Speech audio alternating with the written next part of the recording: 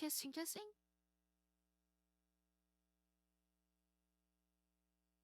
Think we're all good to start? Welcome, welcome.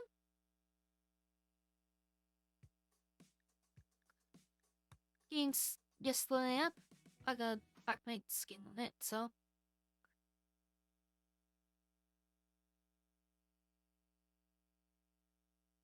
Get into being a wound.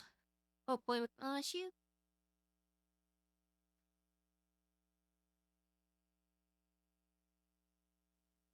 Hey there, Teresa. Hope you're doing well. Oh, just notice I have my thing on.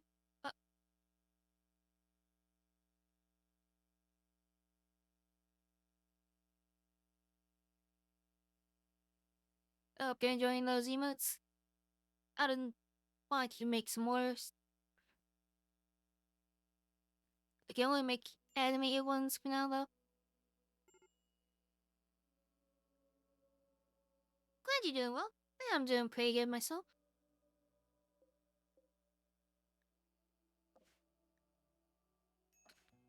Oh yeah, it's talking about that screen. Okay, and we also... we need to make another grave. I remember what we were doing hang now.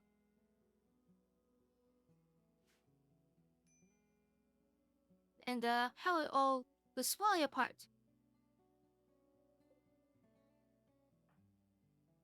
Oh no, sorry, I forgot about the mods because I was busy.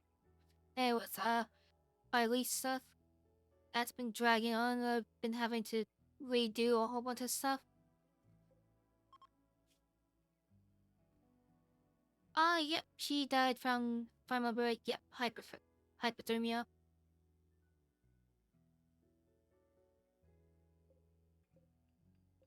Yeah, we are on the 3 deaths now.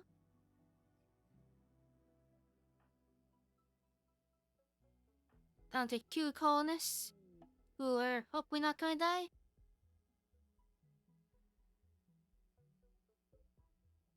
We need to get some, oh shoot. Okay, so we have no,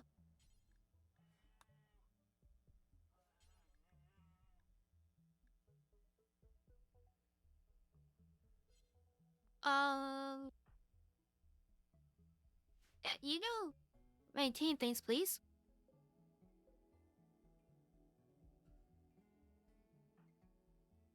Because we got the maintenance, dubs breakdowns, I think it's called. Basically what it does is, instead of machines breaking down, randomly, and need to have a components waste, they need to be maintained.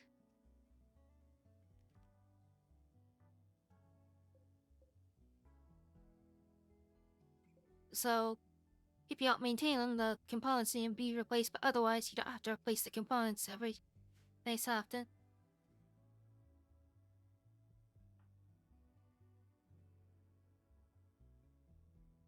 Oh yeah, this is gonna be a tough one. You can say that for soon.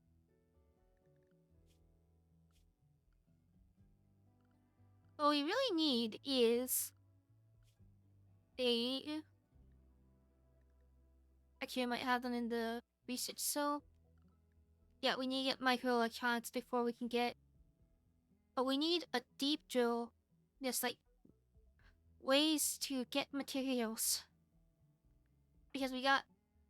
meteorites that give us these, and that's it. Otherwise, we have to carve it out.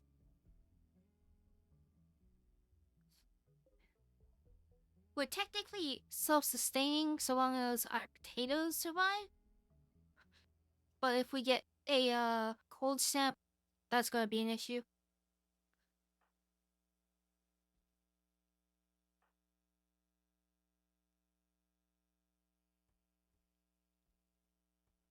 Yeah, cooking away. It's use the batch. Spiel. I think it's faster to do that.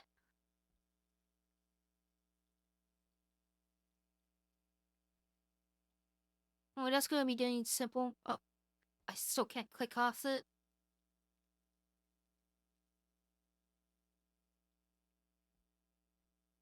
Not safely, at least.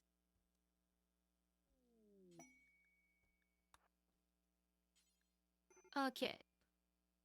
Once you're done that, clean the whole place. Then we're probably gonna get food poisoning from all that dirt in the kitchen. Actually, don't really trust that food, but I can't really separate it from our other food.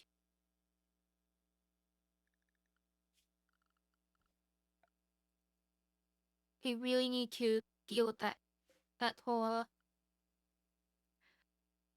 area. If you have nothing to do, how about eat a fish?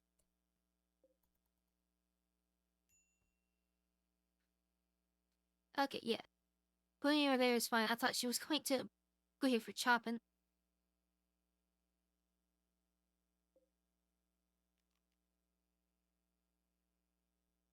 Okay.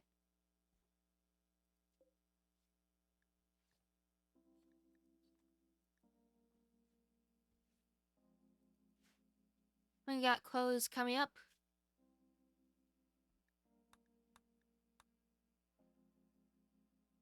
There's a quest for one of our relics. I think we accept this quest because it gets us another person totally here.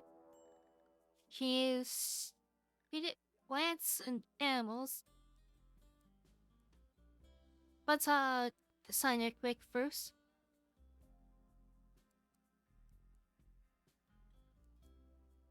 Uh, we're gonna want her mostly on plants and then fishing, I'm thinking. As for this, yeah, we've got that guy there. And I just remembered, we actually lost our, combat character.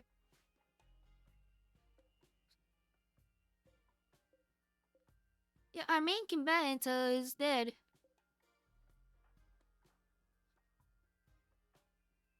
I think we buried her with her weapon, so,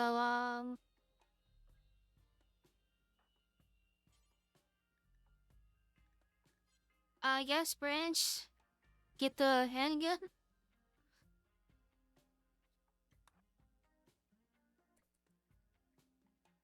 Oh, I wish I had supple sidearms. That's something I'll have to remember for, later. When we do the next mod pack.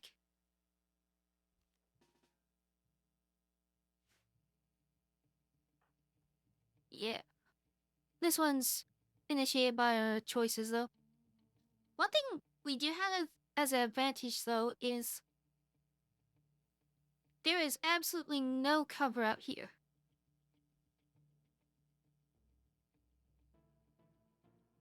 The only cover is our ship, so our enemies don't have cover.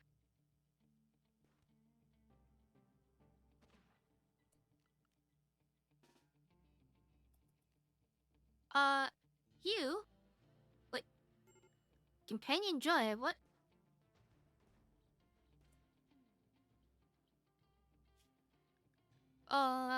Grambling Kim. Interesting. So she's got. Oh god, she's getting cold.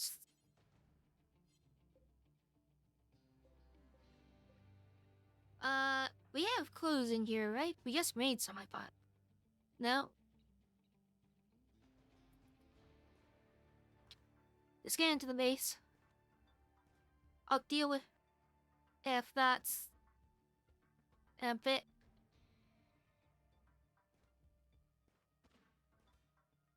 Let's come around here. There we go. Ooh, free medicine. Thought the game one actually took damage. Okay, so we've got to deal with your cold issue. I think I know where it's coming from. I thought they'd have a cold weakness or something, Lori. I think Mario just really, really can't handle the cold.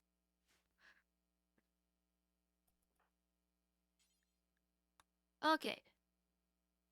Branch, Origins duty, get the fucking work.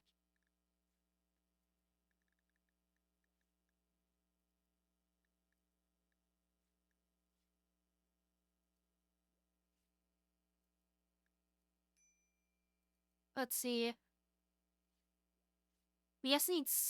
We need the bodysuit, because that's the most insulating thing, I'm pretty sure.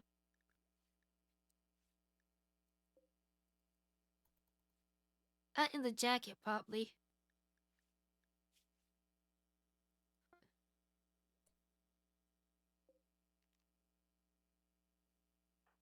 Okay. Drop that.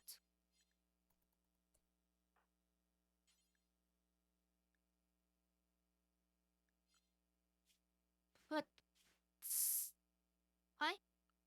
Okay, we had this issue before. I think there's something going on with their body. Is. That's not bad, it's that.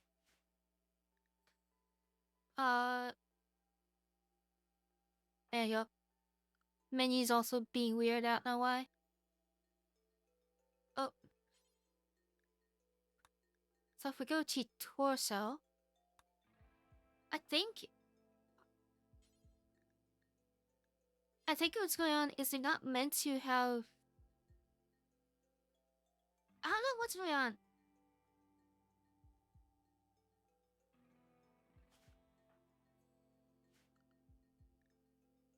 I don't know what is breaking them.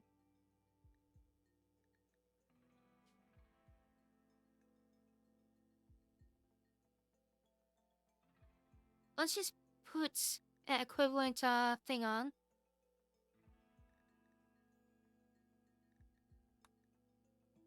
I think it's because of the Moyo 2.0 and the Moyo and 5. Where's the shirt? Shirt and boots made from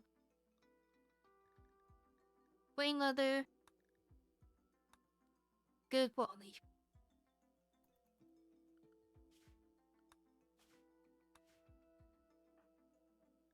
And that did. Oh, so on.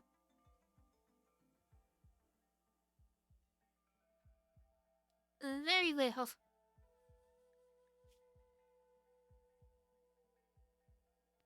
I mean, it did something. Maybe. I'm going to. I'm gonna try moving one.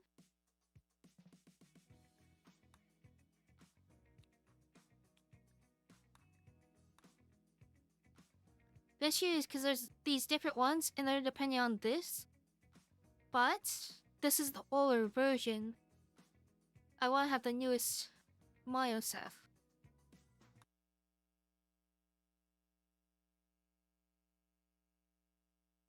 So let's just see if it can work like this.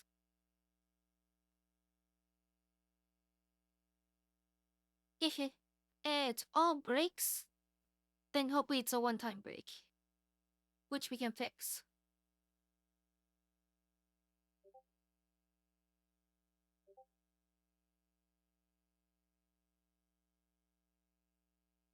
I'm definitely, well, I get to make him a new mod pack with everyone not making one so complicated.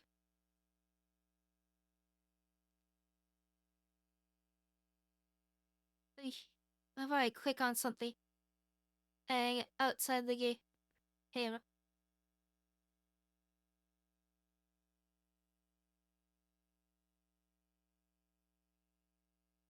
I had to check on message. And that causes a thank you. Oh, it goes into the initial freeze. This always happens when you have a big mod pack installed. It goes for a little bit of a freeze and then I'll work fine after.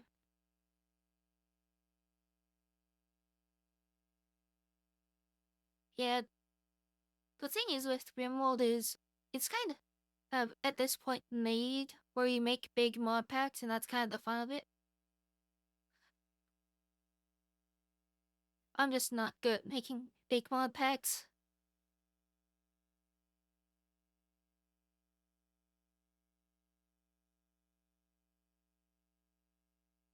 Yeah.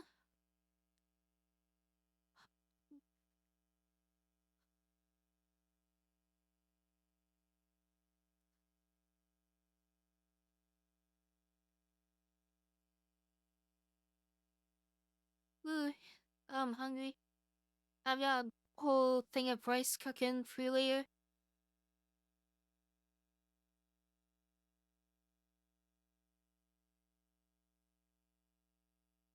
Eat a whole bunch of that. Can't wait to some chicken I've got.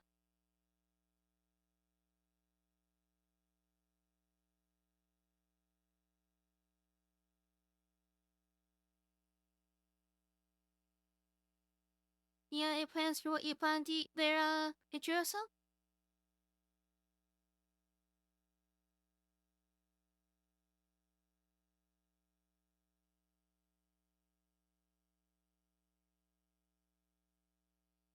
Good.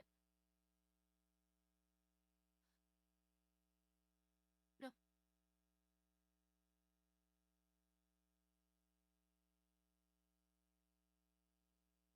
Oh, there we go.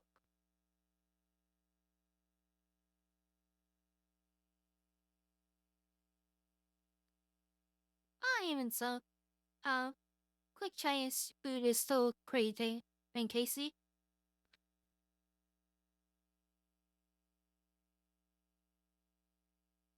This black screen's new. Um, I don't think the game's happy.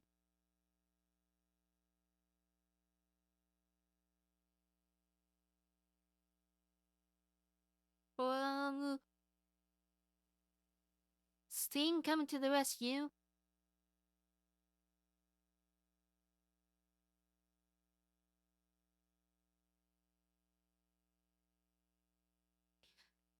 One of these things. I thought that was a reset button.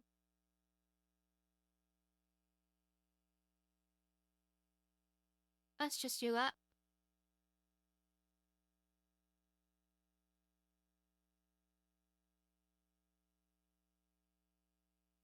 And then try relaunching. All it does, we switch out error codes.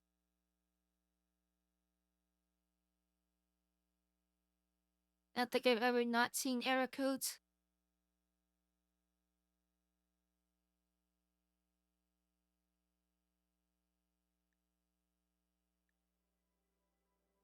Yeah. Area.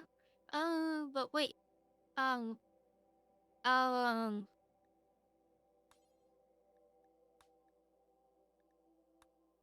it was a big crash. Okay.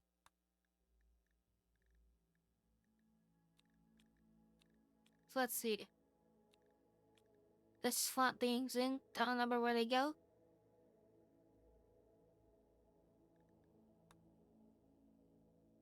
Let's try. Since, oh.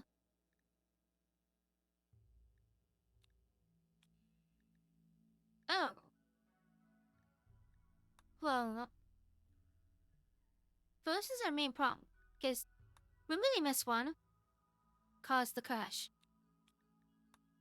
Moving this one will cause that to not work. But you know what? Screw it.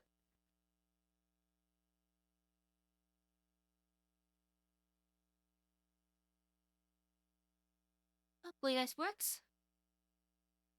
I think we'll lose a lot of our building structure because I think everything was made from the abyssal steel from 2.0.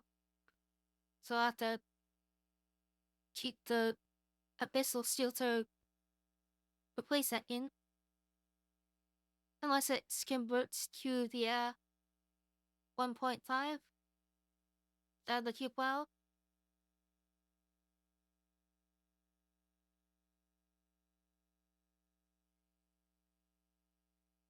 Okay.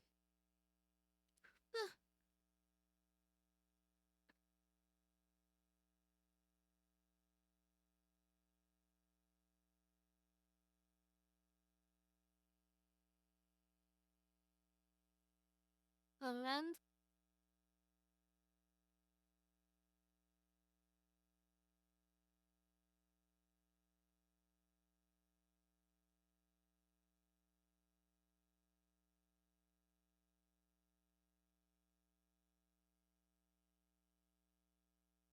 Come on and load. I've been thinking of I think more on playing arknights on the channel.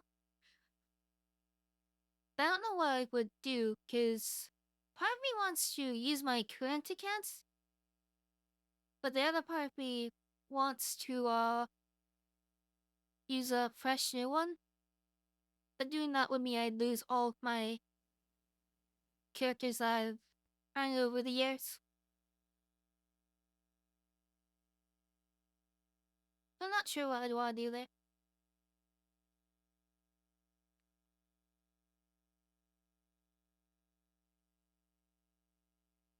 Because I'd probably fall into my mindset of wanting to 100% on my character. Innocence in an arknights.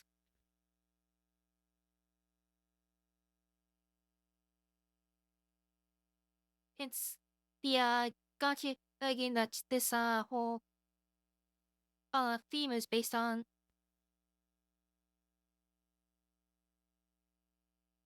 Yeah, it's a fun sword tide defense kind of game.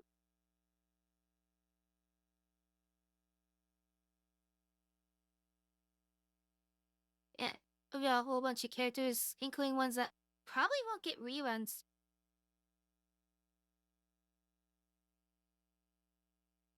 And I know they're still making a whole bunch of characters. They're mostly looking at all, so alternates, if I remember what I've seen.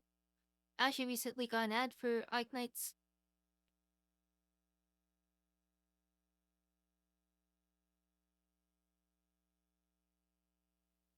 Oh yeah, I've got so many different games to play.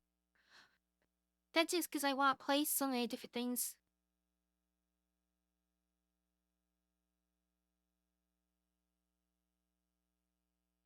And it's probably a, like, if I'm not feeling Snowbreak or Wuthering Waves at some point, I'll play it.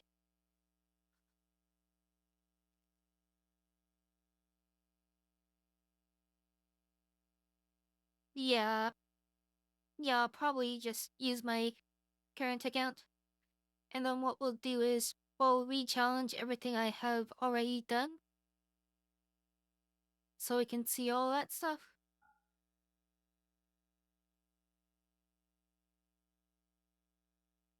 That'd be a fun way to do it. Maybe make a challenge of it. Because I remember it was popular for a while using only 3 stars and 2-star characters.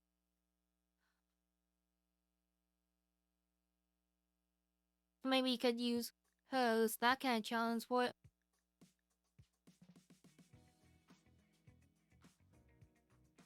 But we'll do it anyways.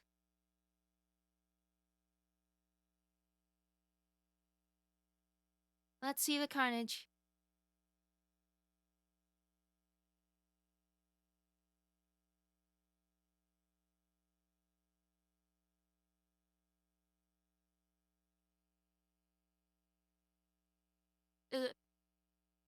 Then once we bond through them all, blast through some stuff with characters like Mudrock and stuff.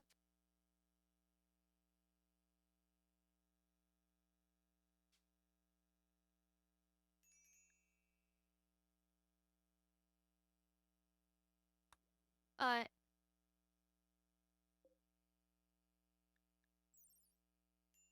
so everything is just turned into generic wall.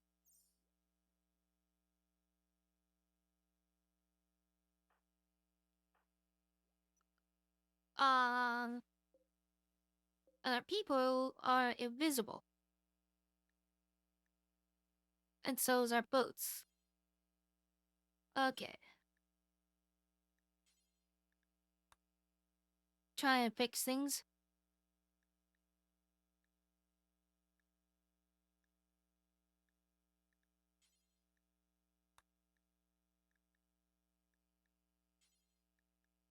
Get on my heads. And Bonnie, um,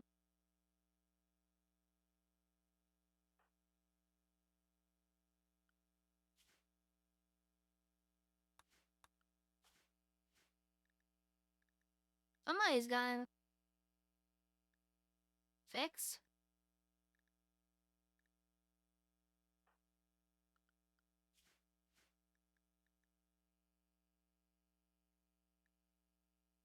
Uh,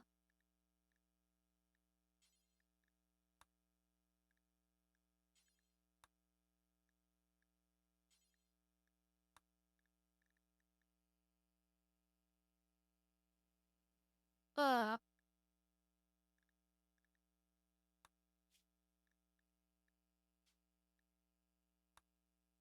you know, at this point,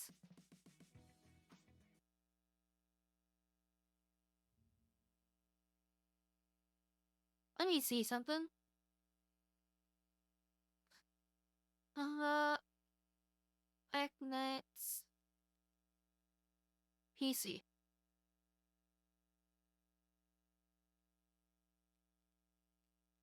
Uh, I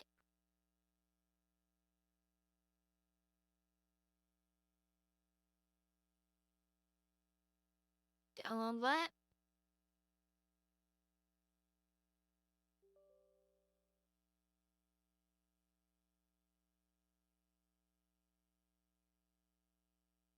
Changing and plans.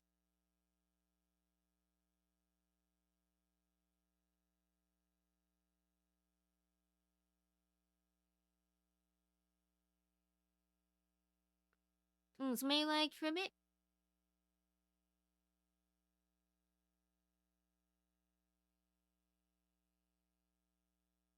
I'm installing the phone emulator BlueStacks.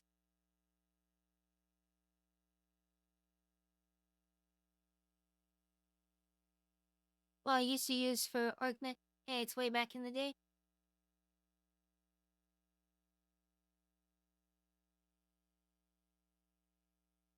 Seems like it's scored by the arknights does, since they got like art for it now here.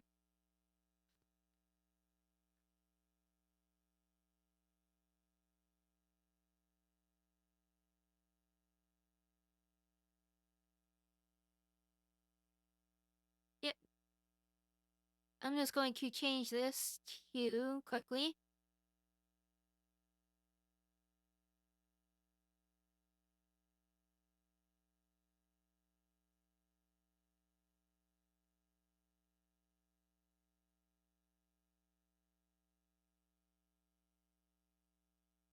Ah, not many viewers on arknight streams, but oh well, as it's not me before.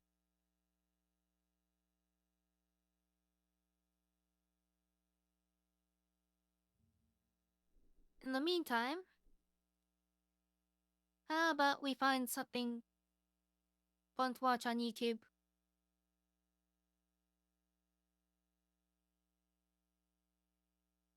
And I want a movie.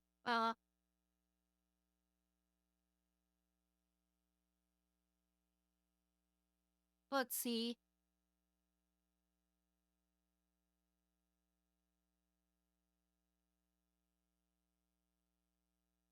Uh,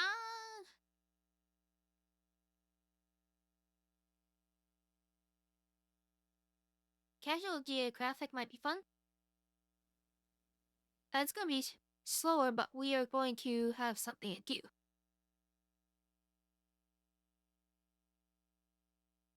Yeah, Smuglaw is real fun. I enjoy watching your stuff.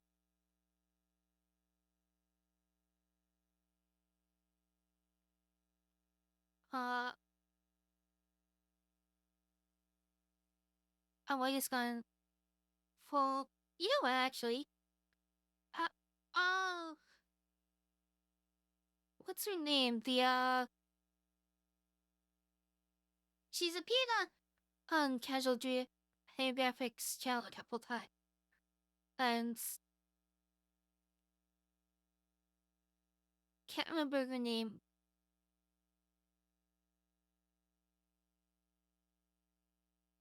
Lindsay, I think?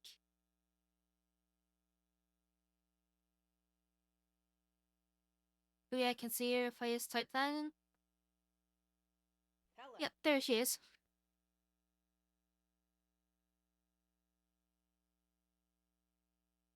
I enjoy her and stuff too. I don't really see many people do reactions or anything to her.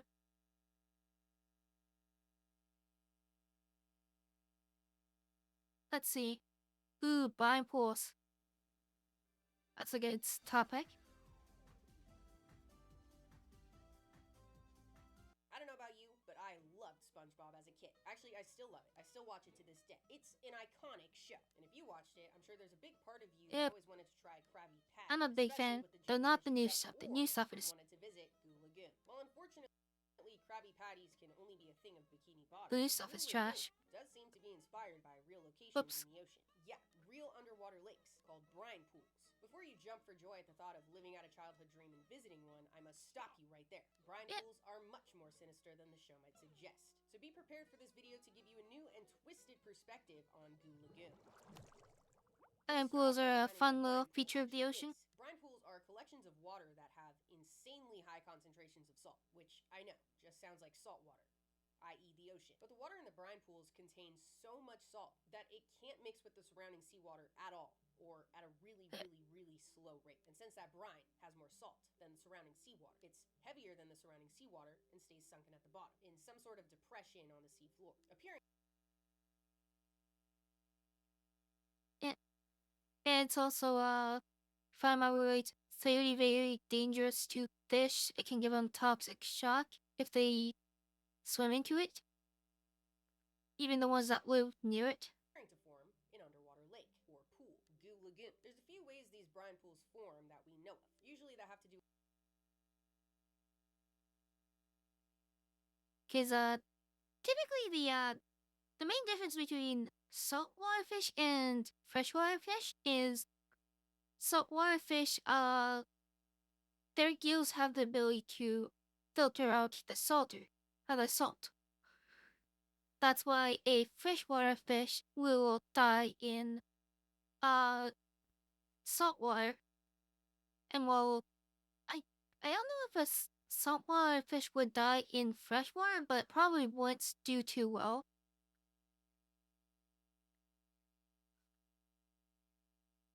Because it's used to the face differences in saltwater, because there's more to it than just salt. With salt deposits underneath the sea floor being messed with. If seawater gets into those salt deposits, they start to dissolve, making the already salt water more salty, extremely salty. Then it kind of just stays put as brine. Doesn't want to mix. Stubborn as fuck. With nature fluctuating on a regular basis, you'd probably expect to find brine pools everywhere. Yep. This planet is an ever-moving system. Makes sense that brine pools would form frequently. But they actually seem to be pretty rare, and so far are only known to occur in a few places. The Gulf of Mexico, the Mediterranean Sea, the Red Sea, and below polar sea ice. But with how little of the ocean floor we've actually seen, I'm willing just shows how salty it has to be, really, in order to form a brine pool. Specifically, give insight into the formation of oceans millions and millions of years ago, since the Red Sea is technically currently opening up. So my understanding is probably has to have a lot of pressure as well. Of seawater that are younger, but I might be interpreting that wrong. Thought I'd include that though, because that was an interesting point he made. But anyway, the Red Sea is home to the highest number of deep sea brine pools that we know of. They can be as small as 3 feet across. Just little guys, to apparently 12 miles long, the largest that has been found in the Gulf of Mexico. So far, you might be thinking, these sound sick. What a fun pastime massive. for sea creatures. Do they go surfing? Do they have weightlifting competitions at Muscle Beach? Well, the shores of some of these brine pools are completely lined with mussels. That part is true. But the main difference between them and Goo Lagoon is that brine pools are toxic, devoid of oxygen, death sludge. Because the brine is so thick and dense and doesn't mix with the surrounding. Yeah. And water has to have oxygen for fish, because contrary to belief, fish still need oxygen. They just get it from the water instead of from the air. It's a different type of filtering than what your lungs do. Surrounding seawater, oxygen also doesn't mix in the goo. Brine pools are also known to contain high levels of methane, hydrogen sulfide, and other minerals and toxic chemicals, which create a deadly combo for most marine life. One could make the case that so a lot of toxic, considering acidic one of the main stuff. points of the show is that SpongeBob and Patrick can't swim. And I don't know if you've ever played Battle for Bikini Bottom, arguably one of the best video games ever made, but all of the underwater pools are toxic to all of the characters you can play as. If you touch it, I remember playing some SpongeBob game. It was a lot of fun. What happens to animals who come in contact with a brine pool? Any creature that ventures too far into the brine and can't get out dies due to cerebral hypoxia and toxic shock. They're like mass graveyards of fishes, crustaceans, etc. on the bottom of the sea floor. The lack of oxygen means just that like I animals said. that die in the pools have their bodies preserved there. I'm trying to add my own stuff. Bog bodies. Peat bogs are anoxic, which is So, why Villain Man has looked like that for thousands of years. just But as you would expect from the post inhabitants of somebody's the already bottom, existing video. they do not let any food go to waste. Some predatory species have learned to take advantage of the pools. I'll give you They some along the edge to substance. feed on dead or disoriented creatures, like this eel, scavenging, going in and out of the brine. Predatory species like these aren't immune to toxic shock, though, and kind of have to time their dives perfectly, hoping they can make it out in time before the toxic shock hits them. But as I said before, the brine pools are only toxic to most marine life. You gotta be smart. There's one particular group that can actually thrive there, and also in just about any place you can think of on the planet. I'll admit, I've really never ever talked about them, so I'm gonna give Probably you crustaceans. a massive group of organisms, like an immeasurable amount of species, but the individuals are very small. All right, here's another hint. One that Micro hate. There's trillions of them organisms all like over. plankton. Yeah, bacteria. Bacteria are honestly the shit, and we don't give them enough credit for it. We tend to think of all bacteria as bad, a sign of filth. Yeah. But that is propaganda. Some bacteria are cool. Bacteria can live fucking anywhere. Some like eating oil. Oil exists, might as well eat it. Some are the reason we have beer, cheese, wine, chocolate, etc. And they're also the reason we exist and everything else. They're the earliest evidence of life on this planet. Anything fermented, you gotta thank bacteria for it. I think one of the coolest things about them is that they can get genes from each other. Horizontal gene transfer. It's like the sisterhood of the traveling pants. Which is like, imagine that your friend has blue eyes, and you want blue eyes. So you high five, and boom, now you have blue eyes. Obviously, they don't want things. They're bacteria, but you know what I'm talking about. But do you understand what all of this means? They're so structurally simple that they can do whatever the fuck they want. I can probably make a 3-hour video just listing different shit they can do. I'm not gonna do that, because I'm not really into them like that. But all of that is to say that bacteria thrive. Yeah, we can do a lot. I'm sure you've heard of photosynthesis. Plants make food from the sun. Well, bacteria in the brine pools can do that, but with those toxic chemicals like methane and hydrogen sulfide in a process called chemosynthesis, using chemicals instead of the sun. Interesting. Turn toxic chemicals into food. How sick is that? And as you would imagine, the food is of great interest to some of the organisms near the pools. Very interesting, very sick. As an opportunity for an exchange of goods and services. The mussels form dense mats along the shores of the brine pool, but only because they can form a symbiotic relationship with the food-producing bacteria. The mussels give the bacteria a place to live, i.e. their gills, and the bacteria use chemosynthesis to convert methane and sulfide into food for the mussels, forming a mussel beach, which looks significantly more eerie than fish with a pump. Bring it, symbiosis? What is your least favorite thing about being a college student? Easy, bro. Writing. Oh, it's gotta be the reading and writing. What would you say the hard...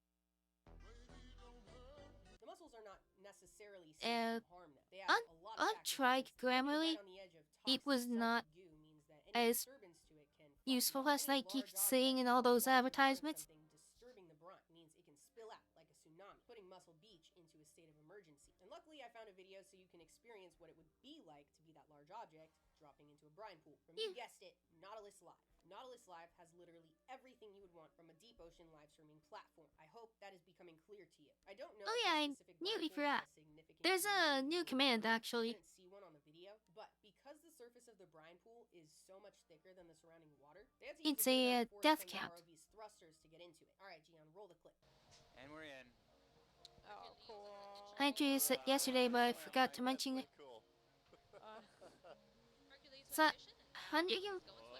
100% complete because I'm Super. trying to find a way to make it commands Whoa.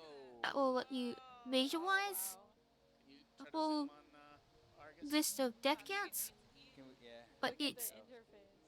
Alright, that's about Look at that interface. looks per game There's a very chance that if you think seamlessly. of this video with the hopes of visiting a goo lagoon in real life, that at this point, despite being educated, you are overall disappointed with what this video had to offer. And I understand, but I'm not going to leave you with nothing. Because while brine pools are pretty much off limits It's to access, there are some places exclamation around the world where you can mark see the same amount commands. of vibe in a body of water, such as cenotes in Mexico. The pictures are absolutely sick. What you're seeing Well, is a actually cenote adds formed by the accumulation of rotting plant help material that to has that fallen in over time. From my look. understanding, you can dive through Oh, I had and it then there, get but underneath it where you have clear visibility. yes, I did not. But it's dark, like diving at night. And me personally, I'm good on that. I will never be doing that. But if you ever have, let me know in the comments, because that's badass. The next time you're watching SpongeBob, I hope this video serves as a reminder of the true nature of Goo Lagoon, and the fact that Larry should have been dead decades ago. And before I let you go, I have a very exciting announcement to make. The merch is coming back. As you probably know, There we go. I had some issues with the last merch company I worked with, so I got a new one. I'm using the same designs, and I'm coming out with some new shit. Some repeats for now, and there will be more repeats in the future. Who's but then that? also new Thanks, stuff you that you probably doing would have expected things? to see from me a very long time ago, if that is any good hint to it at all. The shipping model for this company makes a lot more sense. Let's and see. is kind of what you would expect for buying clothes online. So it's not like a pre-order thing. You can place your order and then expect the clothes to get to you in a reasonable amount of time, which is great. I'm very excited to be working with them because they've been doing this for like 13 years now, so they have their shit figured out. So Nice. I hope you're excited. There's going to be a wide range of things to purchase, and I'm going to make them available on YouTube. So stay tuned for that announcement that's going to come with the next video. So if you like this video, be sure to subscribe so you don't miss it. The next episode on History of Life on Earth that we know of. Check out my Patreon for behind the scenes updates and our Discord server. For now, stay working? curious. The world has a lot for us to learn. See ya!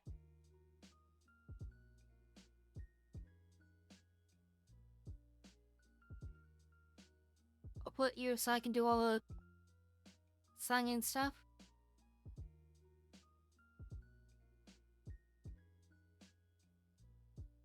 While I do that, what's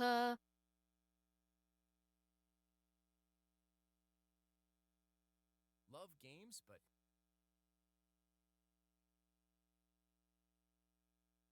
let's go with this one. have you ever wished you could play a video game your way? Where you can be invincible, unimaginably Oh, I've wealthy, seen the or S even teleport. fucking advertisement. It's Now literally you can modify advertising your games easily saying and cheats. safely to have all You become a crab, but you cannot give precise answers. Did you do it? Perhaps. You already know what the fuck is up. It's time for craps. My God! Okay, it's happening. Everyone likes craps. Everyone wants to be a crab. At Yeah, least on this crab channel, time. we go nuts about crabs. Crabs are the obvious ideal form. So today I'm going to introduce you to some cool crabs I think that you will like, with more and more emphasis on the think as we go along, because the crabs tend to get more heinous as the video goes on. By the end of it, I genuinely don't know if you will even stand to look at them, but I'm going to try it out anyway. So here are Yeah, some crabs I've been getting I that for a think while. that you will Is like. I wish I was not Let's get getting it. some general information out of the way. I will not be starting off by defining what a crab is. If you don't know why, go watch this video because I cannot stand to re-explain the pandemonium that is the definition of a crab. In the simplest words possible, there are true crabs, there are false crabs that look like true crabs and we call crabs, and there are animals that are not true crabs, don't look like crabs, and are still called crab. The crab form is just desirable, which is why crustaceans everywhere have opted into carcinization, the process of evolving a crab form. The true crabs, in the group called Brachyura, founded the original crab shape about 200 million years ago, and like the pattern of every designer brand we know today, the knockoffs started popping up shortly after, mostly in Brachyura's sister group, Anamura, also known as the false crabs. Most of the crabs in today's video are true, honest crabs, but there is one false crab worth mentioning. So, I need to get let's my start off with the phone true quick. crabs. One The first second. ones on our lineup today like to get dressed up and fancy. The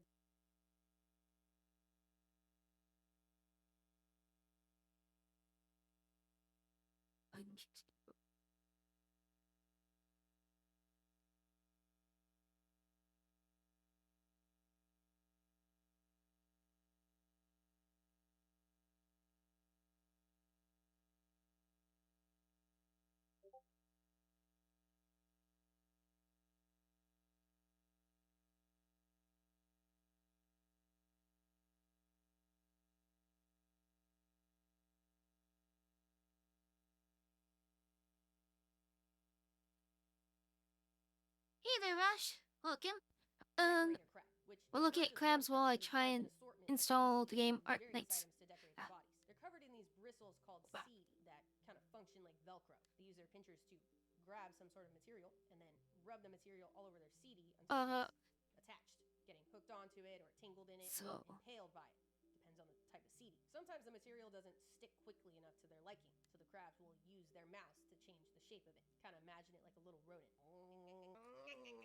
That's so stupid. Whatever, till it fits all nice in the sea. Decorator crabs are found in warm, shallow waters all over the world, where marine life is generally hustling and bustling. So, as you would imagine, there's lots of material in those environments. But I remember the crab like from sponge, Moana is a decorator crab. pieces of urchin or coral, tiny rocks, shells, fucking chips of concrete, anything, really. They're not picky. They're like maximalist collectors, like hoarders, but artsy. This behavior is not just for fun, though, and you can probably guess the two main reasons why they do it. Yeah, camouflage and defense against predators. Covering yourself in items from your environment naturally helps you blend into your environment and stay hidden from plain view. Some species just get naturally covered in stuff as they're crawling around, which I guess some might just consider a dirty crab rather than a decorator crab, a whole crab. But sometimes the stuff they use to decorate with is toxic, which is the best case scenario for them, like a piece of anemone or other animal with stingers. They can essentially cover themselves in shields of poison, which is fucking sick. It makes a predator spit them right out. Decorating also helps the crab conduct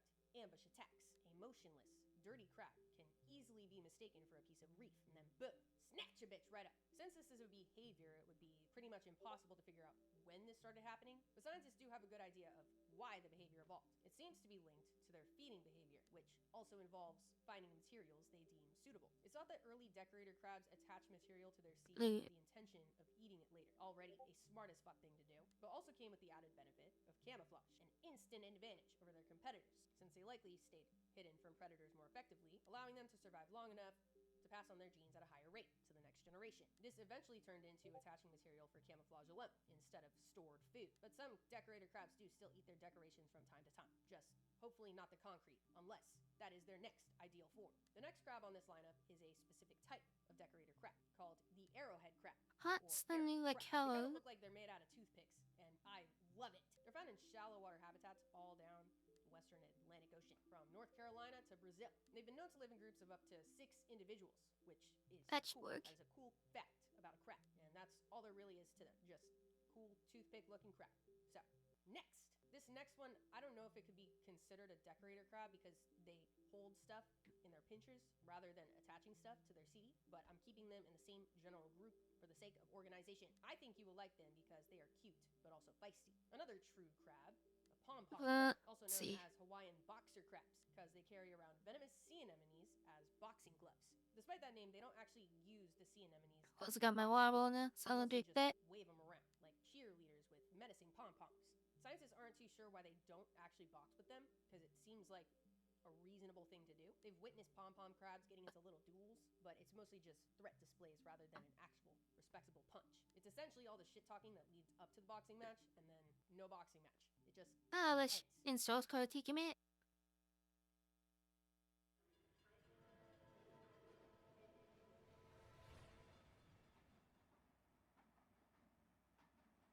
Oh, yeah, okay, that. Another gacha game.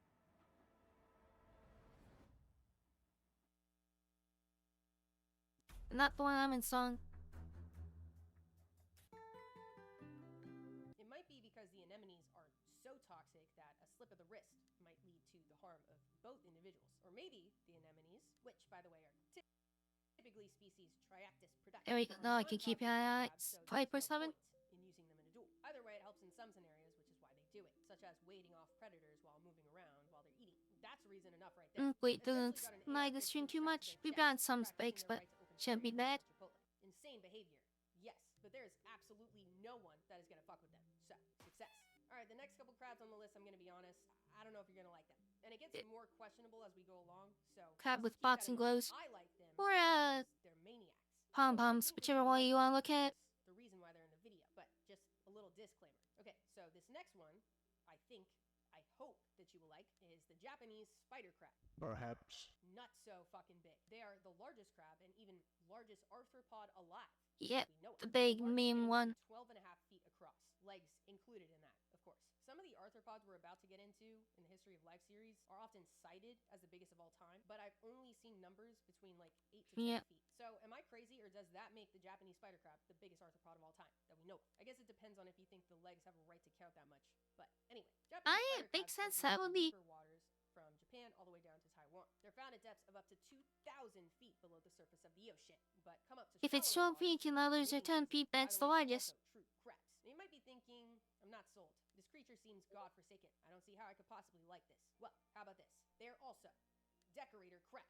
The juveniles decorate. That's pretty cute, yeah? The adults don't have to decorate because they're fucking massive, so their size does enough. But hey, decorators Huh. and kids, it's Yeah, that's better than cute. no decoration. I like a crab that in my book. decorates. I think that's fucking cute. They also move really slow. They literally just hang out, scavenging for remains of dead animals and plant matter that grows on their arms that they scrape off and eat. which I imagine probably most lost their- things that deep Yeah. Okay, don't how about move that this? much. Gotta They can conserve live up to energy. 100 years old. That's pretty sick. All right, whatever. If you don't like them, that's fine. But I will need you to definitely strap in for this next one. Matter of fact, double strap in. The only false crab on our list today, the coconut crab, the sewer rats of the crab lineage. Here's why. They are thieves.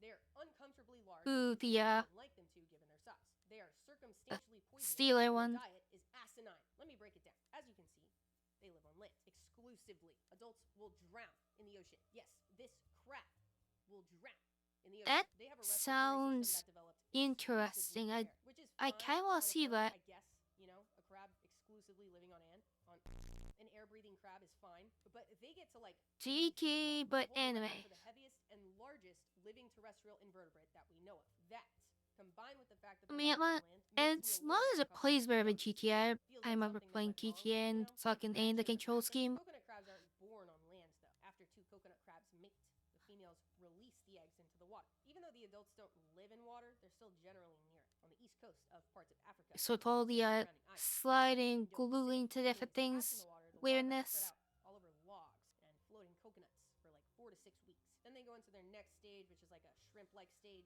They look like shrimp. They live in the seabed for a while. Then they start moving towards the shore, spend some time in the high tide zone, and then go to land, where they live for up to 60 years. Yeah, 6-0. As adults, they dig these insane burrows underneath the roots of coconut trees and line the burrows with Yeah, hundreds of crabs live coconut for a seeds. very, very long time. From what Then the name move it. suggests, the coconut crab eats coconuts, specifically young green coconuts, which means, yes, they scale trees. Makes with sense. Coconuts. This 3-foot-long crab has legs like claws. They use to fucking free solo up a tree, rip open a young coconut, and eat the flesh inside. Do you know what kind of strength it takes to open up a coconut? Yeah, Have you ever tried to rip open a coconut? those things are Their pinchers terrifying. are absolute weapons. In 2016, scientists tested a ton of crabs to see what the strength of their pinchers was. Found out they have a maximum pinch force of over 1,700 newtons. For comparison, our bite force is like max 1,300 newtons. Coconut crabs also have the strength to lift a 10-year-old if they wanted to, and they've been known to crush the fingers of people who Yeah, land I'm on pretty them sure if our with bite weight. force was any Now, larger, if you were we'd to classify be able to crabs break in our different teeth states, the coconut crab would definitely be Florida. on Because each not other. only do they eat young Not coconuts, too sure. they've also been known to eat various fallen fruits, nuts, but also rats, chickens, seabirds, other crabs, and really anything they can get their big meaty Yeah, claws around. They've been seen they're climbing omnivores. trees to hunt birds, dude. A crab Most kinds are climbing a tree omnivores and would tactically scavengers. eat a bird. Depending on the ecosystem, they can function as the apex predator, which is They'll that eat should just be. about This anything. reputation has led to a very unusual coconut crab conspiracy, the CCC, if you will, that suggests the reason why Amelia Earhart was never found is because she was eaten by coconut crabs. But what is not a conspiracy is the fact Oh, I heard about this. coconut crabs are also known as robber crabs. They have been seen stealing various items like cookware, clothes, and cutlery. They have been seen fighting over a watch Yep, or a pile of they like to clothes, and steal one was seen different dragging a things, bottle of whiskey shiny apart, things. which is just obvious sewer rat behavior. And finally, I mentioned that they are circumstantially poisonous. They're not poisonous on their own, but something about their diet makes them poisonous on occasion. It's thought to be the sea mango that has this effect, but there have been cases of coconut crab poisoning. Different Yeah, groups. like the I coconut think crab. the Some outlets consider them an I aphrodisiac, can't remember what it while is, others but consider them I a bad eat luck the charm that can lead to metaphor Yeah, jellyfish. both reputations may be due to poison. Who's to say, really? Regardless, coconut crabs are from the trenches, and for that reason, I That think they belong. makes it But let me poisonous know, because it and saves also let like me know if you vanillas and want me to make a stuff. part 2, because I have more crabs that I could show. Right, on to the questions. If you weren't so dead set on cramming evolutionary theory down our throats, I'd be more inclined to watch your content. PC Black Label Pep Pizza for large family gatherings. Sounds like she got a creationist in the thing. You serious? From a scientific point of view, what is your idea of souls and how humans are different from other species in the way that only we have a soul? This is definitely more of a philosophical question that kind of starts with what you would count as a soul. Like, if you Yeah, consider that's consciousness philosophy. an indicator of a soul, then humans are not the only animals with souls. There are plenty of books with research on studying consciousness in different animals and whether or not they can, recognize themselves in a mirror. I don't have the one that I'm reading right now. I packed it up because I'm moving. But this is kind of a tricky question to answer because understanding, like measuring consciousness is really difficult, and using these, human-made parameters to figure out if an animal is conscious is not, it's just really biased. And so obviously right now we're in a time of scientific discovery that we're realizing that a lot of previous understandings of Measuring level of intelligence consciousness and the why did I soul choose this one? This one's is really not something out. philosophical. No matter what It's we do, one of those in things studying I a don't think species, we're going gonna to be able to biased do. in our understanding of the species because we just can't possibly separate ourselves from the human experience. So our understanding Without of what a animals bias, have without a soul some sort of issue. consciousness is just going to be really flawed, I think, for a very long time. And as time goes on, we're going to continue to learn that a lot of animals are a lot more advanced than we give them credit for, and that's already happening. We used to think that all species of snakes were solitary and they didn't like interacting with other snakes, but it turns out garter snakes live in groups and have like And then like snake friend pits. groups and look for each other and find each other when they get separated. We're starting to have fucking conversations with whales using AI. I think consciousness is going to be expressed in a variety of ways that we just don't know how to interpret. And we used to think that sharks were solitary hunters, but we learned that no, they like to pair up. And the pairings are like very on a deeper end. There was, if I remember, I might be remembering wrong, but there was a pairing of two sharks that would group up over the course of a 6-month study, always together. They were always going together. Consciousness by Susan Blackmore. So if you want to read more about it, check that out. I think chapter 10 specifically talks about consciousness in other animals. So yeah, I would say humans Remember, are not it's as unique as we think. if you also look at like a mirror test, a lot of things pass it that you wouldn't think do. Maybe not necessarily as For example, manta rays pass the test. While a lot of people think of manta rays as not very smart, but they're actually very intelligent. Check out my Patreon for our Discord server and live streams. And for now, stay curious. The world has a lot for us to learn. See ya!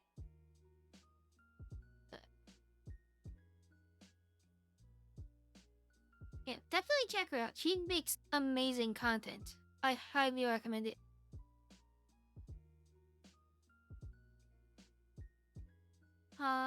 Let's keeping in with the animal theme. Let's do some casual geographic.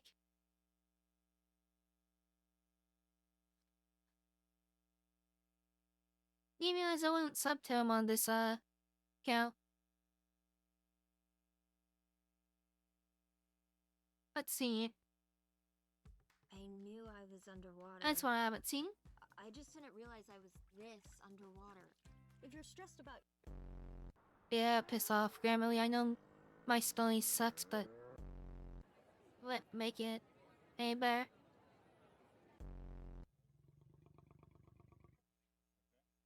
Honestly, I feel like those kinds of tools kind of make my spelling worse because it end up relying on too much.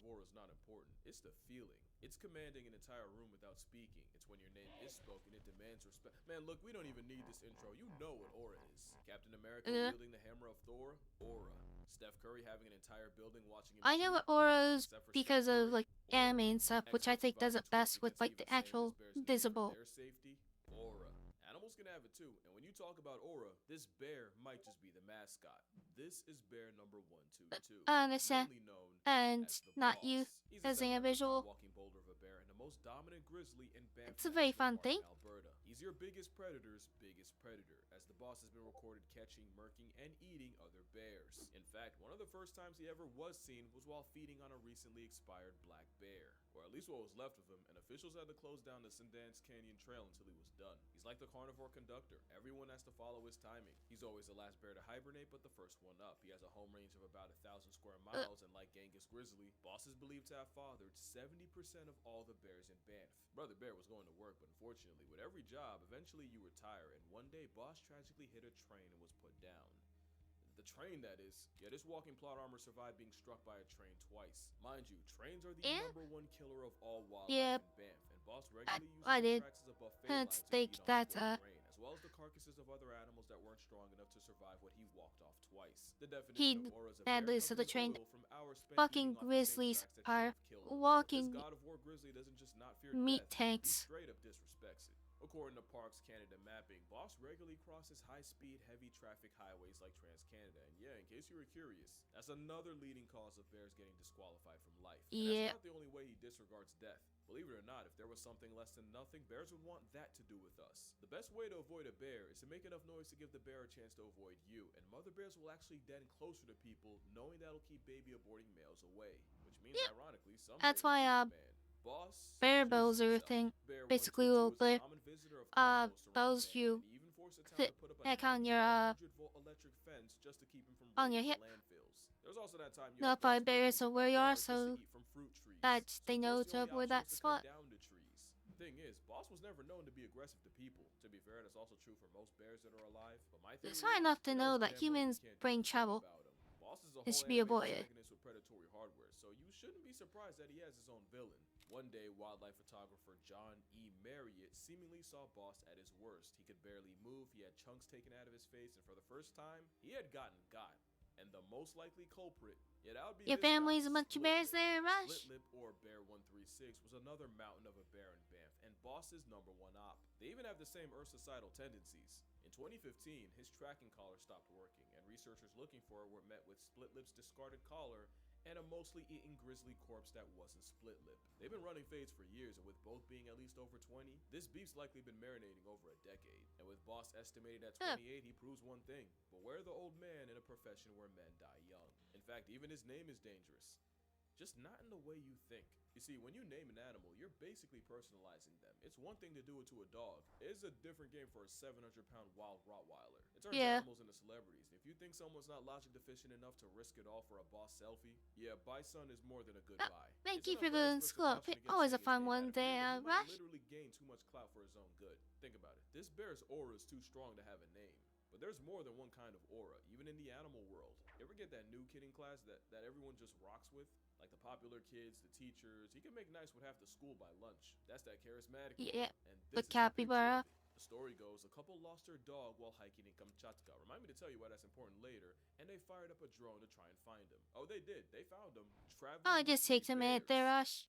There's a lot Because to of unpack. the stream Number delay. one, bears don't live in packs, thank the natural order for that, but that means this husky had the stones to pull up on a mother bear with cubs and didn't get sent to dog backwards. Not to mention, there are wolves in Kamchatka, meaning None bears of you really worry. have a predilection to canine prejudice. But speaking of Kamchatka, not only does it flex the highest density of brown bears I on think Earth, everyone it knows can because also there flex was supply a of bit of salmon lag, meat. which They're makes one of the few animals alive that can stream log behind. grizzly. So I'm not exaggerating. This dog chose the biggest land predators on the planet and adopted them. Yeah, he adopted them. You can tell they're just barely tolerating him. Whole time the husky's having the time of his life. Does this look familiar? I'll give you a hint. I'm making waffles. And I just know it was the mom telling the cubs ignore him and he'll go away that got him here. That's the real reason she doesn't suplex his world.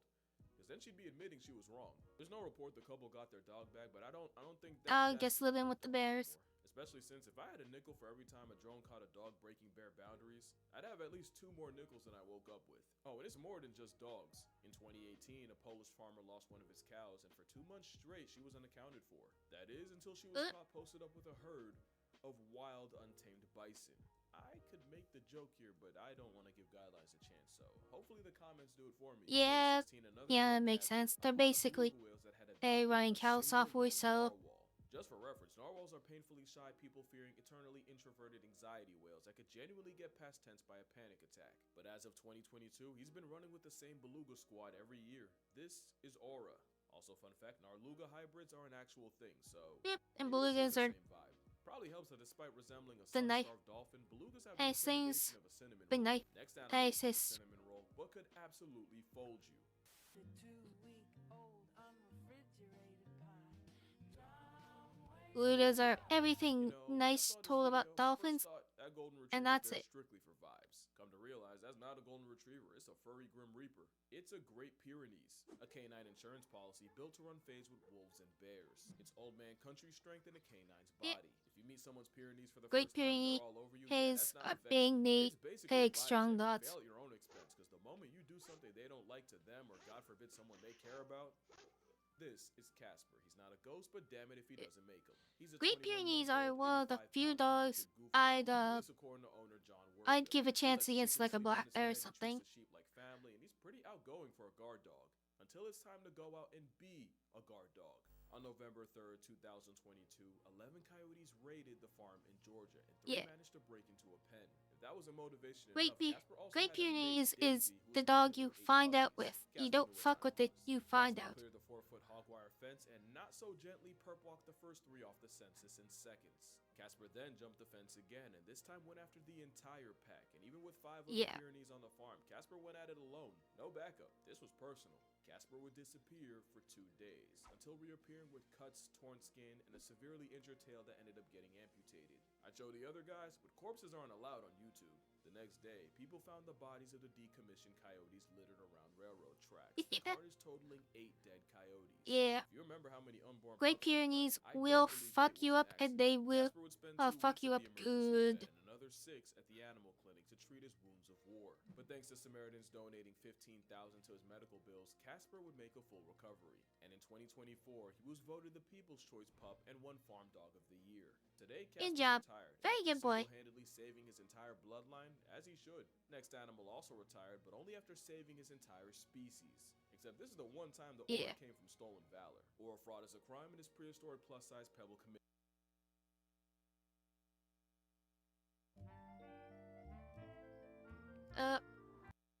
I've been interested in this game actually.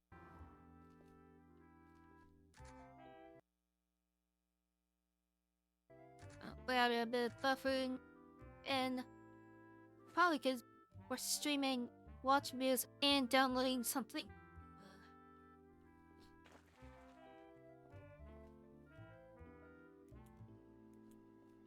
Yeah.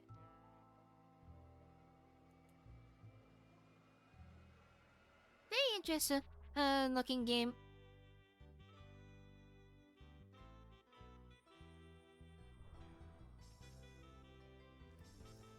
Love the music they've got going too.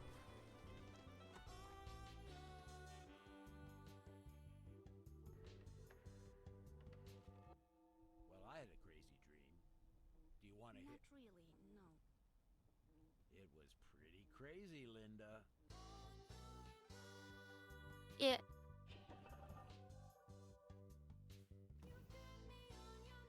Might play it at some point.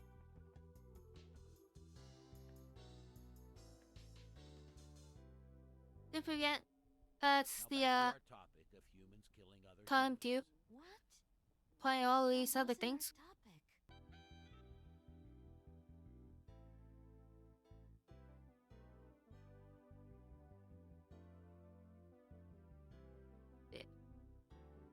Admitted it. Giant tortoises actually used to be seasoned all over, but that changed the moment folks discovered how good turtle meat tastes. Get whip. It was actually ridiculous. You know, they didn't get a scientific name for hundreds of years, all because the sailors traveling with them kept eating them before they made it back to London. It got to the point where the population of giant tortoises on Hispaniola Island was 3 males and 12 females away from getting discontinued permanently. They started a breeding program, but off the bat, only 2 males were able to contribute. That was till they Great realized that a tortoise living in the San Diego Zoo had actually been born on Española, and DNA tests confirmed that Diego was exactly what they were looking for, and so recruited him. Diego peeped the census and immediately came to his senses. He locked in. They said, "Go, Diego, go." Boy, did he ever. 3 male Hood Island tortoises were brought into the breeding program, and Sir Diego proceeded to score a career high in spreading thighs. Do turtles even have? Yes. With more rounds than Nick's cannon, the amorous anvil with legs spawned 900 children and fathered 40% of all the tortoises born in the program, forever immortalizing him as a turtle who laid so much Jeez, that is a lot. Species. And I do mean carry. There were 3 males, but one of them literally couldn't bump shells if their species depended on it. Either that or it was one of those watching turtles. Now, I'm not a mathemacologist, but 3 males with one pulling 40% and the other contributing vibes means Diego wasn't the MVP. Weird turtle. That turtle was E5, and logic says his loins were responsible for 60% of the output. But apparently Diego being a bigger, louder personality means he siphoned E5's clout, although to be fair, being named after a fucking bingo space didn't help. E5 was quiet, reserved, and rarely witnessed in the act. Meanwhile, Diego was the type to crash Keratin and let the whole island hear about it. This was a Turtle 2 man that went on a legendary run to save their species, which now numbers 2,300 on Española. Very Both well, tortoises are retired turtle. and have since been returned to their native island almost 80 years after they were first recruited. Moral of the story, there's a lot in a name. Call a bear a boss and he'll act like one. Name a shell jockey after the spawn of Elon, you're setting both up for failure. But failure's not even a concept to the next animal, because when you talk about aura, this guy might have won himself a life supply. This And is down we go. Ion, cuz he Down just goes the turtle. refuses to take the L. And earlier this year, he and his brother broke a record in the most unexpected way possible. But to really appreciate how insane this is, you need to know just how they got here. Jacob belongs to a super rare population of tree-climbing lions in Queen Elizabeth National Park. What was really rare was his plot armor. In 2019, 5-year-old Jacob stepped on a wheel trap, a brutal torture device meant to bring down I thought the buffalo and lions hippos. couldn't There would be climb curtains for most lions, because but they managed to couldn't escape, retract their although claws. not without sacrificing a leg. And although he was kept alive by pridemates bringing him food and rangers eventually treating his wound with antibiotics, the chances a 3-legged lion can last more than a year are low, and they were about to get a lot worse. In March 2020, 6 of Jacob's family members were poisoned by poachers and body parts sold on the black market. Being a tripod predator is already life on impossible mode. Doing that I behind you is a for sure death sentence. Death seemed even more certain because 6 weeks after that, Jacob was gored by a buffalo, gifting him a gruesome puncture hole in his chest. Somehow Jacob survived everything, but the jihad of life didn't end there. Jeez. Even with brother Tibu by his side, there's one big risk This with being one alive has without pride, and one shit night, it out, happened. kicked out Jacob and my Tibu wife. lost a fight with a rival group of males, and as lion culture states, all losers must be banished from the territory. Problem was, the only way out involved crossing the Kazinga Channel, a channel believed to hold the world's largest population of hippos and crocodiles, both a massive threat to an Afro-Kitty's way of life. Jacob had already beat the odds like a Cherokee drum, but Jesus this time had Christ. to be too much. It's nothing. They did. It's going Jacob right and Tibu wrong. swam nearly a mile across croc and hippo seasoned waters at night. It was the longest distance a lion has ever been recorded swimming, and in Kazinga, most don't make it past 100 meters. The brothers lasted a length of 14 football fields, and the craziest part, it didn't take one try. It took 3 attempts, and one of them ended with a mysterious son. creature stalking them and forcing the pair back to shore. Do you know the nerve it takes to swim through a steroid lizard luncheon and a hippo pool party in the dark for 45 minutes straight while having no way of knowing if something's following you? What even motivates 2 lions to risk their entire lives swimming through a literal, yeah, that'd do it? You see, lions often mark their territory with roaring, and after losing the initial fight, the pair heard the sounds of lionesses and the promise of promiscuity on the other side of hell. So yeah, lioness? Nah, them boys did it for the lion yash. Let's pray this lion gets laid, cause that DNA going to waste would be the real tragedy. Second time this video, animals went on a 2-man to save the lineage, but the next animal's a deratio of destruction hell-bent on destroying everyone else's. But if you know anything about honey badgers, you know this or Yeah.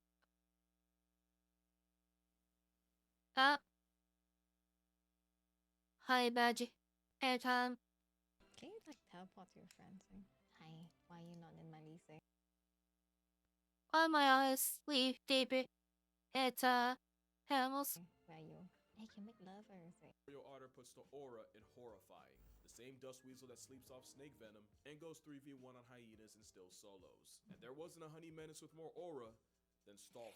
Let me tell you something Just about taking Stallful. nap, took the Stallful is poison. disrespect in the form of a black Air Force bull coat. Sleeping He's off. the mascot of habitual line stepping, and like IBS, you can't stop him, you can only pray to contain him. He was actually found by caretaker Brian Jones, credits to the Weasel distribution system, but Stallful is like a four-legged tornado in his home, nuking the place and daring him to do something about it. Eventually, he brought Stallful to the Mahala Hala Animal Rehabilitation Center, and if you think being around other animals calm this Tasmanian devil, you don't know Stallful. There wasn't a single animal this furry thumbtack wouldn't beef with, from messing with a rhino 100 times his size, to running a fade with a serval next door, to even folding just an adult living honey eagle. No foul. middle He'd fingers also to harass everything kitchen out staff and help there. himself to the fridge. Who was gonna stop him? And it turned out Stoffel wasn't fit to be released to the wild, so this felon ferret was here to stay. At one point, he dug through an electric fence and started bullying the lions, specifically chasing the male around and trying to bite his lion bits. The lion actually grabbed Stoffel, but fun fact, honey badgers are built like a comeback, and loose skin around the neck meant he could turn around and bite the lion right back.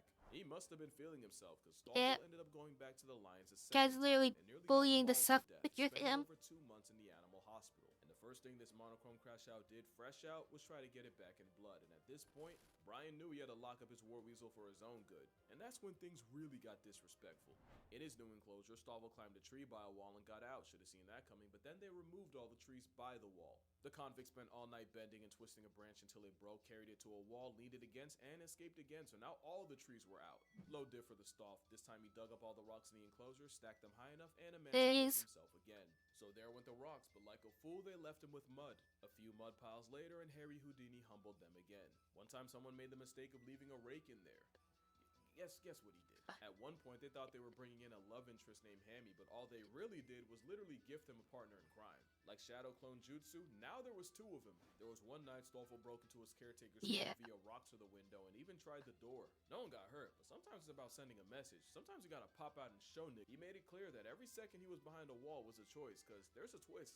It was all a game. The Weasel Menace had been hand-raised by humans his entire life and had imprinted on them. He wasn't going anywhere. Fun fact, honey badgers are like the mama's boys of mustelids, with pups staying with their mothers for up to 2 years. As far as Just mess around. Brian was mama. So yeah, Casper was fueled by family, and Jacob's motivation was cocooning some tatas. This dusty sand weasel was memeing the entire time, and I checked, he's still alive. He's currently 27 and has lost most of his teeth, but he still has Hammy to chew his meals for him. Stoffel even has a son named Stumpy, guaranteeing that the family business is alive at least another generation. But yeah, that's gonna do it for this video. Make sure you drink water, like your mother. If you ever wanted to meet Stoffel, Gotta be I swear in Kia. see y'all. There's 2 generations up there.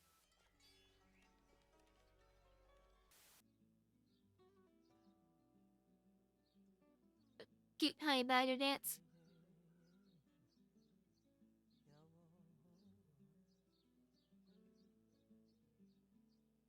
Game's almost done.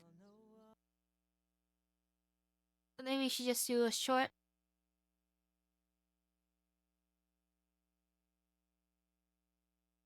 Let's set that amount. So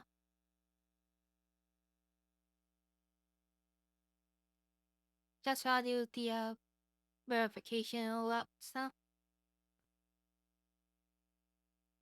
There's an Australian hawk that'll purposely start Let's fires see. in order to catch its prey. Black kites will gather around a savanna fire and Bird grab sign burning fire? sticks and twigs and then carry and airdrop them to a different area so it burns as well. These firehawks do this because the flames cause animals like lizards and small rodents to panic as their home becomes an ashtray, and the moment they try to run is when this arson tweety snatches it. And apparently these birds have been on demon time for a minute, because in 1963 there were reports of them stealing brands from indigenous cooking fires and then dropping them on grass almost half a mile away. Their The heck? reputation was so bad that farmers used to murk them on site out of fear that their nonsense would get their livestock barbecued. And even though setting a neighborhood on fire for a Happy Meal is kind of a dick move, these birds are still protected by law. But this act of malicious intent makes them the only animals that cause fire. Yeah, on very purpose. dick move. These bucktooth bastards are another story. Moral of this video, whether it's Australia or the New York Knicks, hawks really know how to burn something to the ground. But for real, pray for Knicks fans. Ain't nothing wrong with them, they just spend $3,000 on rent just to get season finale by an athletic Indeed. lollipop with hair. You hate to see it. There's an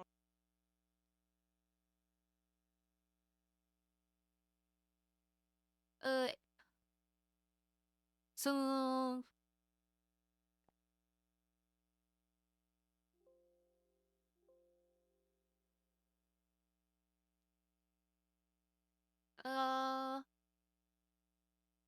let's see.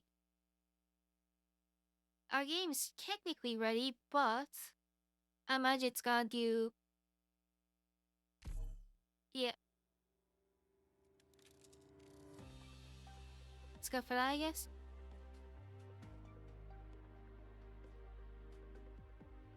In the meantime, we get the amazing soundtrack of Arknights.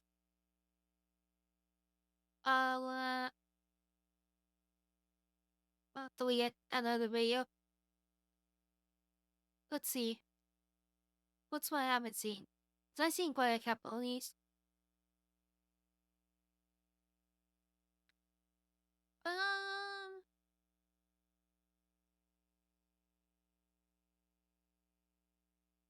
Yeah.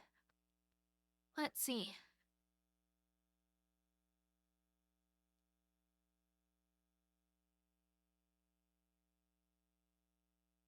I don't think I've seen this one. Yeah. The nostalgia of that music that hits hard.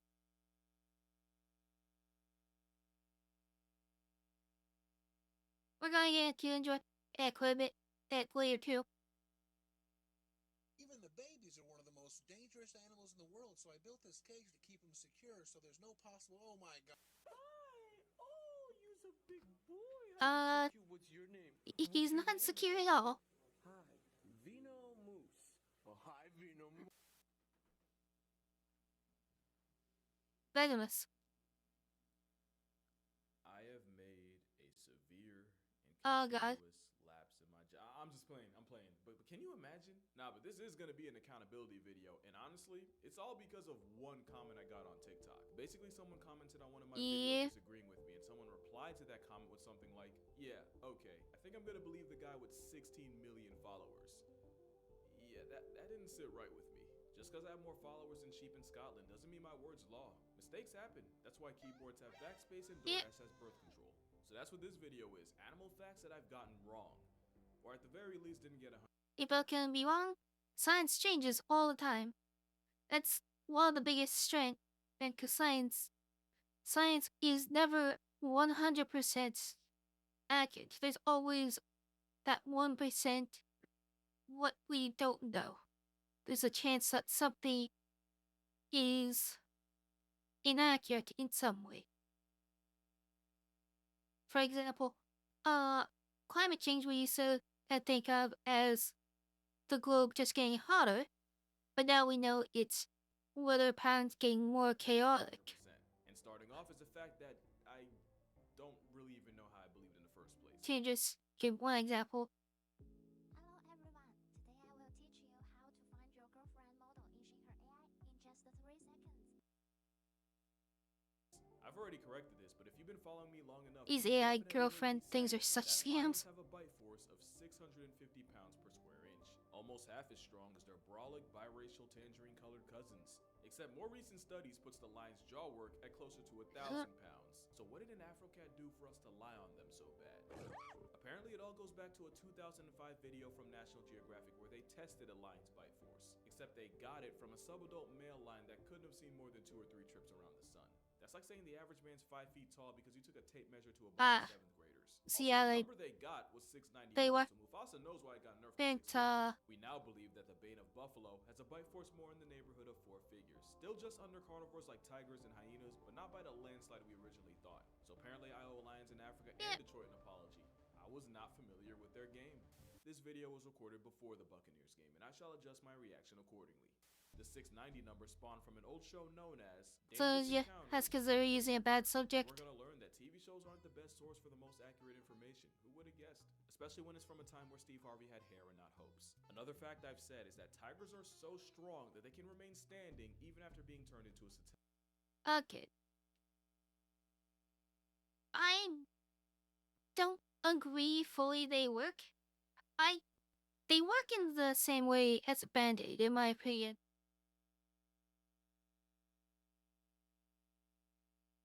Because you still know that the person you're talking to is fake. So, that's going to mess you up. That's going to just create a new issue, in my opinion.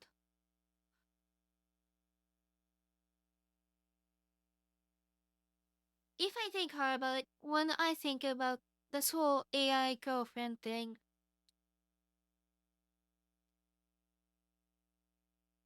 it's trying to solve the issue of everyone being lonely as shit because as no one can find somebody they like when dating. Mostly because of dating apps and partly cancel culture and like recording people. Oh, we don't want to be recorded and stuff. Just a whole bunch of different acting factors. When I see this whole AI thing is, yeah.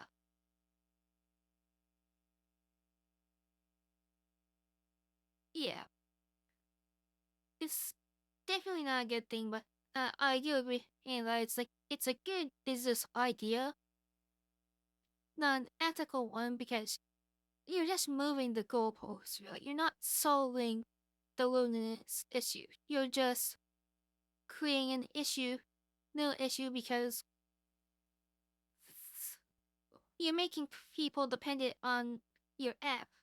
And we've already actually seen what happens when something goes wrong with that app because there was an incident with one of these before where there was a bad update that resets everyone's personalized AIs and it fucked them up, and that fucked people up because they felt like they just lost somebody important to them because they got so deep into the sauce they felt like the AI was a real person.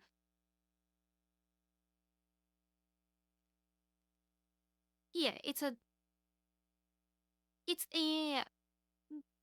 infected bandage on a severed leg, not just a normal bandage. Because with what I was talking about with the bad update, not only did it make things worse because it made people feel like they lost a person important to them, but they're still lonely. They're going to struggle to communicate with real people after getting dependent on those apps.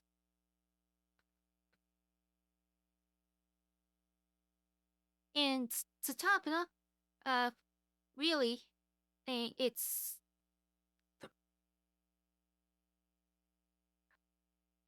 just not a good idea. I can see why people like him, but it's the instant gratification issue, in my opinion.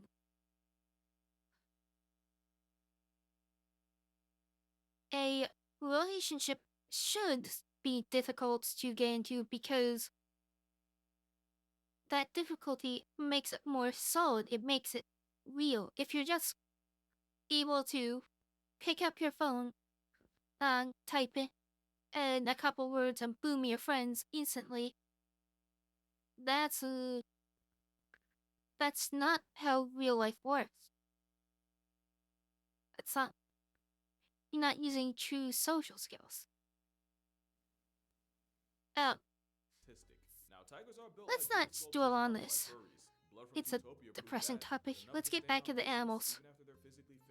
Well, if they do, it's probably more of a reflection on their stability than just raw strength. Also, check the progress on the downloads. His friend legit found him that way. And there is at least one animal that does something similar.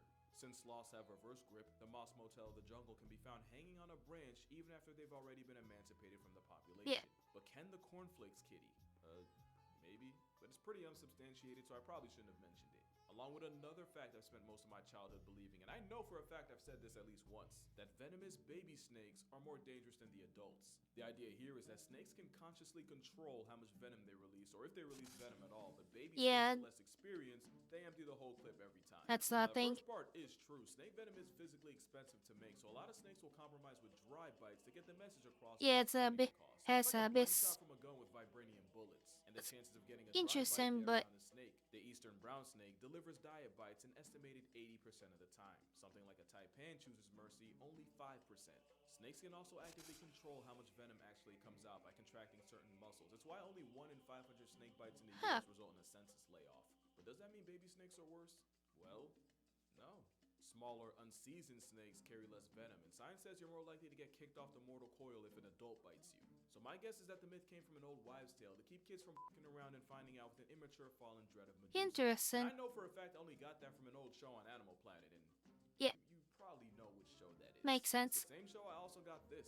For a minute, it was believed Komodo dragons catch bodies by biting their prey once and then waiting for them to retire to bacterial infection. But really, the sooner a Komodo can drag you off the mortal plane, the better, since that just means less dragons to share with.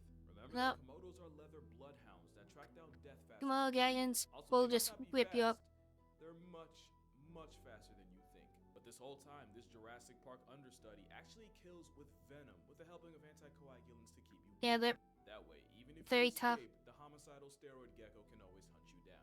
We used to think it was blood poisoning, but apparently the bacteria in their mouths isn't really anticoagulants so that your in fact, if you mouth swab the dragon, doesn't you scab actually over, find less bacteria you than bleed you out would in something faster. like a captive lion or a bipolar Looney Tune. And after looking further, I can tell you the misunderstanding definitely came from an injured buffalo's first instinct to run into water. And a buffalo taking an open flesh wound into dirty, stagnant toilet water is more of an indictment on the bush cow hygiene than the lizards. And speaking of water being your That's downfall, probably I talked why. about animals that can't swim, and I once said that guinea pigs were on the list. Turns out I was wrong, and I can't even blame Animal Planet this time.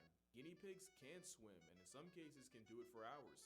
The catch is that they don't care for it very much. Most sources say guinea pigs get stressed in deep water, and while they can swim, their ancient ancestors not like to swim, but they can. Canceled by predators, so nothing about it's a good time for them. In other words, I'm a f***ing guinea pig. Now this isn't something I got wrong, but I still want to explain it a little more. So I mentioned how these finches inspired Darwin's theory because Isn't that big on the swimming, I guess? different finches ate different foods and so developed different size and shaped beaks. Now technically, that's not wrong, but I feel like I made it sound like their beaks changed just because the birds needed them to. What actually happened was different finches were found on different parts of the islands, and depending on where they were, certain finches had an advantage. That advantage could have been something like a particular beak shape, and that advantage was more likely to get passed down more often. Eventually, certain traits would get selected for naturally, through purpose, not perfection. That's natural selection. And depending on the best food That's source, how. the finches most suited to That's feed and all breed about competed with the evolution. others. It's kind of like how giraffe necks didn't just get longer, it was more like longer necks outperformed shorter necks, and history just wasn't kind to the vertically deficient.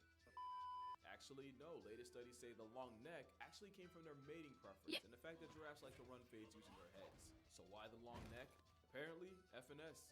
To flex and sex. Apparently the only leave they were worried about is maternity. And speaking of eating, there's another animal whose meal plan I was completely wrong about. Yeah. The birth of the capsuleer. All comes down at the end of the day is what's gonna impress the ladies. Rat-tailed relic Australia left behind. They're also free pest control, since one pouch packing possum can terminate 5,000 That's the whole point ticks in a of season. like the Except they don't fancy bleed, peacock and feathers. so I got that wrong. The number comes from an experiment where they introduced 100 ticks to different animals like mice, squirrels, and opossums, and counted how many ticks had fed and fallen off. According to the study, the opossum cage had way less ticks than all the others, so the assumption was that any tick that wasn't found at the bottom of the cage had likely been eaten. So they took the number of ticks left in the cage, along with the population of ticks found in wild opossums, to come to the conclusion that possums must put away 5,000 ticks a season, at least. Yeah, not the most solid logic, and later studies examining their stomachs and feces found that the shit literally didn't add Yeah, up. that's Not only does coma kitties not have the pests best. and ticks by the thousands, ticks aren't even a preferred part of their diet. There are a lot of weird things about this faint weasel, like how their body temperature is so low that rabies gets possums more than possums get rabies, or that Possums are weird animals. Worshipping cults with 12 milk faucets circling one. But the whole thing about them being tick vacuums, that kind of falls on its face. But you want to know what doesn't fall on its face? Cats.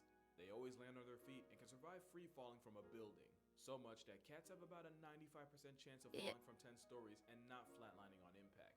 At least Who's that's what I making said, you watch? but in the original Whenever study I from see the whole 1987, cat thing landing,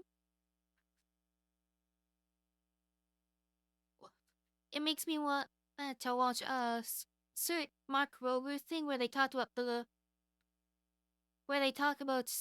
the same thing but in squirrels and like the actual physics behind it, why they're good at not taking the fall damage. Out of the 132 cats that went to the vet after touching pavement from a window, 90% survived. Wait, 90% of the cats that went to the vet. Someone in the comments pointed out that this was a case of survivorship bias, said fair. You wouldn't take a dead cat to the vet. And out of the 90% that didn't instantly become Yeah. a top line, 90% of them had some form of thoracic trauma.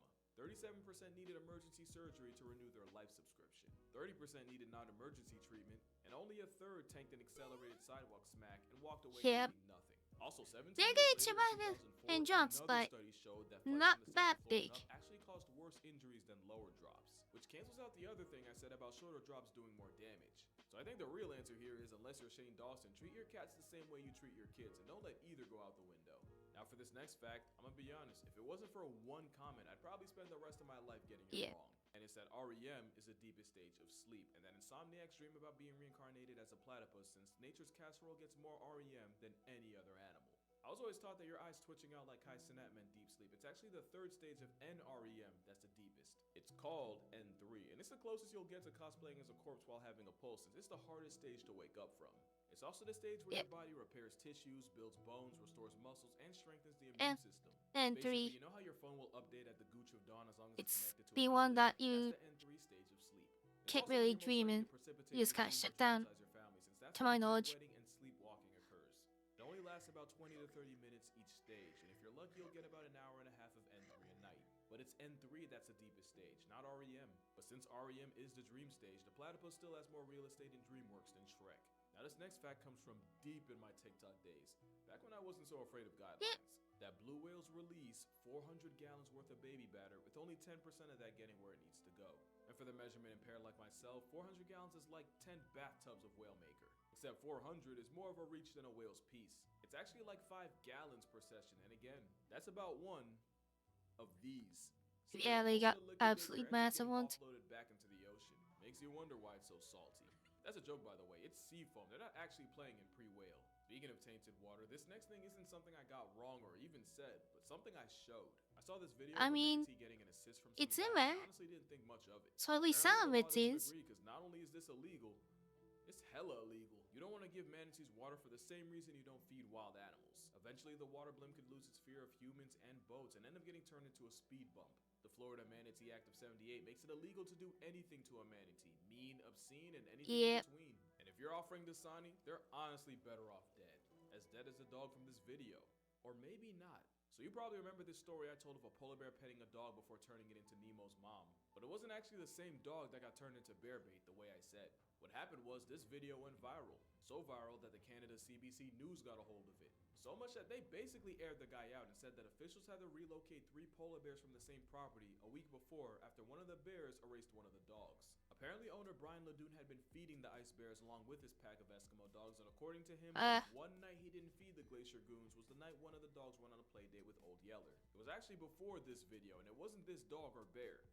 I think the timeline's still not 100% clear. Also, the Ledoux guy passed away in 2018, so I guess we'll never really know for sure. And you know what? That's okay. Or dog. It's okay to not know. Science is constantly learning, unlearning, and relearning things. Matter of fact, a lot of the things in this video at one point were seen as 100% fact. I guess the moral of the story is, it doesn't matter how many followers I get, I'm not gonna get everything right. I'm just not afraid to admit when I'm wrong. Because like Neil deGrasse Tyson said, one of the great challenges in this world is knowing enough about a subject to think you're right, but not enough about the subject to know you're wrong. What is blood waffling about? Alright, that's gonna do it. Drink water, hug your parents. Don't hug a manatee. Humanity's them enough. Let's make this a good year, and I'ma see y'all in the next one. Need to make a good year. Coming to a close on it soon.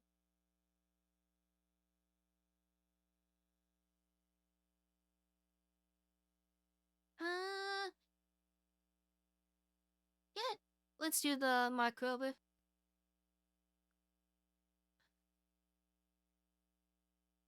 Make some absolutely great stuff.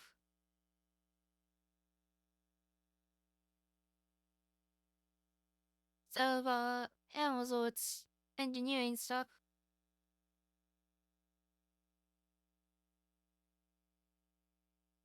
Let's see. Thinking the squirrel is.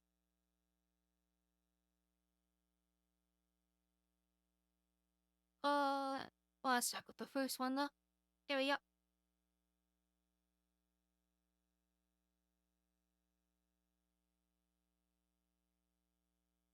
I'll have to make sure because I didn't get in trouble with YouTube ports that No two I bodies are the same.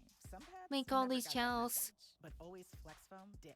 It protects against different flows because Flex. This is Find a you bird the feeder, and description everything to my left for is the my YouTube attempt side. at making it squirrel-proof. If they want the bird seed, they will first need to pass through what is basically an Some 8-part Ninja forgetful Warrior that I obstacle tried to course show off the This course is extremely challenging. channel It is page. not for the timid of heart. But So out you of the can- gate, I will admit that in hindsight, that I completely underestimated my adversary. Now, if you're wondering why See I the would go through channel all and this everything? trouble, we need to go back 8 weeks ago when I found myself stuck at home and very bored. So I installed a bird feeder and decided to become a bird watcher. And it was just so lovely. Until they showed up. Now, Being a luckily, my birder? bird feeder had a wire cage around it, big enough for the birds to slip inside, but small enough to prevent the squirrels from getting the food. And that worked really well until right here. For me, this was like the moment in Jurassic Park when they realized the velociraptors can open door handles. And once They the got door was the open, lid off. it was clear this wasn't their first rodeo.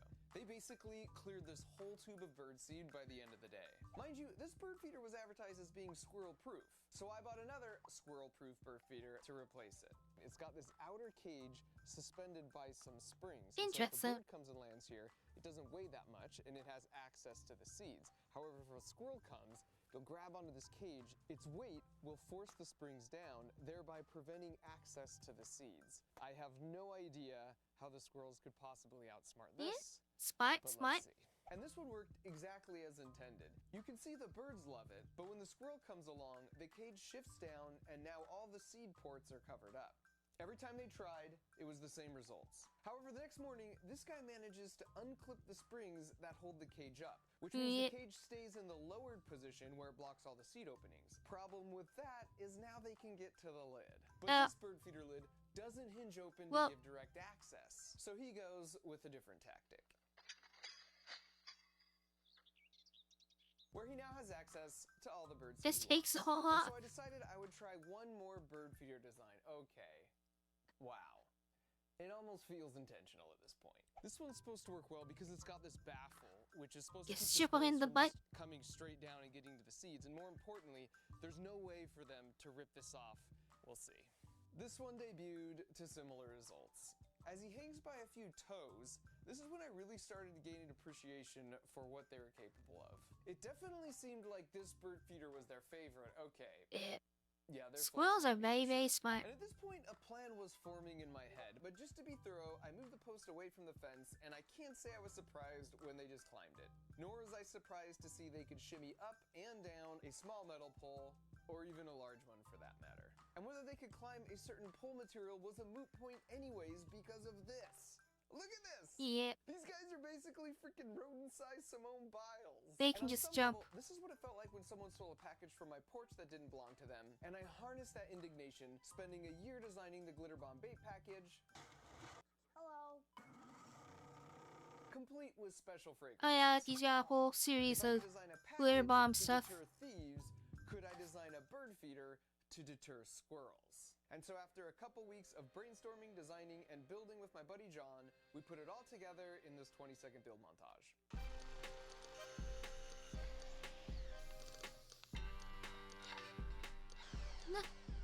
Very well made montage.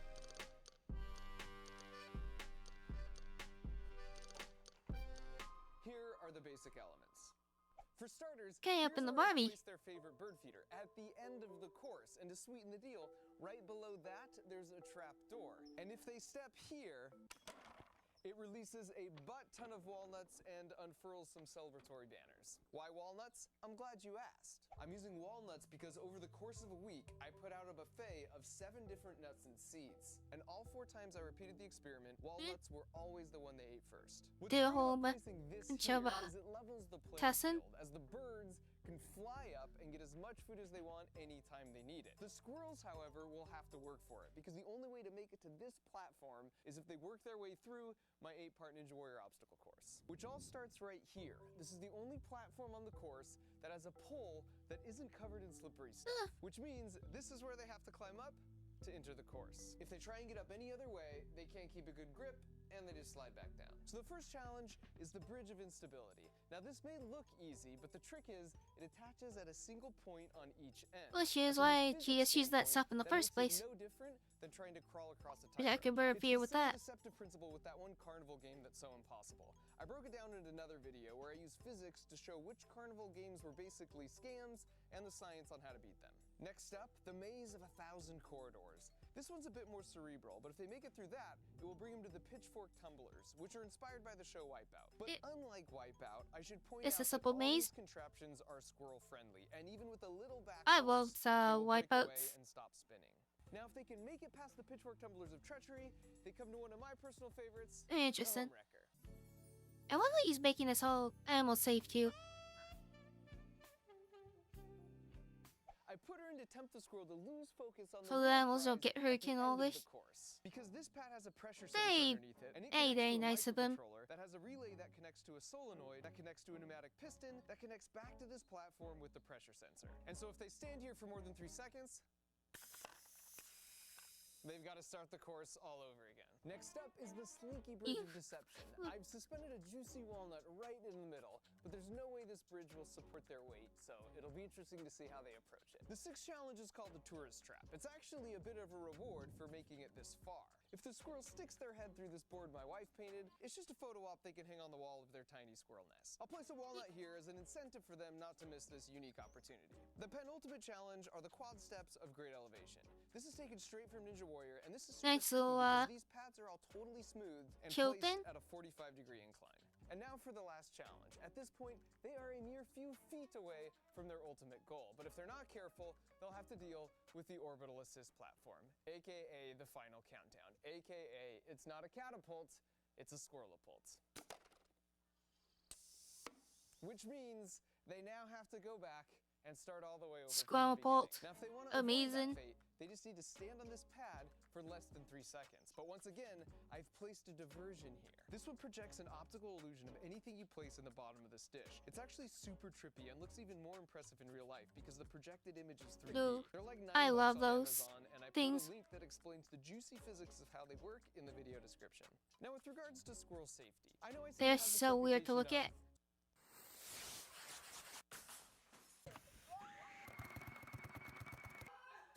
improvised high-speed projectiles, and so this one might worry a few animal lovers out there, including Gotta my be wife. safe We have with the 5 pets and 1 animals. child, and the child was the only one I had a say in. So rest assured, I can adjust the pressure on the piston, and we'll be staying way below any launch force that could hurt any of our adorable backyard contestants. And so finally, after making it through all that, we're back here at the world's most satisfying bird feeder. And as far as I'm concerned, if they make it here, they've earned the right to gorge next to the birds for as long as they want. And so after nearly a month of prep work, the course was officially open for business. They could smell the walnuts at the final station, and you could see the gears turning because right above that was their favorite bird feeder. Yeah. And so before long, They're we doing had a our big first thing. contender.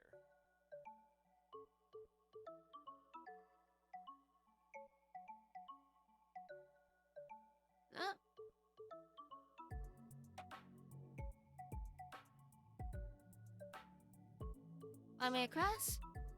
That didn't exactly go as planned, so Rick decides to regroup. Speaking of which, that's Rick.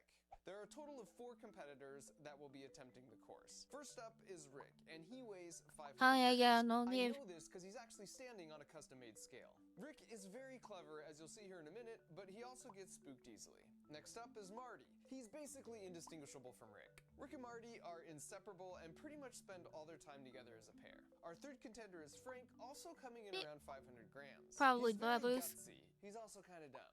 Finally, we've got my personal favorite, Fat Gus. He's just really charming and will strike a pose if he sees a camera. He also really likes to eat, and he tips the scales at an impressive 800 grams. While most of the squirrels are kind of particular before making a selection and then gracefully leaping away, Fat Best Gus of them just all. goes for it. Hands-free.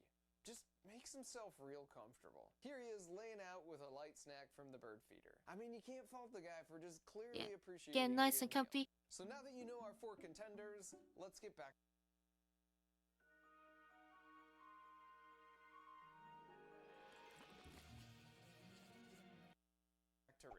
So he hops back on, and he's actually doing better than his first attempt. Just But barely. This is how the best squirrel is because going to he's like, handle the "Okay, obstacle I got course? this." Never mind. Well, maybe I... No, I definitely don't. And this was the exact moment I realized I just might be outmatched here.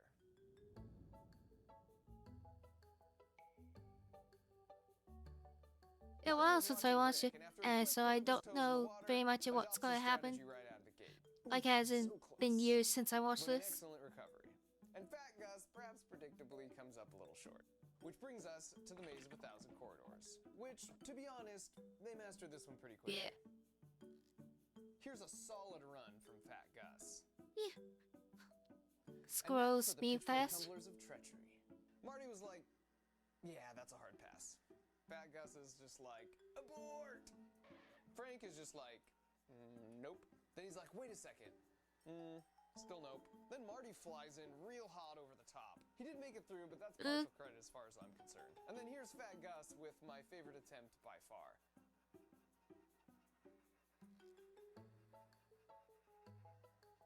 And then Frank shows no fear, which helps him pull It's off me this confused near-flawless squirrels. And finally, Smart Rick surgically weaves his way through, essentially untouched. And I should mention, the squirrels were most active from 6 to 10 a.m. So every morning, I've been getting up before the sunrise to start filming from in my house like one of those camouflage nature photographers. Only like a suburbanized version. I've also had a handful of streaming cameras rolling 24/7, which has allowed me to make such discoveries as we have the world's worst garden. And Thanks for the help, pal. Now back to the home Archer. You can see Rick is instinctively suspicious of this gold digger, and only for a brief moment puts his Yeah. foot on the platform. I told you he was smart. His buddy Marty, on the other hand...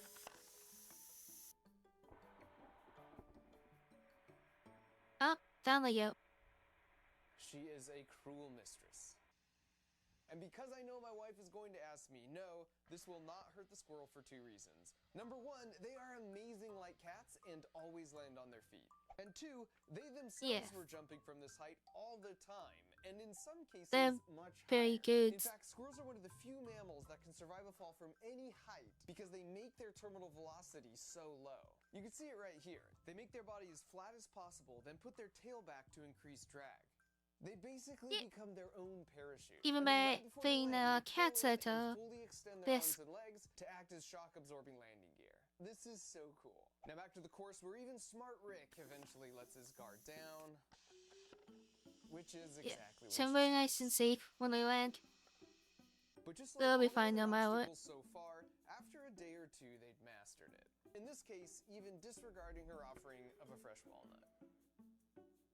Now onto the Slinky Bridge of Deception, and this was the sleeper obstacle in my book. Yeah. That is not a large gap, which they can They know easily it ain't jump, safe. but having the Slinky there just threw them off somehow. You can see how much Frank is struggling here, and he's the brave one. And Rick only jumps when Marty shows up for emotional support.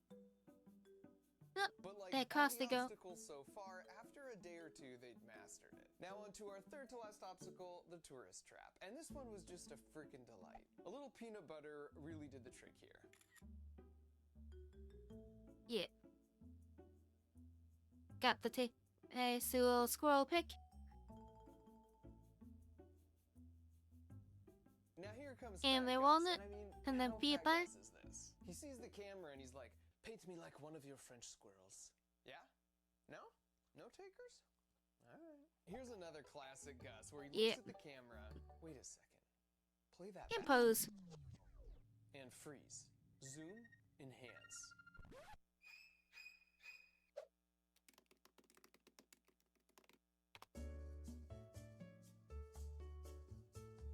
Well, turns out Fat Gus is not a dude. And he's pregnant. And here's where they realize that, uncomfortable about all those weight comments. Yeah. So after a bit of a pivot to smooth things over, we soldiered on to the quad steps of great elevation.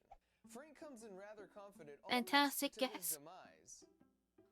But he pulls off Probably the why they silver weigh jump. so much more than the others. So after not much time at all, they were looking pretty good here. In fact, one morning I noticed Marty totally skipped the last step altogether, which I took as a challenge. And so I removed the middle step to see.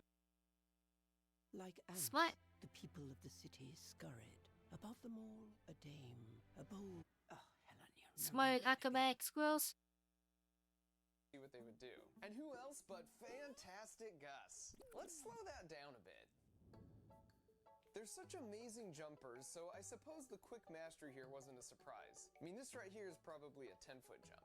And here's some classic brave but dumb Frank. Yeah. He'd already entered the course normally and made it to the home wrecker at least a dozen times by this point. And yet for some reason, he decides this 12-foot jump is his best course of action. Smart Rick was the first one to enter the course, so in the end, after about a week of effort, it was fitting Want he to was the one to skip make it ahead a little bit? first. And he's so stoked, he apparently wants to run the whole course in reverse. In hindsight, we probably should have made the jackpot a little quieter. Here's Marty, as always, not far behind. Yeah. He's also a bit flighty, as you know, which worked against him here because down below Getting Fantastic spooked Gus, by the the walnuts. opportunist, comes through with a real stroke of brilliance. But pretty soon Marty comes back like, I'm the one who kind of earned that. And then Fantastic Gus is like, you snooze, you lose, sucker. And might I just say, Fantastic Gus, when you sit like that, you don't look an ounce over 700 grams. I'll do a Fantastic Gus Gus now. And they'd quickly return for their reward before Fantastic Gus got any ideas. So here's a single camera shot of a full run, and by the end, all of them. This could do one's the full taking course quite in longer less this than 40 seconds. download. And while we're watching, you might The other be ones wondering were what much happened faster. to the squirrel put. Unfortunately, they didn't really fall for my illusion much, but I'm about to show you the 2 times they did. And as a promise to my wife, I turned the pressure to only 40% full power, so the acceleration the squirrel would feel is about half a G, which is 10 times less than a typical roller coaster. Additionally, I never turned on either the home wrecker trapdoor or the launch platform when I wasn't actively Oh yeah, we're launching not from gonna inside my feel house, it, where will I I? had a manual override button. Because as safe as it was, something about launching Fantastic Gus just didn't feel right. Now what you're about to see is going to look pretty chaotic, but when we check the slow-mo, amazingly, Yeah. I'll show you how the squirrel Don't is want that totally in control monster pretty much pregnant the whole squirrel. Alright, now here's a second angle. And Also, they even if you don't trust my calculations, I can assure you that the squirrels did not care. In both launch cases, they were back up on the course in like 5 minutes. Here's the slow-mo, and see if you can spot the 2 critical things he does to make sure he lands feet down. Oh yeah, they are very well. Did you catch it? The first critical moment is right here. He's already done the predictive math, and he's locked his head on the spot where he plans to land. And now his head will not lose that lock the whole way down. What's crazy is the time it takes him to do all the predictive He's math to know exactly locked where on, to land and to keeping lock his his eye head out is 300 times. milliseconds. That's exactly this long, literally less than the blink of an eye. That blows my mind, but if you think about it, it makes sense these reactions would have evolved to be razor sharp if you live your They're life very in the smart trees, animals. constantly making split-second decisions. Now besides picking the landing spot with his head, the second trick is with his arms. When he wants to keep his upper Very body good from rotating, predicting he has his arms out. and where But they the moment he went. wants to rotate his upper body quickly, he tucks them in. And then when he wants to stop rotating, he extends them out again. This is straight up conservation of angular momentum. It's the same trick ice skaters use. Basically, bring your limbs in if you want to rotate fast, extend them out if you want to slow the rotation. My buddy Destin from Smarter Everyday also made a video analyzing how cats always land on Extremely their smart. feet, and they do the exact same 2 tricks. The head target lock and bringing limbs in to rotate and out to stop rotation. Here's the second launch. And this may look like pure luck in real time, but the slow-mo tells a different story. In that amount of time, he's already made a slight lateral push in that direction and locked his landing target with his head. We know from the previous clip he can rotate his body to any orientation, but he doesn't in this case because he sees his small push has already aligned him for the perfect landing. That's just so cool. And so after those 2 physics demonstrations, I disabled both the launcher and the home wrecker trapdoor and just let them enjoy the course in peace. As far as I was concerned, they had earned it. Plus, after spending a month together, we were sort of bros by this point. If they saw me coming out to work, they would certainly jump away, but then they'd just quickly be right back. And sadly, all good things must come to an end, and because I didn't want them to develop an unhealthy dependence on my handouts, after about a week of free reign, I took down the course, but in its place, I put up a specialized squirrel-sized picnic table. Every morning, this door opens to release just a few walnuts as a little treat to remind them of our good times together. Although I had to laugh that after all this, somehow I didn't anticipate on day 1, Frank would immediately try and figure out and partially succeed in finding a way to beat the system. Like everything else though, they quickly caught on, and now on some mornings I'll catch them just waiting for the daily ration, chilling patiently on the bench seat. That is everyone but Smart ass Fantastic squirrels. Gus. Don't ever change, buddy. When I started this 2-month-long adventure trying to birdwatch, I had no idea I would enjoy squirrel watching so much more. It's also made me realize that even amongst the structures and pavement and power lines, how interesting nature can be in a single suburban backyard if you just really stop to look. Even the plants are amazing. I had no idea that these to vines 50%. grow, they spin around looking for something to grab I'm still onto. not sure why I this is so much anticipate slower. the wide variety of animals that use Oh, wait. fences as interyard highways to get Oh, I around see as why a that is. substitute for all the trees that existed That's before we got here. that's 6 Even little gigabytes. interactions like this spider extending his life with I this was gonna very say, tiny because I thought that movement was of unknown, 600 were just so delightful to and see. But of all the megabytes. animals, I can definitively say now that squirrels are my absolute favorite, and they're certainly a more formidable adversary than portraits. Because download for just the game in general was 1.6 gigabytes. Turns out squirrels can live to be 20 years old, and so I like to think that someday Fantastic Gus will bring his grand squirrels to the fence and regale them with tales of cowboys and courage and legendary walnut piles.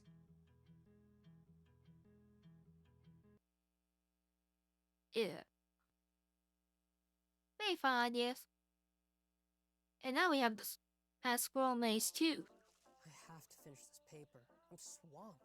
No one told me college would be so This is a bird feeder, and everything you see surrounding me in my yard is an attempt to protect it from fourth-thinking squirrels. If they want the bird seed and the lifetime supply of walnuts in this bank vault, they'll first need to pass through my 9-part obstacle course. By design, it's extremely challenging. It's meant to These test walnuts their aren't mental limits and their physical limits. I held back broken no open. punches, but I have to admit in hindsight, I once again completely underestimated my adversary. And they show so. I never thought I'd be that crazy guy in the neighborhood obsessing over the squirrels, but they started it first when they would constantly pillage the birdseed from any bird feeder I would put up about a year ago. That led to me defending it with an obstacle course, which they handily defeated, and so after a year of ruminating on how to avenge that L with a majorly improved bird watching is fun. and I've then been 2 thinking of months bird planning, watching. my buddy John and But got together for a 20-second build montage. I probably get depressed because the crows and magpies really like to hang around my place. And they small little birds I'd get to see would probably get eaten by the said crows and magpies.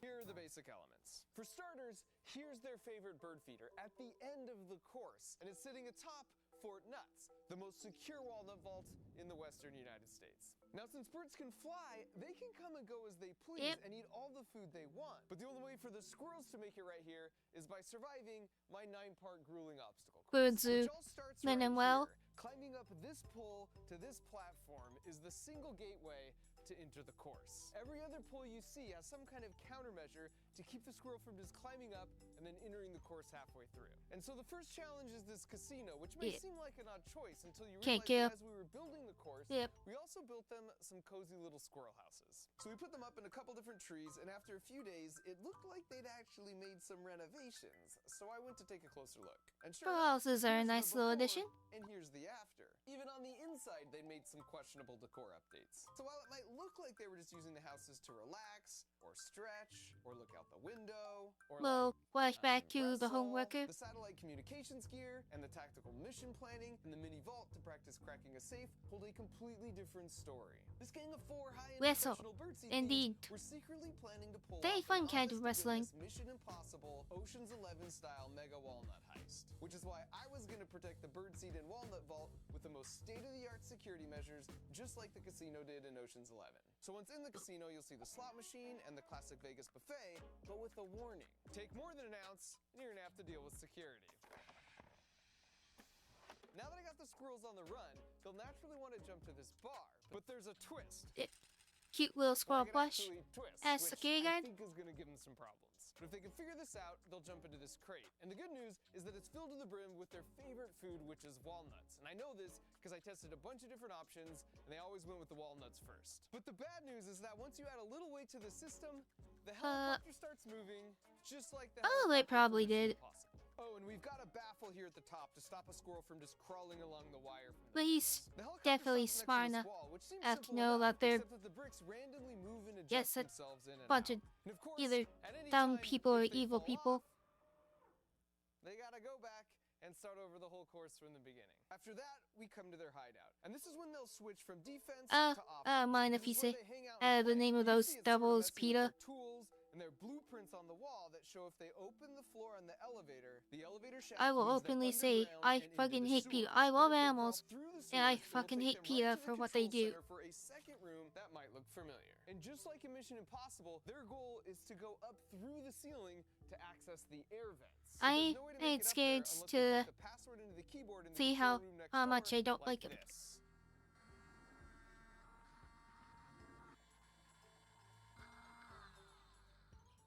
And at that point, they can climb the ladder, and they're in the vents. And the vents are a total maze. There's lots of different twists and turns they'll need to navigate up here. So at any moment, if they're too lost, Can I do if they did try to go after him? He probably gets so. emergency exits, which also exists for any enclosed room on the whole course. And for the penultimate challenge, He's a polite guy, it's so back down from the hey, air probably. vents through this laser maze. Where Hey, they'll have to harness their inner Catherine Zeta-Jones. If they sufficiently touch He any probably of the just. lasers, So hey, everything's animal safe. This is all just for buying the animals I think behind. So calm down, and that's probably it. And because I'm basically That's what I imagined he'd say at least. By climbing from the roof on top of this tube, I've placed a shield here with another enforcement squirrel to try and deter them. And so finally, if they And he has a lot of resources and stuff. He definitely has the ability to tell him to piss off if need be.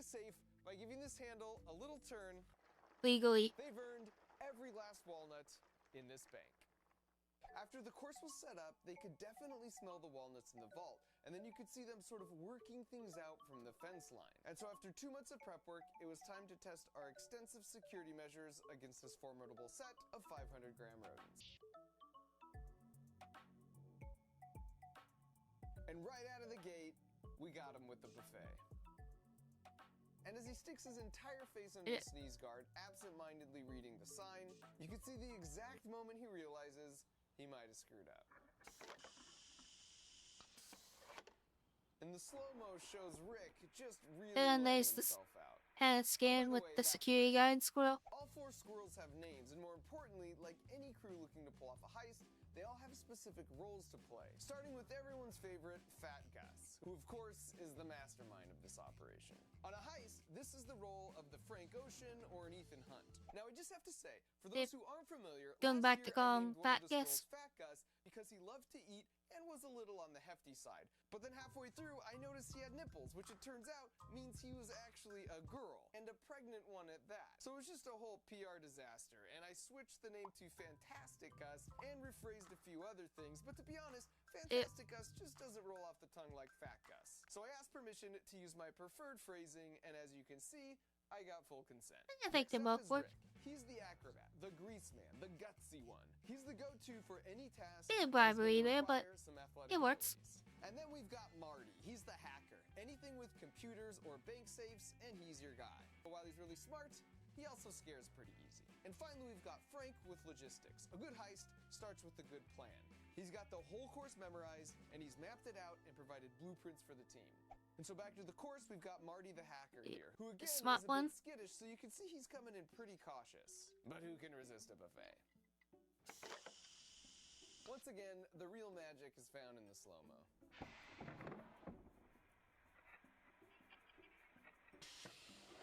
Eventually they realized security was just too tight at this casino, and Rick goes straight to the twist bar. Excellent. Here's try 2.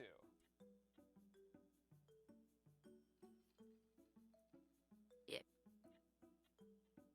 And well enough there. The bird, he's like, That's probably the most evil of the chaps.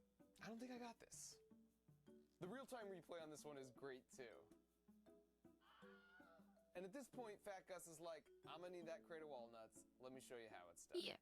Which turns out somewhat predictably. Oh, rolling around, trying their best, but now really frustrated, acrobat daredevil Rick tries a totally different route.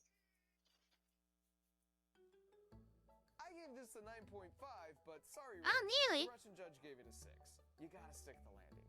Logistics man Frank knows the wire connected to the fence leads to the helicopter crate, so he tries sneaking in the back door and is also forced to retreat. And finally, Sadly, ain't gonna work. you're just scared and you run real fast. The bar doesn't have time to spin on you. And you can see Rick just replicating the strategy. So after about 2 days, all of them could cruise through the first part of this course about this fast. And Fort Nuts was already feeling less and less secure. Fat Gus is like, wait, is this thing moving?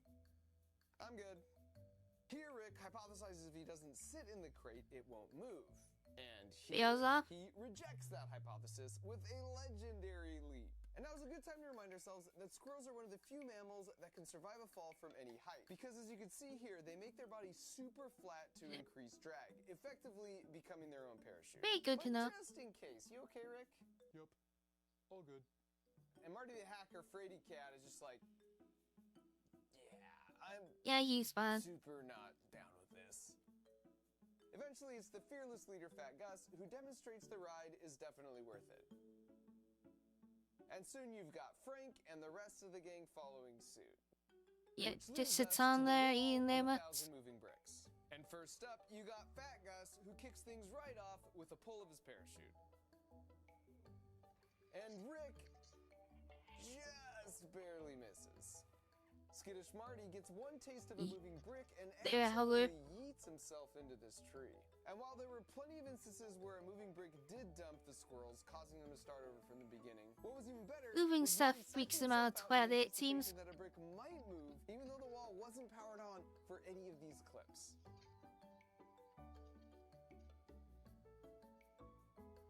And thanks in part to the dutiful supervision of Fat Gus, it's just psyche about at that point. So far, they got it down to a science where they could cruise by the wall fairly quickly.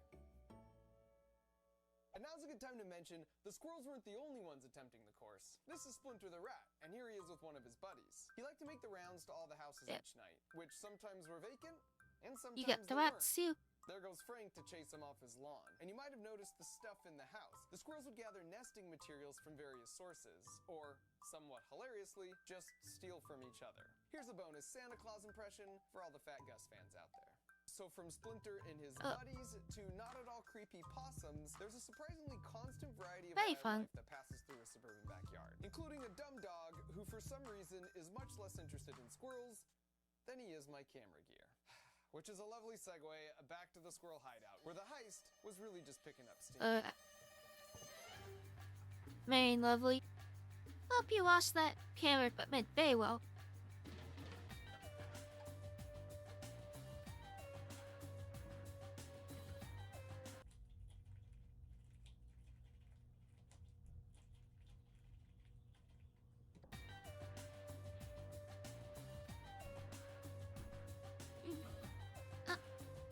Enjoying the nuts.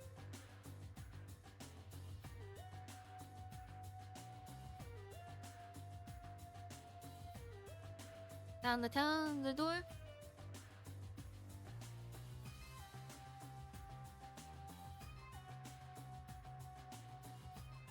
Try to find the way up.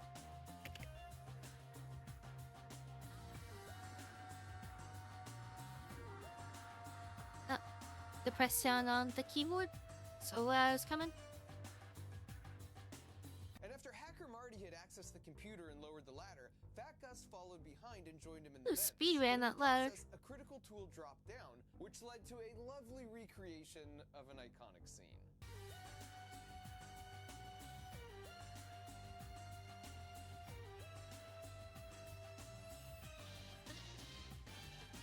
The tool dropped really, I guess, got a little bit around. And as a side note, they figured out the exit door pretty quickly, and they functioned as a one-way door exactly as intended. And now at the vents, it was Frank's time to shine. You can see here, he's just double-checking the actual air duct layouts to make sure able to hey, keep it one way. Past the and as you can see, he nails it first try. You can just sense his confidence. Scroll intelligence. Contrast that with Marty, who's like, all right, I think it was a right. No, straight. Oh, was it left? Crap. I gotta go check the map again. And as a result, most of his runs would end up looking something like this. So here's Frank coaching him from the outside, and you can see Marty's a little defensive. And less easy, it seems. So Frank hops in so they can work out their differences. And And then with a little encouragement, he gets him Getting going jumpy. down the right way. All the while, Fat Gus continues to supervise. Focus, Marty. There you go. Which brings us to the laser. Wonder if one of them is the Here's Acrobat Rick's first approach. dad and of he's like, Fat Gus's kids. Yeah, that's us. And just as expected, he climbs on top of the tube, and he's like, yeah, I totally got this. When in fact, he didn't have it. In real time, it happens so fast, it just looks like chaos. But if we slow down this second attempt, we can remind ourselves of how squirrels have mastered the laws of Sadly, physics to always land on their can't, feet. it Did you seems. catch it? The first is the locking of the head on a landing target in less than 300 milliseconds. If you go back and watch any jump from this video, that locking of their head is the first thing they always Just do. gonna know The second is how using the conservation of angular same momentum science like to an talk ice about skater before to pull their arms in and the last legs video. in and out at the right times to rotate fast and then hold in the right orientation. Combine those two tricks with the flat body parachute and extending their legs at the last minute to absorb the shock. And Very nice that they viewed it, in case you haven't seen the first video. And they've had to evolve relatively little in all that time. So then Rick's like, fine, I'll use the stupid tube like a normal squirrel. What is this? Oh, see, I knew this was sus. And here's Frank, who just watched what happened and therefore is appropriately Gotta be careful on the things. But he hops right back on the saddle, and this time he nails it. And The in chip the end, bias. it feels appropriate that the mastermind, Fat Gus, was the first one to make it successfully through the laser maze, and then to subsequently make it to Fort Nuts. I mean, how Fat Gus is this? Falling not just for one decoy nut, but for both of them. Which paves the way for Marty the hacker to be the one to crack the safe, and as you can see here, he's pretty stoked about it. Jumped off with both.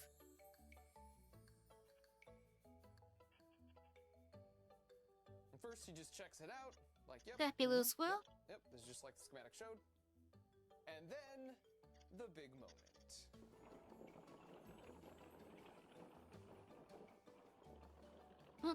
Got spooked by the thing up.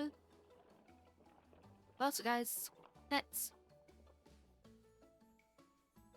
Once the safe opened, these cargo nets unfurled, which just allowed Big old pile open. But interestingly, more often than not, after getting a walnut, instead of jumping off, they would go all the way back through the course.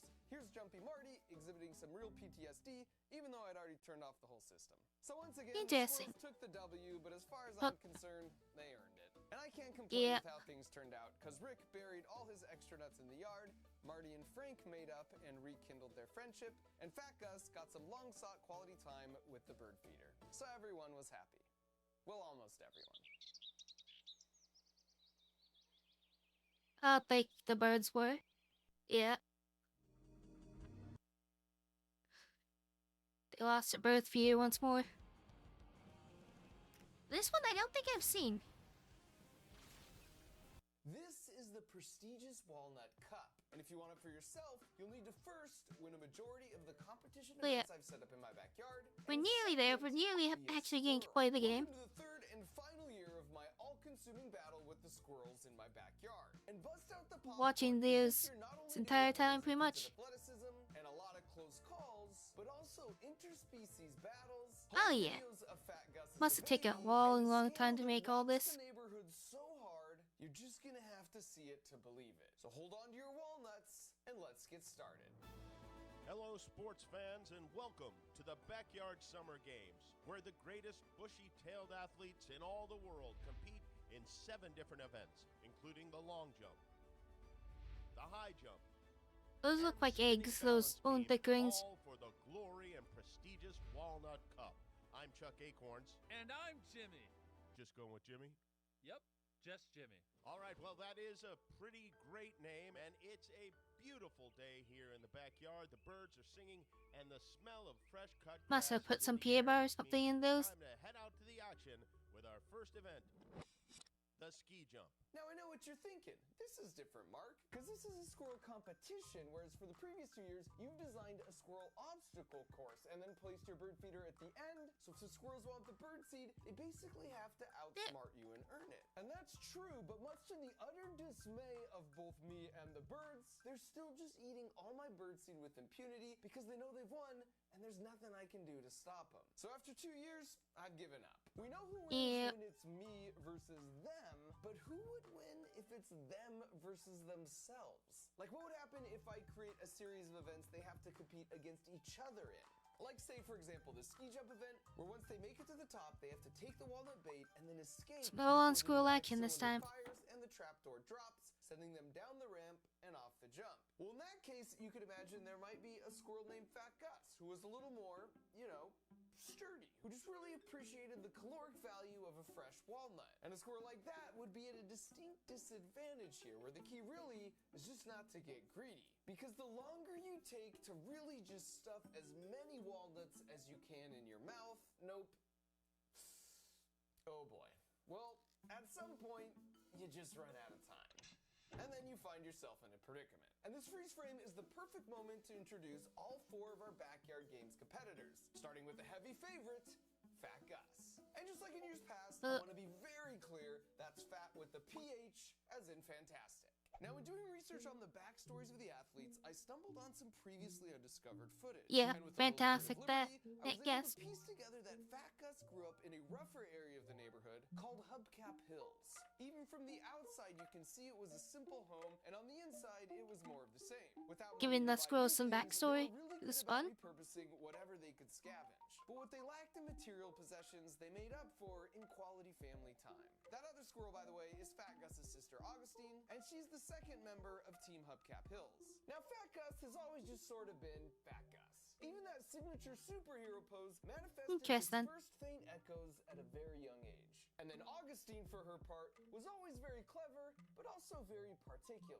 Here you can see her spending a long time trying to get her bed just right before sleeping for all of 3 seconds and then waking up to a new hairdo. And while they come from humble beginnings, they've been training to compete in the Backyard Games for the Walnut Cup since the moment they could scurry, because it represented a chance to move up to a nicer tree in the neighborhood. Speaking of which, for the other 2 contenders, we have Rick and Marty, who you know from the previous 2 years. But what you might not know is they grew up in Walnut Estates, in a nice Japanese maple down the street. But unlike Hubcap Hills, Walnut Estates features a Mercury piano and a fully rich stocked bookshelf. squirrels. So as you might imagine, Rick and Marty's athletic training equipment was also a step above. Not only that, but Walnut Estates is so spacious, it has 2 rooms. This was a home protected from the harsh world where they could take their time learning basic skills. Interesting. And what you should know about Rick and Marty is they've always been fairly athletic, and they also scare pretty easy. But despite their differences, what all 4 contenders have in common is they've been dreaming of this competition since they were old enough to sleep, so it'll be fascinating to see who comes out on top. Back at the ski jump, after a recovery and then a swift abandonment Where's the last one? Where's Rick? Gus's teammate Augustine steps up for her attempt. And while she's nevertheless more dignified in her nibbling, the outcome remained unchanged. I guess he's not participating this time, sadly. This angle right here is probably my favorite, because it's like 1 second there is a floor, and the next second, there's not. But she recovers beautifully, like squirrels always do, because they're masters of physics. Yeah. As we covered extensively in my previous 2 backyard squirrel videos. Super detailed and super fun with everything he does. And taking notes, and must have assumed it only fires if you walk directly onto the platform, because he did this clever number on his approach. And while he's clearly bad at deductive reasoning, he is good at scaring easily, which came in handy here, because before the floor barely even drops, he's launched himself onto the game finished. And finally, we have Rick, who plays a conservative, and while that might be less entertaining for the crowd, it secures the first gold medal of the Backyard Summer Games for Team Walnut Estates. By the way, the Backyard Games is made possible by Acorns because their app allows you to invest like a squirrel through saving and investing your money little by little. Next up is the second event of the Backyard Games, the Balance Beam, but with a twist. The goal here is for the contestants to simply get all the way across before the beam starts to spin on them. Now, they've been preparing for this event for a long time. Here you see toddler Augustine struggling at first, but eventually getting to the point where she was still wobbly, but much more in control. Then over at Walnut Estates, Rick and Marty would practice advanced moves like the underbar crawl, the game's ready. sharpest of concentration. But We'll honestly, touch who on could that. resist a hanging chandelier? First up is Marty, who in an effort to calm his nerves, pumps himself up with the flex. You'll When have to say that this is cuando kind of ellos estando. Then immediately after making his way up onto the beam, he just goes for it and makes it all the way to the end. Almost. That's where his nerves ostensibly catch up with him because he pees his pants and then inexplicably tries to run all the way back to the safety of the start where things end for him predictably. Next up is Augustine, and at the first sign of a spin, she yeets herself practically into my neighbor's yard. In the slow-mo, you see that classic make your body into a parachute pose that makes it so a squirrel could survive a fall from any height. Rick followed that performance by stepping up and making such quick work of the beam, it never even had a chance to spin.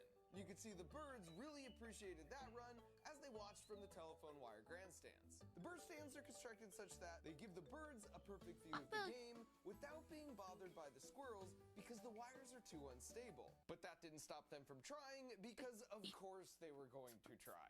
They literally just try everything. That's like what they do. Finally, there was Fat Gus, who had such a quick start, it was on pace for the goal. But that's when things took a turn. There we go. Like, actually. Let's drink some of my water.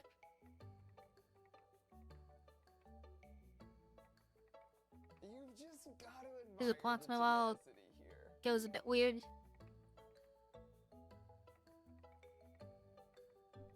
And the slow-mo here is also great, because it really gives you a sense of what Fat Gus is actually thinking.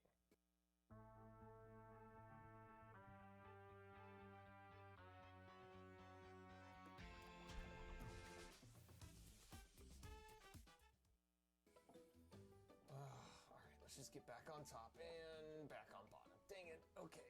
Tail in the eye, tail in the eye. Hold it, hold it. Just going back to the side. Seemed easier. And then, Hey. turn. Never mind. Here we go. Honestly, it seems. Mark does not pay me nearly enough for this. And while I wish gold medals could be given for effort, the Backyard Games is all about results. So while You got it. is now up 2-0, No. which takes us to the third Found the event go. called Quick Drop. Now the goal here is to nudge the large wooden ball off the cylinder to access the chewy walnut center. And just like with the balance beam, they've been training for this event from a young age. And here you can see the difference money can make, because while Rick was able to work with a near exact replica of the Quick Drop event, Fat Gus is over here dealing with the real Wish.com situation. Although still managing to look really adorable in the process. Augustine was up first and scoped Dealing with a test ball. getting so particular with her approach, she couldn't settle on a strategy and left the platform with the ball unmoved. Then Marty comes up, and after another little flexing routine to psych up both himself and the bird stands, he's a bit more bold, but still pretty skittish. And you can't blame him for being skittish, because there are other animals in the neighborhood who are less interested in walnuts and more interested in squirrels. For example, there's small birds like this blue jay buzzing by, big birds like this hawk camping out. Then of course there's a few cats who seem to be just a Gotta bit be careful, too curious. all of them. But by far the most fearsome predator of all this year is actually spying on Rick right here. See if you can spot him. Now you can see as soon as Rick locks eyes with this camouflage beast, he becomes so filled with terror, he somehow decides his best option is just to hurl his body to the great unknown. Because the most feared backyard creature is a big ol' rat. Where was He's a it? bit of a See. bully, and his name is Fat Tail. Fat Tail! I thought it would be a splinter. Think that's really interesting. Alright, if you used before. Fat Tail is just your classic schoolyard bully, even with his own friends. He wreaks chaos and tear in the backyard, and unfortunately, that's not the last we'll see of him. Back to the games, you can see Fat Gus steps up, and perhaps the tennis ball just wasn't close enough to the big wooden sphere after all, because this effort Messing was things pretty up. similar to Augustine's attempt with no actual results. Which just left Rick, who was able to remove the ball without too much effort, but it's when he goes for the walnuts inside where he just really leaves it all on the table. And that gold medal performance meant Walnut Estates was now winning 3-0. Well, this is a best of 7 event. Have That a means chow that game. The first team to 4 gold medals wins, and this may be turning into an old-fashioned rout. That's right, Chuck. Hubcap Hills really needs to step it up because if Walnut Estates gets 1 more gold medal, they're going to be the winners of the backyard game. Yeah. Which is all to say they needed a The rich huge ones are showing at the doing long well. jump if they ever expected to hoist the Walnut The rich Cup. get The rules richer. here are pretty self-explanatory. You got to jump from this platform and make it all the way to the sand pit, and the team with the most successful jumps wins. Rick is the first one up, and you can see he's really struggling to calculate the trajectory and to do the math in his head to make the jump work. But eventually, he chooses to just go for it and to put his trust not in the math, but in himself. It's gonna try it. Which was the wrong choice.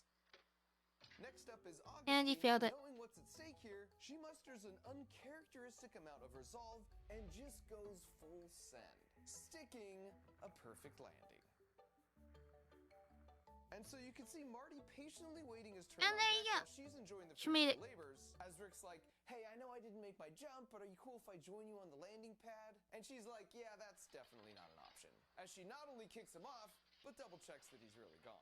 And I should say, with all the excitement around the backyard games, there were other animals that would occasionally want to get in on the action too. Yeah, Some she's who were she's bigger, keeping and those some nuts who to at least herself. thought of themselves as bigger. Here's a long jump attempt, but it's like, dude, Crow, you have wings. That's not impressive. Up next is Marty, who knows he needs to land this to keep them in contention. So for motivation, he calls upon Yeah, an crows. extremely rare alternating A double crow. arm flex. And with I the can great just wing fly over. and a bit of a mid-air tail correction, Walnut Estates keeps the pressure on. And finally, there's Fat Gus, who has to land this jump to keep their dreams alive. And while as Marty seeks motivation from the power flex, Fat Gus seeks motivation from the power nap, after which a hush falls over the backyard. Here's the approach. And the launch. Oh, she gonna do it.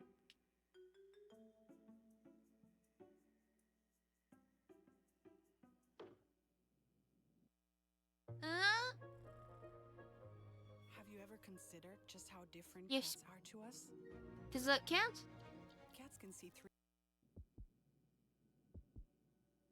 Did she make it? Wait, did she get it? Yes, she did. Oh my good. Bang the pots and bring in the melon ballers. Yeah. That was truly She good. She got it. incredible. Oh my, have you ever seen anything like that before in your life? No, me neither. And so as Fat Gus sits there enjoying He the got free sweet nuts. taste of victory with their first points on the board, Rick realizes his hopes for redemption through a tiebreaker round are dashed as he shows himself down and heads to the next event, which happens to be the Nutcracker. Now for the Nutcracker, You the got gold an medal goes to the first contestant to somehow open then eat the actual nut in the walnut shell. And once again, Are you prep work talking for about this the very ad I moment got? started at a young age. At Walnut Estates, admittedly there was some confusion as to how this event works, but with a little bit of teamwork, they eventually figured it out. Over at Hubcap Hills, you can see things were predictably less bougie, so it'll be interesting to see how this plays out. After heading over from the long jump, Rick comes in strong, but then freezes up as he tries to remember how they did this as kids. And after seemingly drawing a blank, he just decides to go ask Marty. And that appears Can I to be break the trick, walnut open? because upon returning, he scores a successful removal, but fumbles on the goal line, which is an out-of-bounds violation. Marty was up next, and having just coached Rick through this, he knows exactly what to do. Do it off. Ooh, Alright. nice fumble recovery. But after finding the exact perfect way to hold the shell, he takes the walnut out of bounds and decides to go off and bury it. And while this is a disappointing showing for Team Walnut Estates, this isn't that surprising because even as a baby squirrel, he was really good at hiding things. Here he takes their favorite toy basketball and then cleverly buries it under the rug, so there's no possible way Rick's ever gonna find it. Fat Gus is up next, and to the surprise of no one, removes, then shells the walnut in record time, like a true professional. And then finally there's Augustine, who takes a completely different approach, Fat Gus is having the fun with it.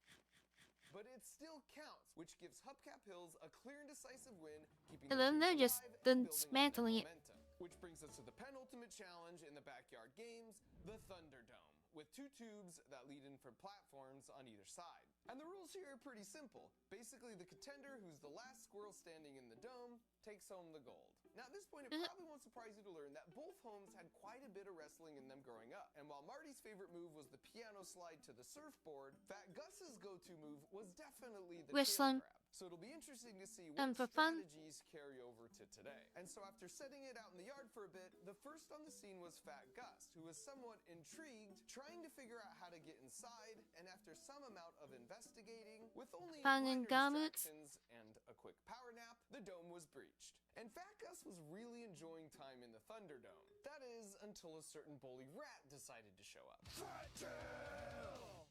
And at first you can see Fat Gus stands by sort of helpless, as Fat Tail comes in and starts stealing all the walnuts. But after he leaves, Gus reclaims the throne with a newfound resolve, so that when Fat Tail returns, the bullier becomes the bullied, and he's kicked off the platform, never to return again. And after that moment, you could just tell there was a newfound Kicking the confidence. This was rat Fat hole, Gus's really? world, and we're all just living in it. I mean, not even the barking dogs were safe from this newfound bravado. And because all the other squirrels could see what was going on, it's no surprise that anytime the king showed up to the Thunderdome, freaking the things dogs cleared out. out real quick. Which means Hubcap Hills took the gold, tying things up at 3-3, setting up the ultimate showdown in the final event to settle who would be the Backyard Games champions. And Yeah, so this was Fat it. Gus is The morning of taking the final lead. competition had arrived, and you could sense the anticipation in the air throughout the neighborhood. Everything would come down to the high jump. So the competitors made their way over to the backyard, running through the training progressions in their heads, preparing themselves High jump's an mentally for interesting what one to lay do. ahead. Oh my goodness. Fat Tail, come on. So disappointing. What a shameful example of poor sportsmanship. Clearly just trying to get in their heads the morning of the final event. Is Even the birds were expressing their distaste Fat Tail. in the best I'll way just birds ruin know how. everything. But the mark of a true professional is being able to clear your mind, as you can see Augustine do here, as she then makes her way up to the platform. And Augustine starts out with what is They going arguably up? less of a jump and more of a hoist, but whatever. Rick went a bit quicker, but then got slowed down on his exit because he discovered he could see himself in the reflection, and he knows a handsome devil when he sees one. Fat Gus and Marty, on the other hand, were able to clear this one with minimal effort, which meant it would all come down enjoying to his the reflection. highest high jump setting. Rick went first, but after choosing a bad angle, things did not end well for him. Augustine used her meticulous planning to size things up and then deduced that the best way over was under. And while clever, it was a clear violation of the rules, so she was out too. That left Marty and Fat Gus to decide it all. And after a final flex to really hype himself not up, jumping Marty for turned his attention to the platform, stepped up, and with a big effort, he did it. He actually pulled it off. Although he sort of grabbed the side to do it, so that meant if Fat Gus could go over clean without using the side, that would give the humble underdogs from Hubcap Hills the championship. Here's Fat Gus with the approach, sizing up the bar. The jump All up to Fat Gus now. A bit of a pause, still paused.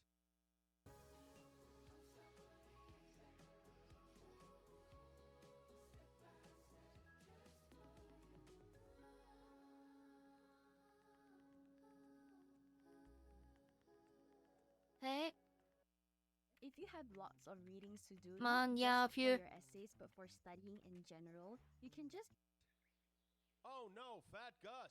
eat these ads. Wow. Well, okay. I guess that really means should get Marty gets the ET gold, Premium at and some point. That puts Walnut Estates to 4 gold medals, making them the official winners of the Backyard Games. So, there you have it. I mean, you could see they're ecstatic, and rightfully so. It was a hard-fought and well-earned battle. Wait a second, I'm getting some Yeah, breaking they news. get the walnuts. Stand by for just a... Oh no. What I've just heard has disturbed me deeply. And that was the moment everything changed because of a bombshell revelation. And you could tell Marty already knew what was coming by the way he What's the banished thing himself there, from the Jessa? backyard and into the bushes. The first clue was after going through all the footage, and I mean, I bear partial You responsibility still for get not noticing fucking this myself, ads? but Marty was constantly flexing. It's almost like he had all these newfound muscles and couldn't help it. Was it possible that he was secretly eating non-regulation walnuts to make his muscles bigger and stronger? Well, if he was going to do that, he'd have to hide them somewhere. And for our second clue, we know that ever since he was young, his favorite spot for hiding stuff was under the rug. So while he was busy competing and winning the high jump, a raid was secretly being conducted at Walnut Estates by the authorities. And sure enough, a What trapdoor the was fuck? discovered. and What's after the fucking peeking point of inside, having it they then? found these. A couple of bags of Russian walnuts. And I probably don't need to tell you why, but in the Backyard Games, Russian walnuts are strictly prohibited. And so suddenly it made total sense why he was the only one strong enough to conquer Eh. the high jump. And you can imagine when the news leaked to the neighborhood just how utterly shocked everyone was. Wow. This is disappointing on a molecular level. And I say that not just as a sportscaster, but as an American. Quite frankly, it's a disgrace to the integrity of the backyard games. But on the bright side, it meant an adjustment had to be made. This means their high jump gold medal goes to Hubcap Hills and makes Hubcap Hills the champions of the backyard summer games. Looks like things got red. Hey, then See, Fat Gus wasted no time making it down to the Fat trophy, Gus's and Augustine was so happy side, James couldn't my contain opinion. Well, okay. I'm A under lot the of saliva in my mustache. opinion So the that's only question that remained was just how Marty would have even got a hold of those. It's just you can only get I'm Russian under the walnuts opinion at that those night from the those underground walnuts were sewer planted. network. Squirrels aren't even nocturnal. I mean, he'd have to go through. Wait a second. Zoom in right there. Of course. Fat Tail was masterminding the whole thing all along to cheat the system. Eventually, Fat Gus and Augustine took some endorsement deals, and they used the money that poured in to relocate their house to the Japanese maple down the street. With, of course, the addition of a conspicuous lawn ornament as a playful flex to their neighbors below. And speaking of their neighbors, they all eventually found it in their hearts to forgive Marty, because that's just what good friends do. Which is all to say, in the end, they all lived in harmony. Yeah, we all being good friends there. Except for Fat Tail. He did some hard time in the slammer because he's a jerk. Fun fact, Fat Tail in the squirrels slammer. remember where they bury about 25% of their nuts. That means if you see a big old oak tree, there's a decent chance it's there because of a squirrel. Now as a human, I look at this acorn and to be honest, it's not even that big. So it's crazy to imagine that this, with a little help from Fat Gus, could turn into this. This makes squirrels nature's greatest investors because they leave 3 out of every 4 Interesting. acorns in the ground. And with enough time, those acorns can turn into mighty oak trees that can provide way more acorns for generations of squirrel babies to come. And very I got stupid. some great news, because if you want to start investing like a squirrel, there's a very appropriately named app called Acorns that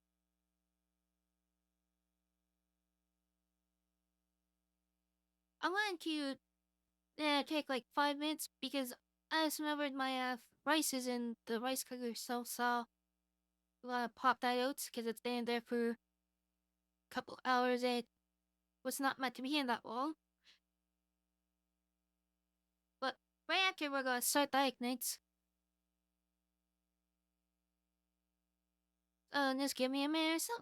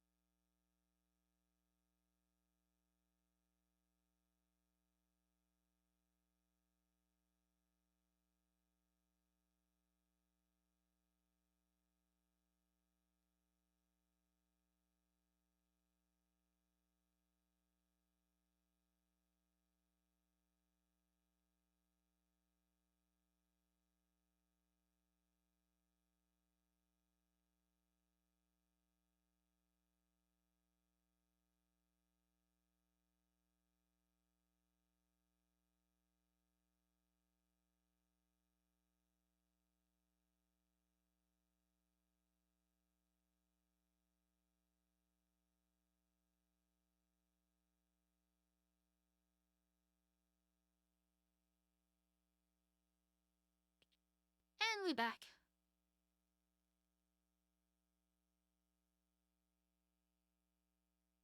Got everything all scooped up. Now, it's time for the Arknights.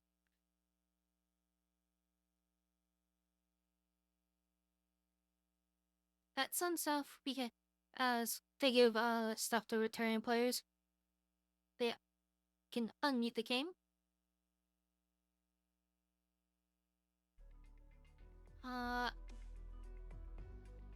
How do I unmute? There we go.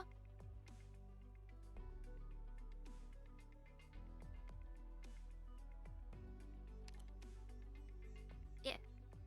So,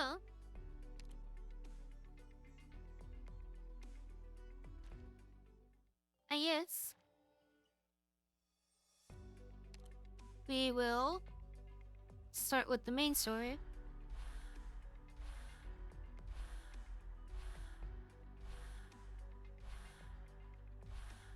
Back at the start. But I think I'm gonna leave the story a while. And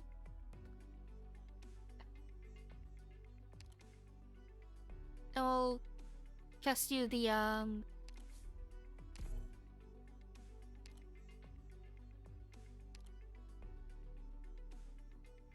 we'll just do the missions until we get to like new stuff.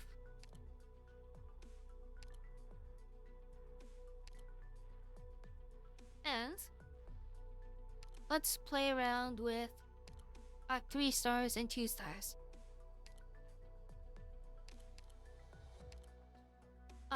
Quick select is what I want.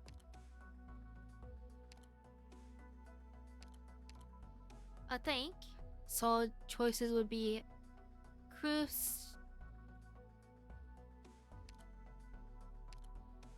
Oh yeah, I was trying to 100% this game, so I've got a lot of characters that are high level. A lot of them that aren't Q.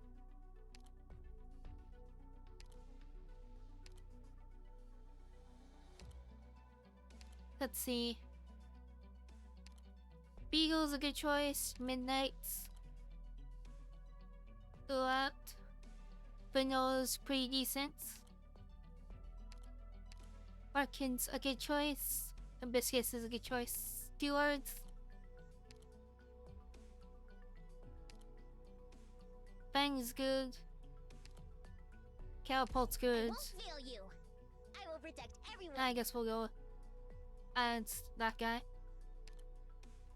Actually, for the fun of it, let's do 1 6-star character and we'll change it up. 6 to 5. Let's do my favorite, Spectre. Brothers and sisters.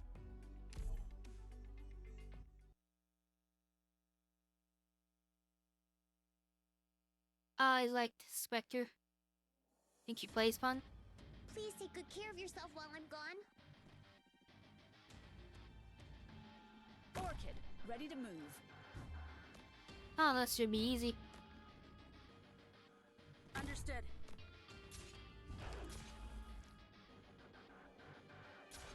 Orchid dominates. I'm listening.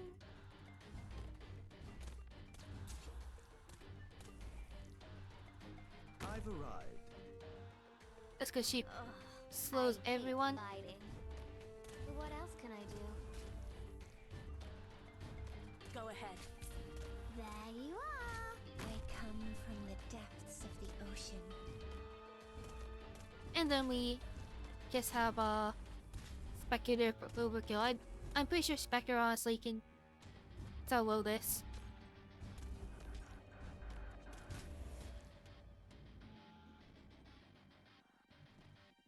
All these lost souls on the battlefield. Oh, we actually took I damage. offer them to you. Take aim. I ate some of my rice.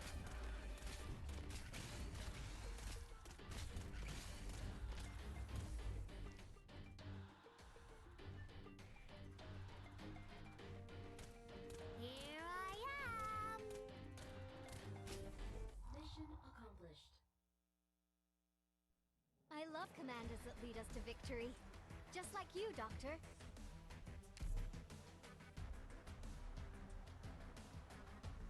I might as well save the layout.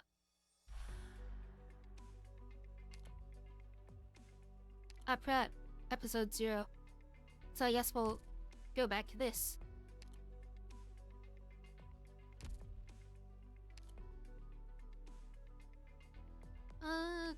So we're not training Saturday, we'll do as many of the practice as we can.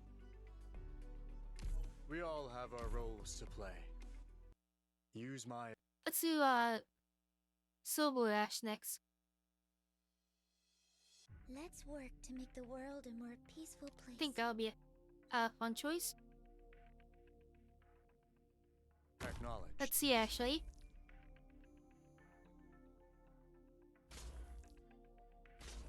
I think they might actually be able to just solo this.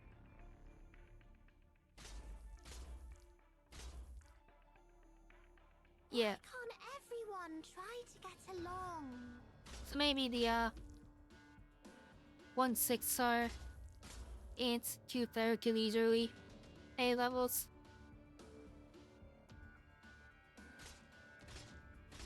Mission accomplished.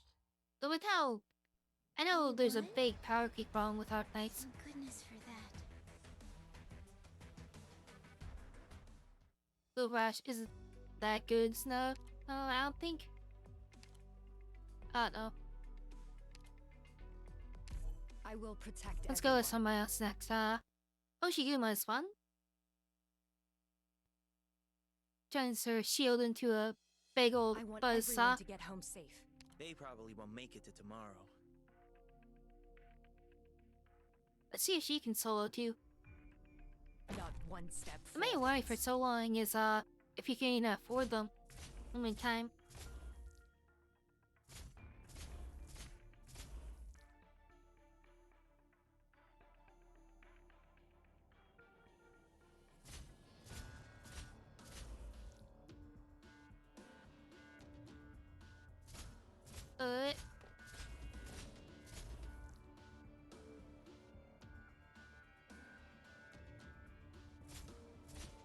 I think like there's no trouble at all for soloing. I'm late. Got it. That's to speed things up though. Time for business. Understood. Okay. Got it. Mission accomplished. A perfect victory. Good work. There we go. Nothing surviving there. Yeah, the music in this game is absolutely amazing.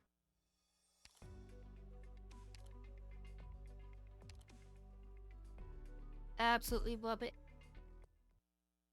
Keyboard controls have really improved. Please take good care of yourself while I'm gone. Got it. They didn't used to be very good, but they're definitely very good now. On the job. Let's just Here I am. start ending thing. Ends without the 6-star crutch. I'm counting on you now.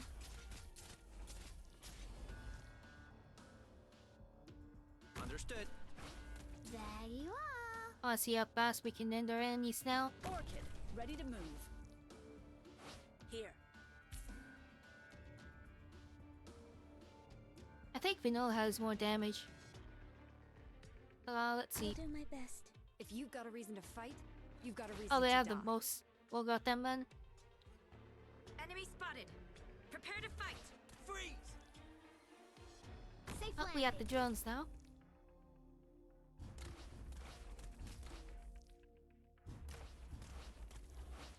Nothing can fancy that. All enemies have been defeated. We Rhodes Island operators are the finest.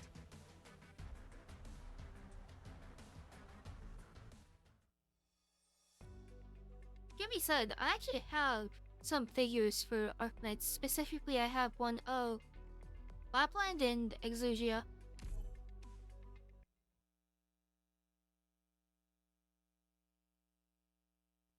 Then Exosia and Android and the and just Where did I leave my cheap ammunition belt? weapons. Just as planned. While I found on Timo.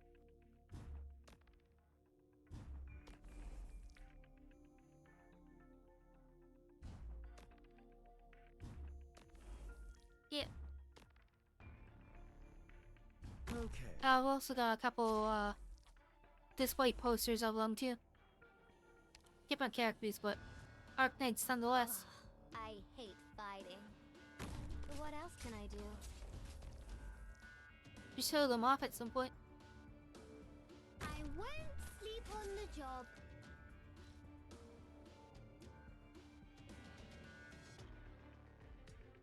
Well, I didn't realize we had Got it. air to worry about up there. This still game here. That'll do. Ready to heal. Safe landing.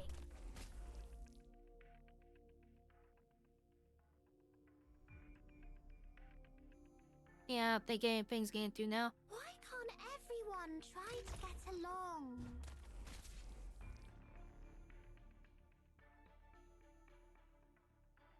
Here I am. Mission accomplished. Hurting my friends right in front of me? I'll make you pay.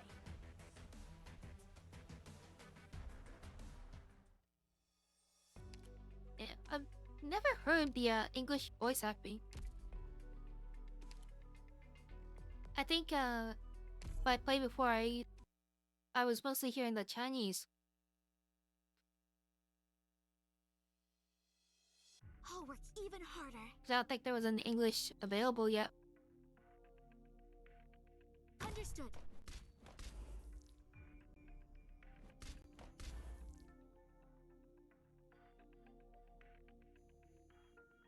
Just as planned.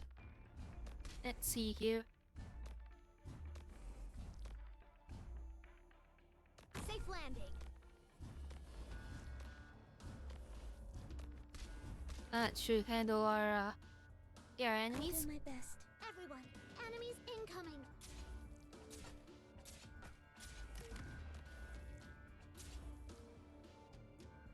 He can handle a lot of our Your words are my land ones. Isn't just for show.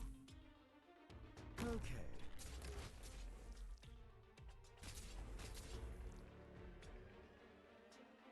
I won't sleep on the job. Yay, nothing surviving. Mission accomplished. All enemies have been defeated. We Rhodes Island operators are the finest.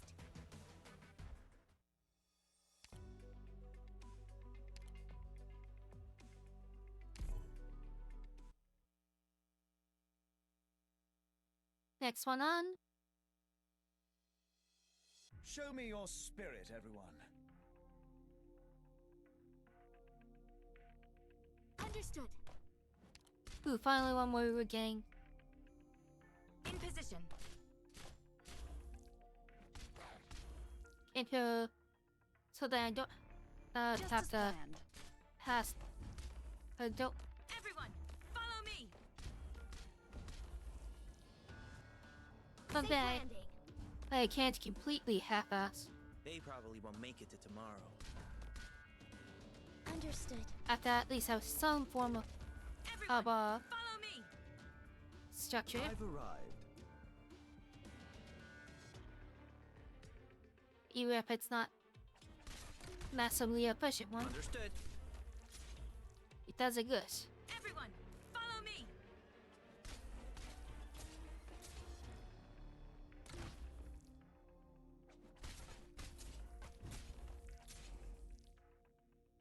Thrust. Mission accomplished. We won? And do you guys Thank as goodness for fast? that.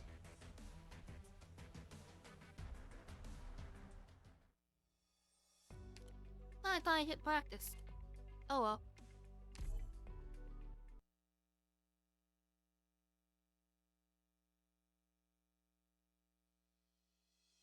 Show me your spirit, Oh, everyone. 7. Target spotted.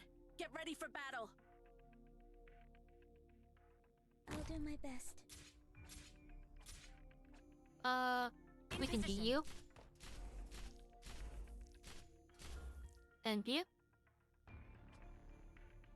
I won't sleep on the job. There you are. Everyone, follow me. I've arrived. Ready for action. Please make sure you follow every detail on the plan. Yeah, All no right, news. everyone. Now spread out. Why can't everyone? I wish you could move faster than QX for these early levels. Everyone, enemies incoming.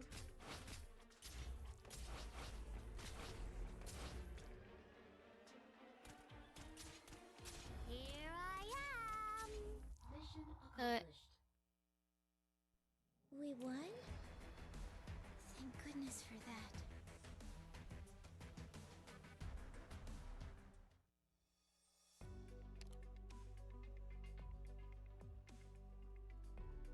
Next we got Apollo 8.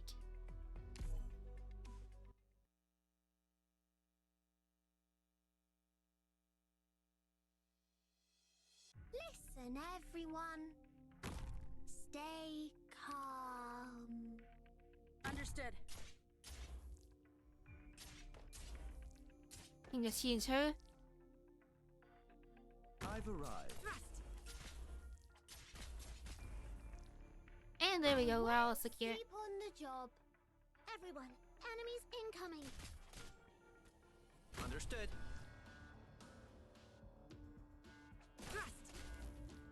Go ahead. Understood. Can you heal for There you? you are. Time for business. Thrust. There you are. And we're all good. Everyone, follow me. There you are. No enemies came through that. Hurting my friends right in front of me? I'll make you pay. Yeah, me.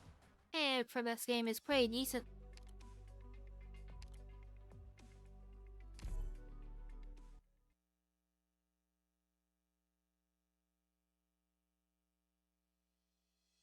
Hopefully we'll get to see some more of the voice acting as we go. Understood. We get to see some other characters. I've arrived. Thrust. Go ahead. There we go. Alright. And Sky. Oh. I accidentally clicked off. Thrust.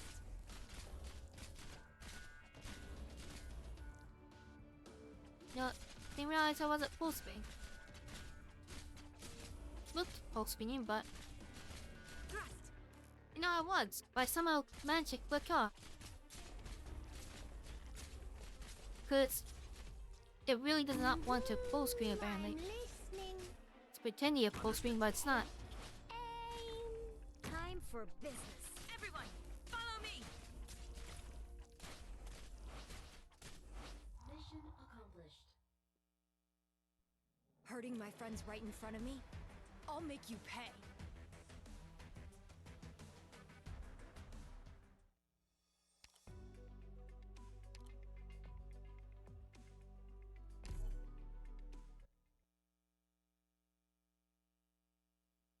Can't remember if Crown Slayer is at the end of Show me your spirit, everyone. chapter 0 or chapter 1.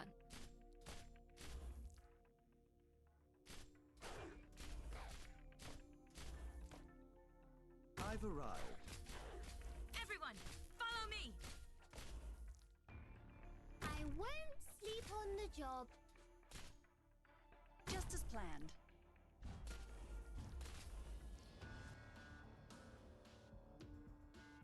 Target spotted.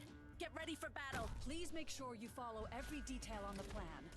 All right, everyone. Now spread out. Oh. I didn't know it's not down there. There you are. Everyone. Understood. Behold, here come my flamboyant moves. That should be playing. Here I am. Thrust. What's up?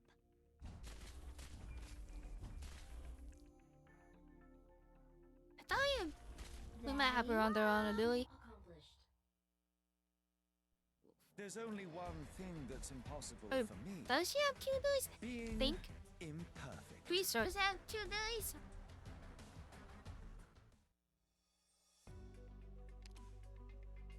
Can't remember now. Is that the one we just said? No.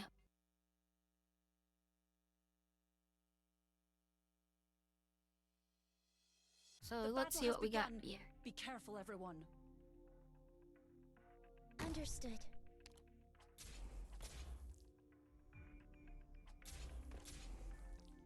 Leave it to us. Not getting through that.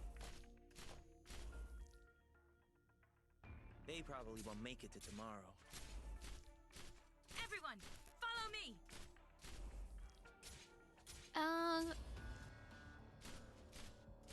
I feel like I remember Valkyrie Chronicles or something. I don't think I played it. But it does ring a bell.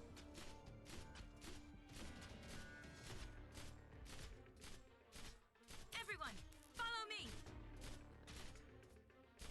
I won't sleep on the job. Yeah, we chill down there. What's going on? I've arrived. Why was that enemy not dying? Got it. Here I am. Orchid, ready to move. There we go. Everyone, follow me. Target location reached. Is it my turn?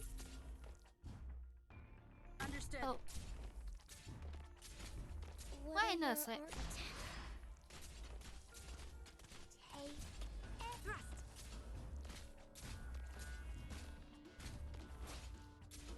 Mission accomplished. We won? and Thank goodness for that. that's chapter 0 all done. Oh, I accidentally did that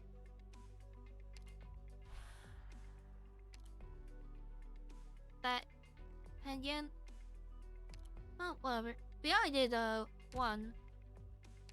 What's here?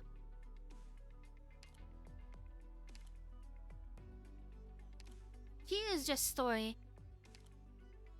So let's move on to 3. Yeah, And let's do I3. I3's always fun. Please take good Does care of massive yourself while I'm damage and gone. absolutely nukes the resistance I'll stat. do my best.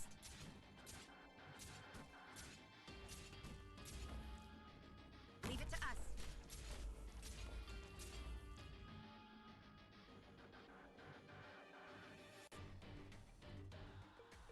There we go. Think if he's in range. No. Everyone, follow me. I won't sleep on the job. What I was aiming for, I was Okay. getting her in range. Here I am.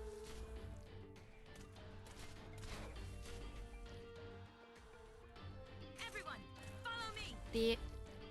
This looks like it'll be a good lane for I3. Not really. Hellfire. Locked and I guess we go for this.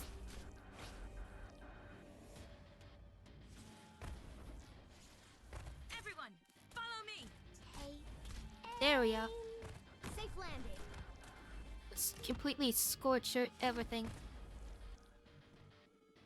I've arrived. Everyone, follow me. Got it. Come on. The line of death. Mission accomplished. We've accomplished our objective. There we as go. planned. That was just chilling.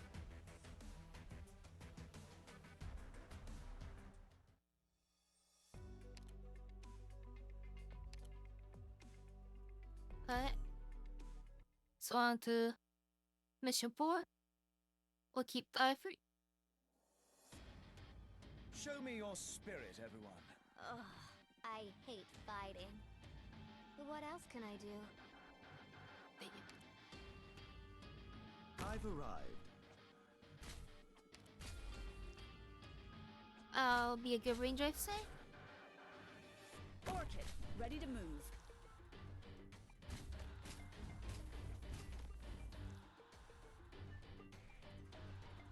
Understood. Let's just line everything with our range. Down you go.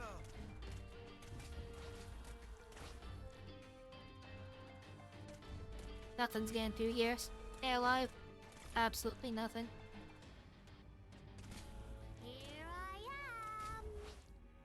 Let the world burn! Especially when we introduce Icrete, who, fun fact, has an interesting ability. There you are! Enemies within our range have greatly reduced resistance to all magic damage. Meaning she does more damage, he does more damage, and he does more damage when they're in Icrete's range.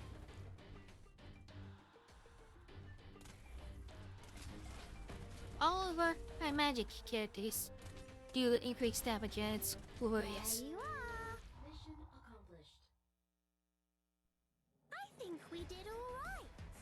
But it doesn't matter too much for weaker enemies that don't have much resistance.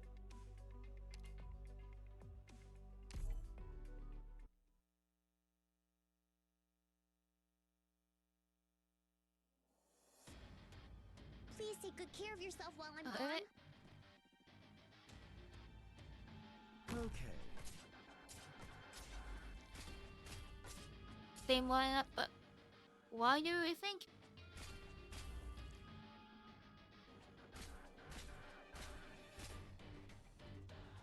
Let's just try and get Ivy as fast as possible. Ah, that didn't work out.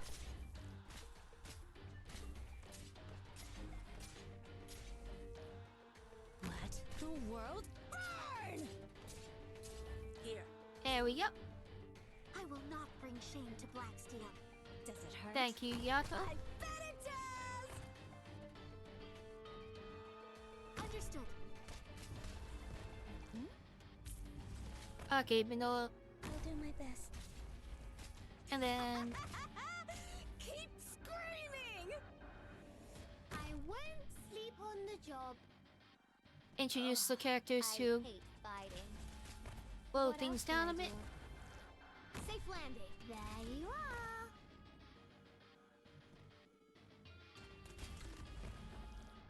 A ranger and catapult is insane. She can reach the other side of this.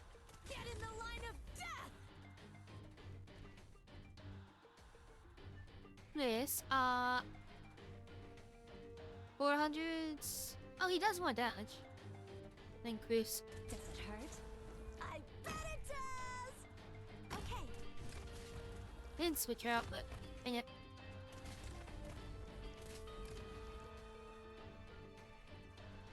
There's just not room for another. Get in the line of death!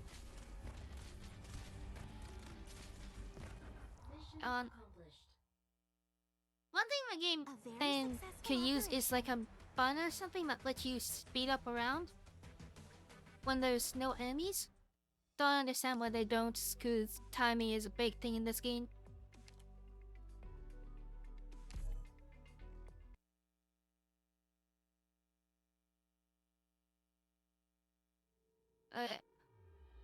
The battle has begun. Be careful, everyone.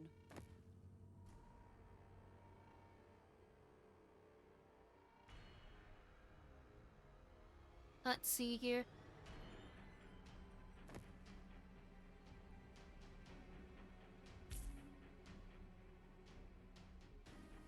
Understood. Oh, I see why it wants to split there.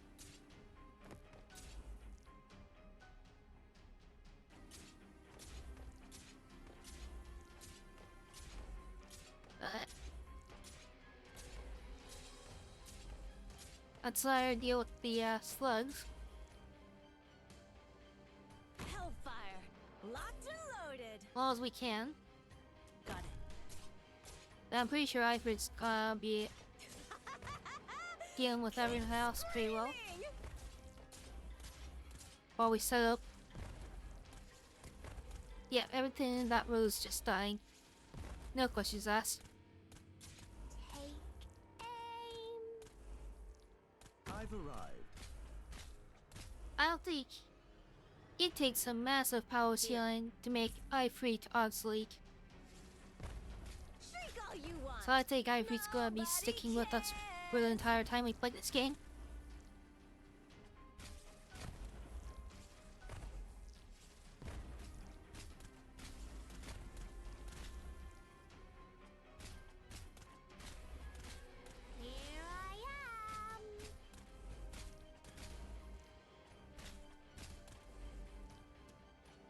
Well, we have to make club, guys. Let's see if they stand out to our Does it hurt? demon Molly.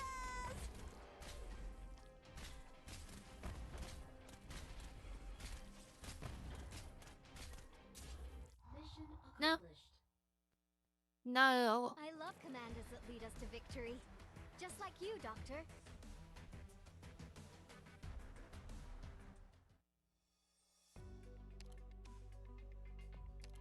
I don't think my Ifrit's even fully upgraded anymore, because I remember they introduced, yeah, this.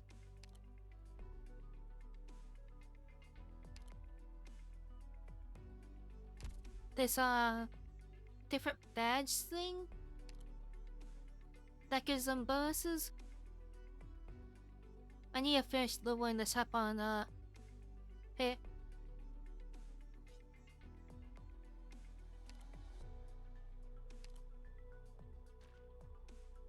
I will see if I can do that. So I need 4 of these polymerizer things. I need 2 more of the big rock things. I can make 1. Do I have a character that's like super good at box? Specifically?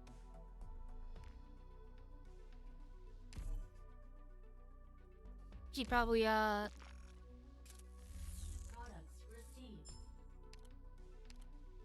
needs to rest.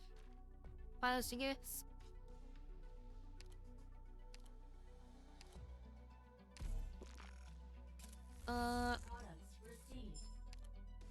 As well.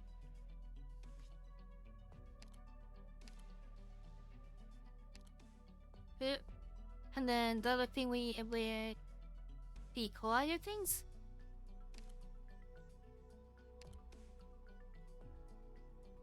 We needed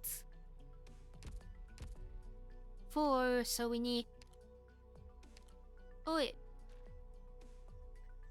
we need 3. So, we have enough rocks.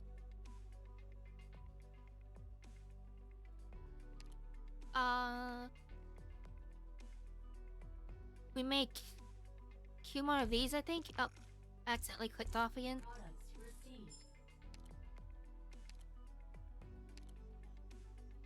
I think we can make the collider things we need.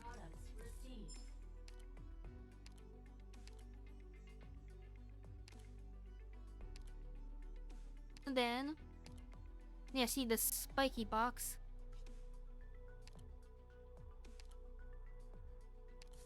Which needs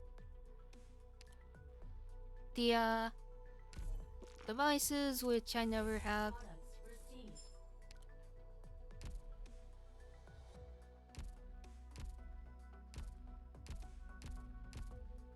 So hoping more of those we can get.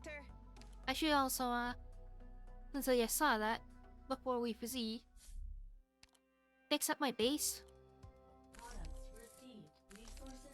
A lot of characters are definitely gonna be all drained. I always feel best when I'm at your side, Doctor. Yeah.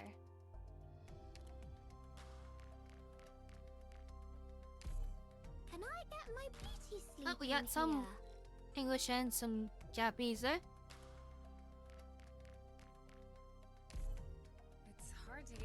such a small room. No idea whose voice is who. I'll greet my roommates and neighbors first.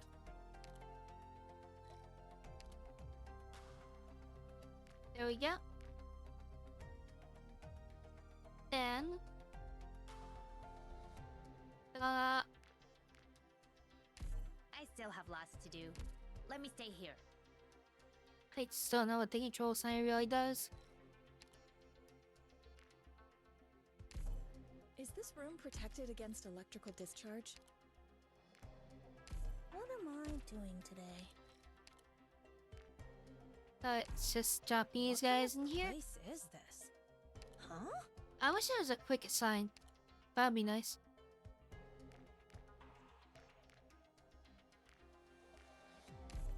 If only we had a surfboard here. Capacity and production speed. Looks like there's a lot of good hiding places here in this room. What can I do for you? Hide things you're planning to steal.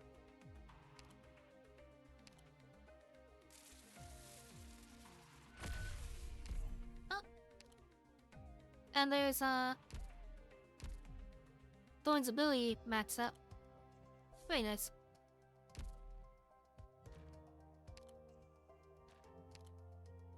Got a lot of credits.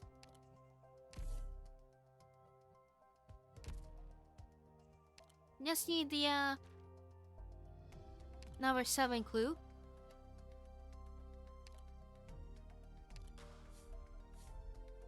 Just hand off a bunch of our existing clues.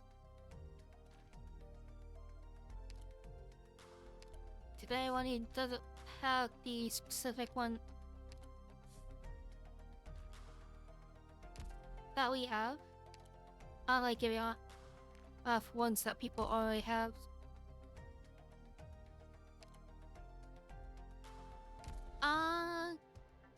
It's not the Rima. Is it Black Seal? No, it's not Black Seal. Is it the Rhode Island's clear?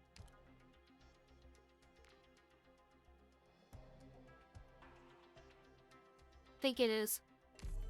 ここで事件が起きる予感がするのだ。 Yeah, Pendulum Logistics Black Seal. That might.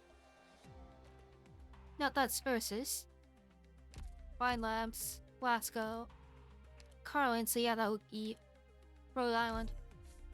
Oh, still somewhere? I think. Oh, yeah, we have it. Accepted that.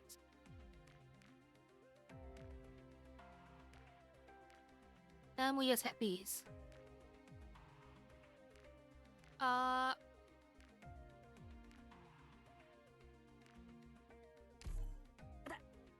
I guess. Hell you. For a place to rest my feet, it is acceptable. I never know. I'm telling what to do with voice everyone in here. What a noisy place.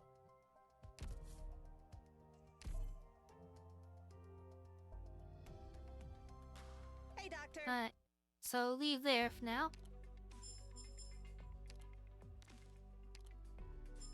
We have a bunch of our daily missions and weekly missions. This is Intern Hibiscus. From now on, Including I'll be in charge of managing just yours basically and every operator's health at Road. free polls. Free targeted polls.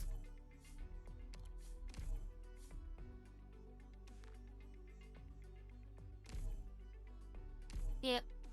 No tag that guarantees there's anything.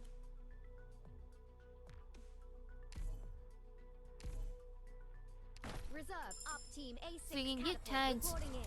that guarantee you get certain You're hella different from that stuffy old bit. tiers of I mean, operators.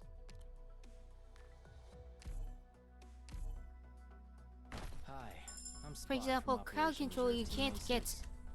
My job under is to protect Tier 4. It used to be 5, but then they introduced color.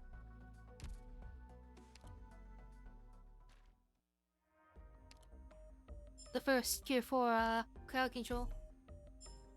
At the time, at least. They probably introduced more.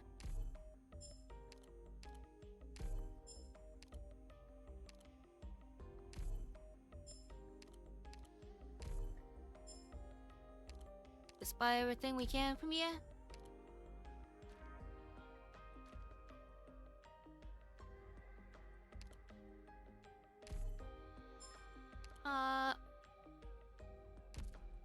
We got some certificates.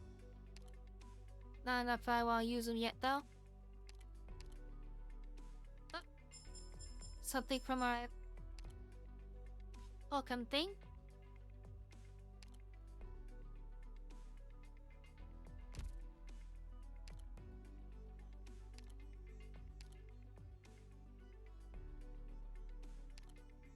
We got some notification here.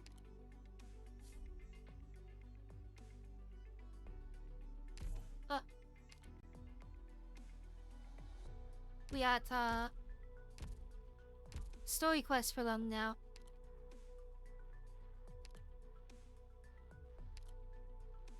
They used to exist. And we got a badge for you. Saving up for iFreak, so I'll probably get that. Badge for you. That doesn't use the stuff we're saving for iFreaks, so. Oh, we need to meet those first. Tachanka. Very fun. From the Bear Rainbow Six Siege whole co-op, that was very fun.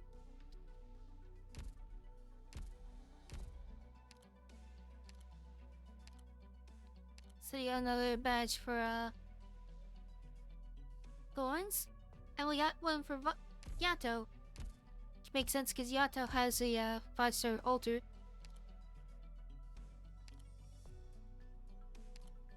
Which I don't think I have, but I do very much want.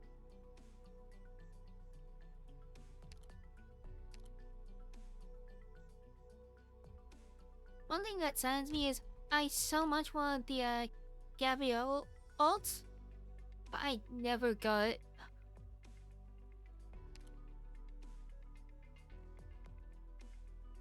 Let's see.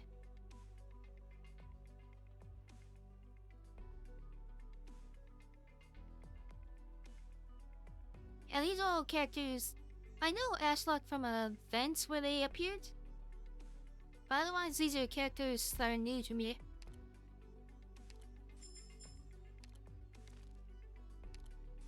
Haven't seen most of them. Except for on the last page there when they were doing old characters. Oh, interesting. You can do fonts now.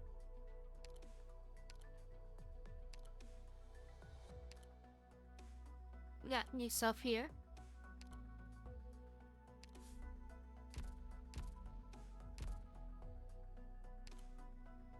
Sadly, we'll add those record things. Oh, still saying we got something. So, particularly want us to see? Up here? Oh. I guess they just wanted us to see the different view.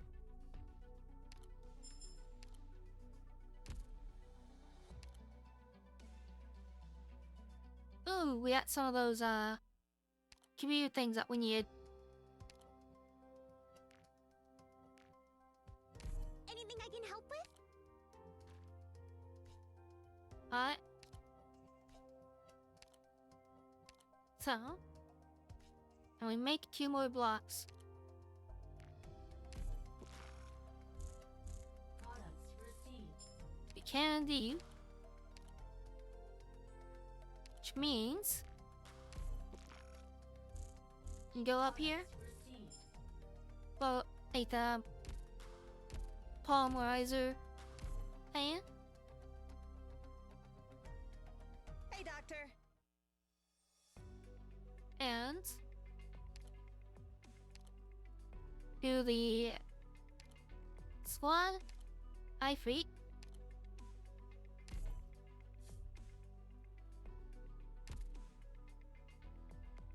And that is a max out I freak completely.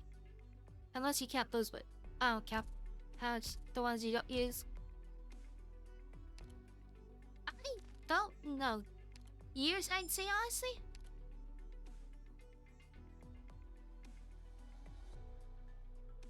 I have no idea how long it's been since I last played. Except that it's been too long of a time.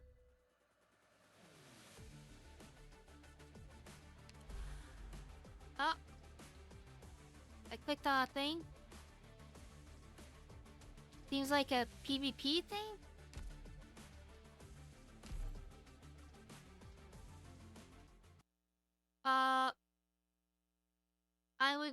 I would like not do this. Help! I've been hijacked.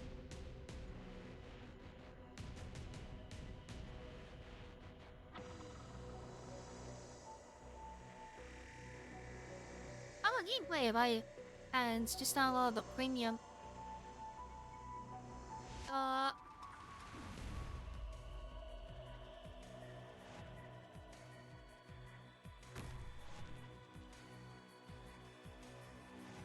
Okay.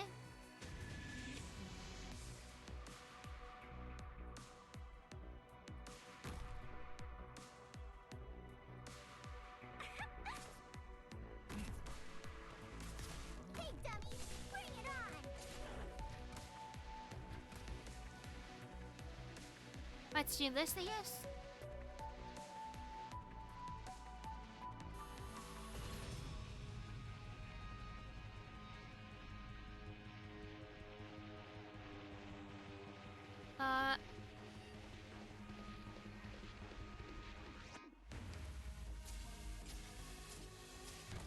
Everyone, let's play! Okay, so it's not. It's.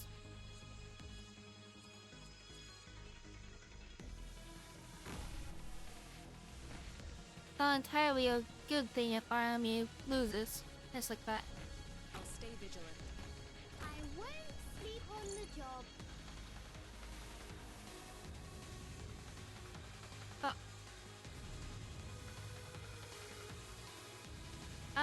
No, this class boost. I'm freaking lost.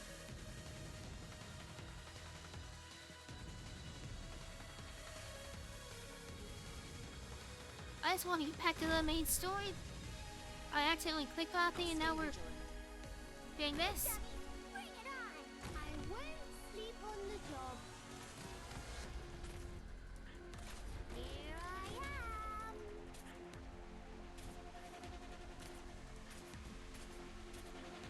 am! Okay. Mission accomplished. Man, those guys were weak. I regret not giving them a few whacks with the staff here.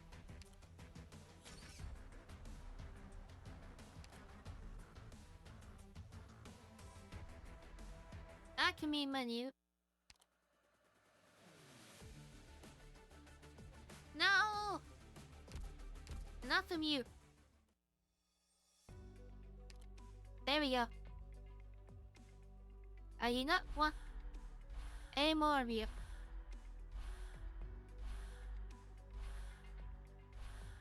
Not for a while, at least. Come back to the X later.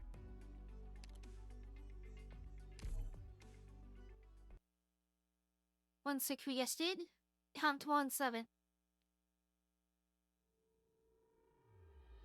Hey, they made me the captain, so I'm the one calling the shots. Let me here. guess. This in my seat. Orchid, ready to move. Let's see. Yeah, it's a concussion thing. I've arrived.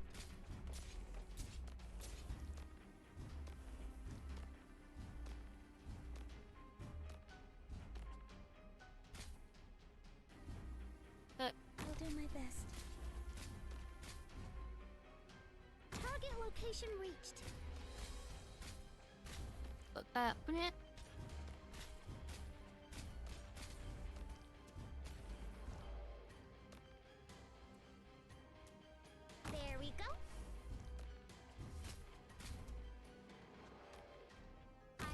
to there so I can then put coons here. There you are.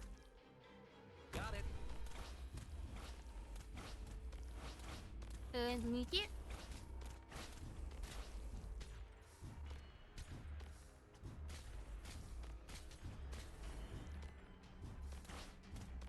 Down you go. Let the world burn! And down goes Ivory. Mission accomplished. I think we did all right.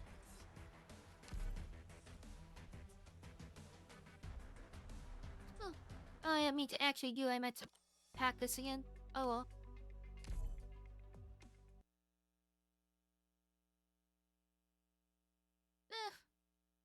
Can't make an omelet without breaking some eggs. Oh, it's even harder.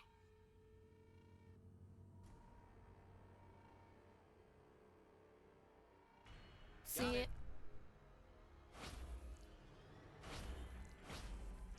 Down you go. I won't sleep on the job. Coons here. I'll do my best. Here I am. Yeah. Target location reached. Orchid. You'll work there. Take aim. Let's work in. And there's Crown Slayer.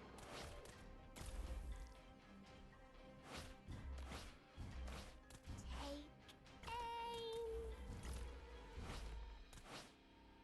Okay.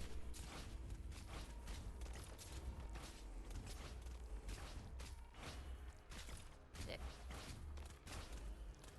I am. Let's tear through Crown Slayer. It's safe here. Gotta be careful of the mage. Hot rally, but There you are.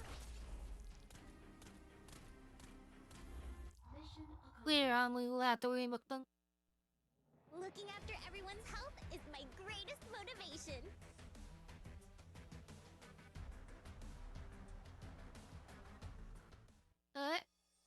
Thank you, Hibiscus, for taking care of us.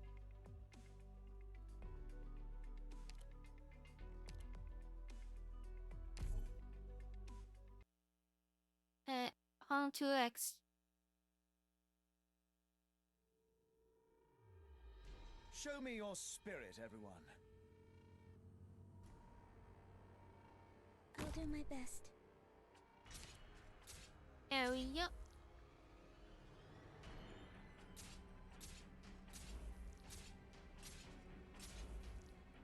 Actually, I have a good link for I Freak this time. Okay. Leave it to us. He's Vanilla, I guess. And Fang. Take that. Let Get ready to heal. Everyone, follow me! Yeah, I Freak there. Please give me instructions. Shriek all you want. Nobody cares. Everyone, follow me! Yeah.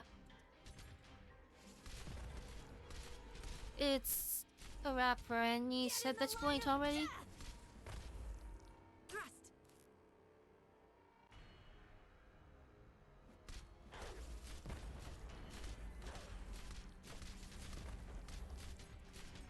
Get in the line of death.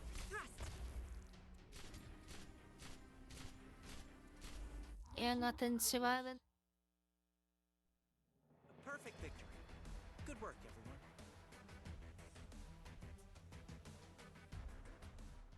Scale 110.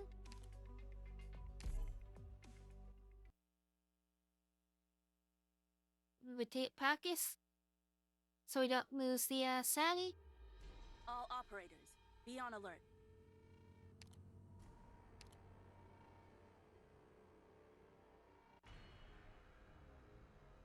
But didn't we just do this? Okay. It seems like it has. Oh no, that's a Okay. yeah, this is different.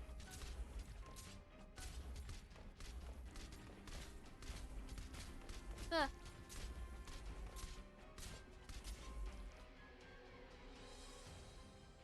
Hellfire. Locked and loaded. Would you like it here? We'll not worry about anything going up there. I'll do my best. Being that double up the melee. Shriek all you want. Nobody cares.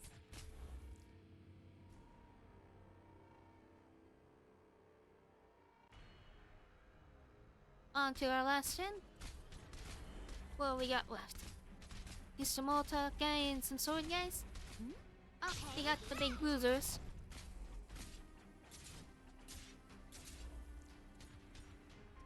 Where's death? Hey, go do much though. Please do a fall. Mission accomplished. There's only one And thing there that's they are. impossible for me. Being imperfect.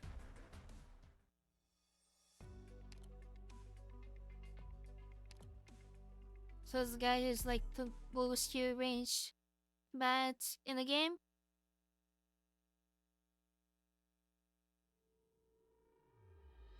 Listen, Being everyone. like far from perfect.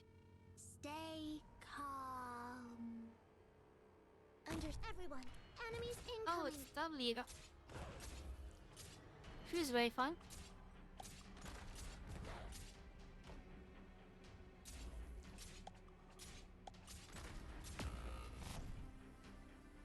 Okay. It.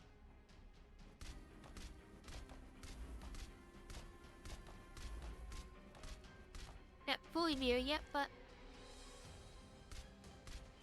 do a lot of damage. Battles aren't always won by the most experienced. It's safe here. In position.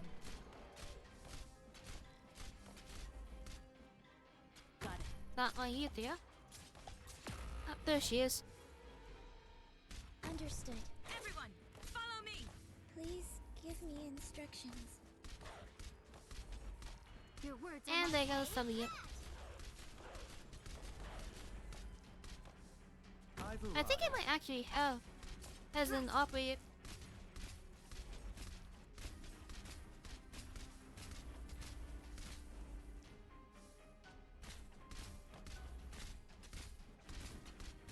Everyone, follow me.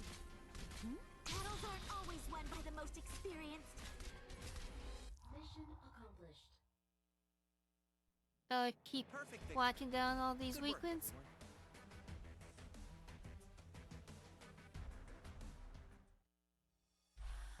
And I think that's chapter.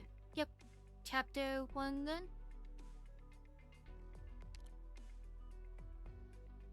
Time for chapter 2. Let's change out from Ifrit to. I've never been able to pronounce her name right. Yeah. Google Translate.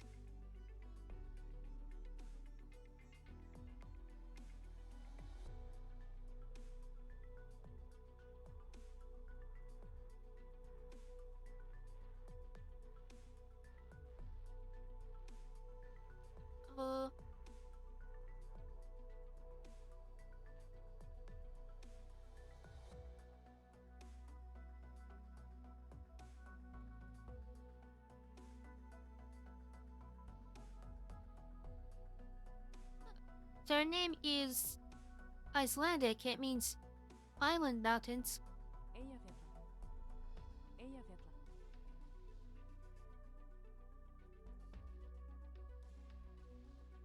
That's how you pronounce it. Not sure you can hear that.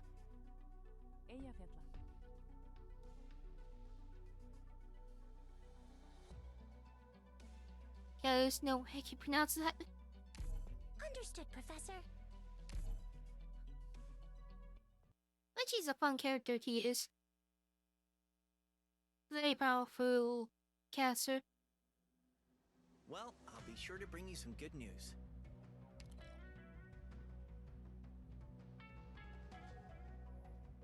Orchid. Ooh, we got these guys finally. This is the place.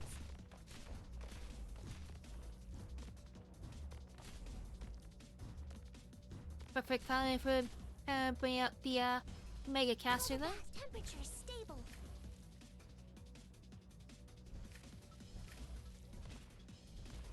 Other than Ivy, this is like from what I played, Arknights, the hardest hitting caster. Ugh, I hate fighting.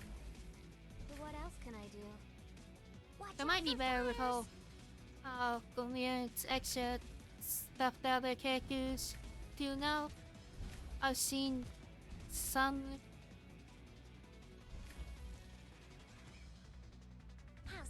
stuff, like when I was looking at Arknights stuff but not playing. Or I just fully disconnected from it for a while.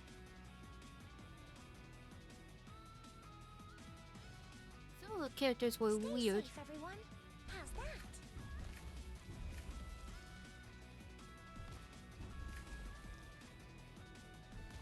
Yeah, she's absolutely a snook and everything. As soon as her ability's up. How's that?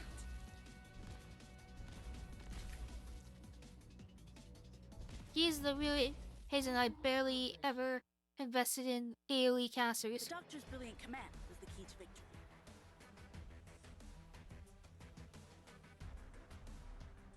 He nukes everything.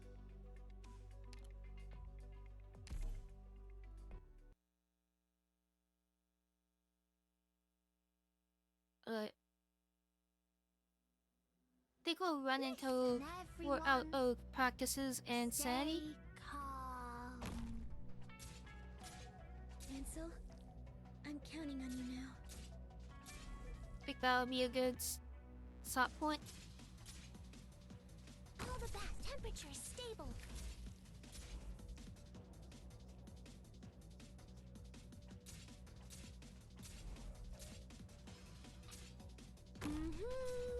I'm listening. Let's see. Understood.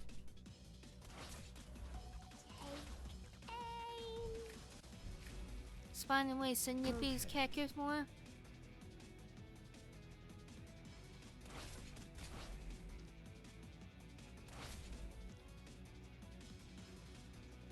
Down you go.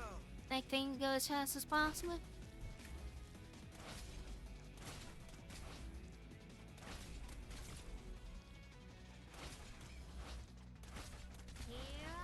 I think Norwegian and Icelandic are very similar languages, so that would make sense. Commanders that lead us to victory, just like you, Doctor. Probably same dialogue and everything.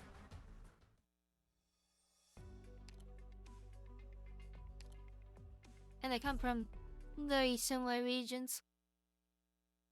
Or basically the same region, actually, thinking more on it. Everyone, let's roll out. But This is the place. they can't get off. About it. To us.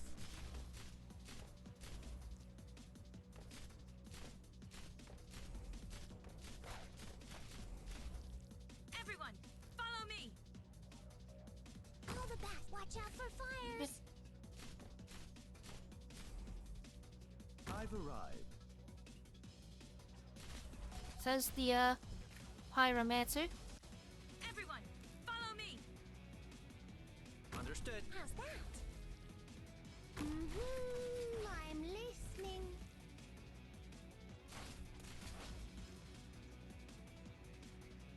And Everyone, follow I don't think anything's living.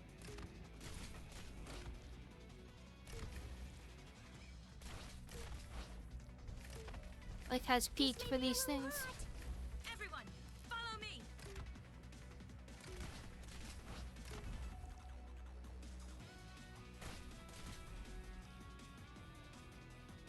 This may be a little hot. Everyone, follow me.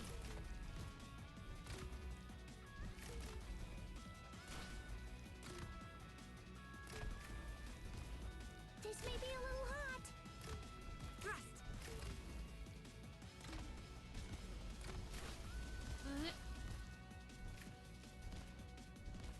Mission accomplished. And so that is another mission down.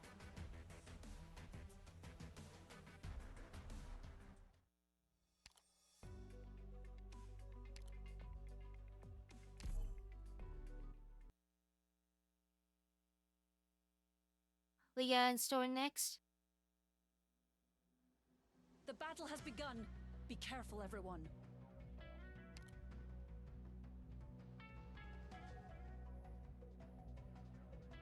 Ooh, we've got drones. I won't sleep on the Interesting. Into that thing. Orchid, ready to move. Let's see if we can do this without bandits.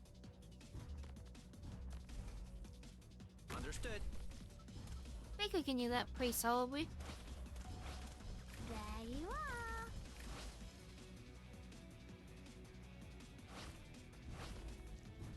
Maybe hard if we need have orchid, but that slow attack is very handy. Here I am. Here. Here. So, okay, she increases attack speed. Oh. Freeze!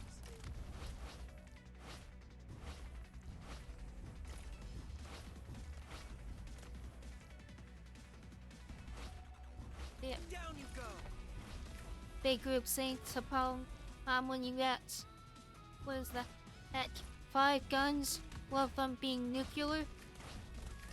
Mission accomplished. Why must our world be enveloped in strife? Honestly, if her range was better, she could probably take on that all by herself.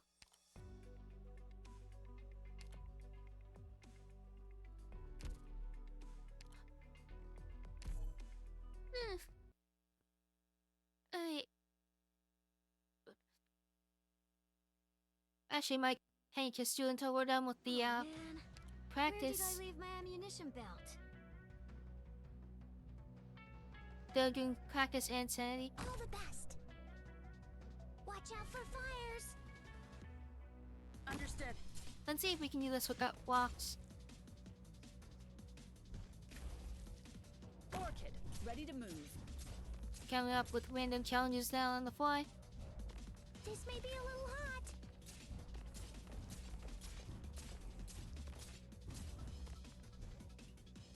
Understood.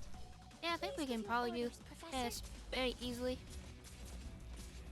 Oh, that we can do that. Temperature stable.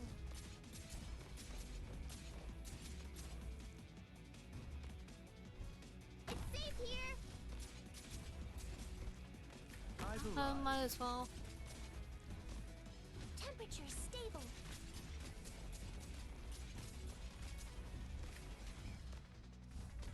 Yeah, you're not getting through this, I'm afraid.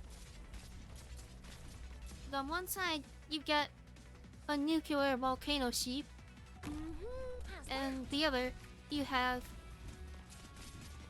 the entire area of Mission accomplished. big low rank, Looking after everyone's health is my greatest low rank motivation. and Rhode Island's swarmed.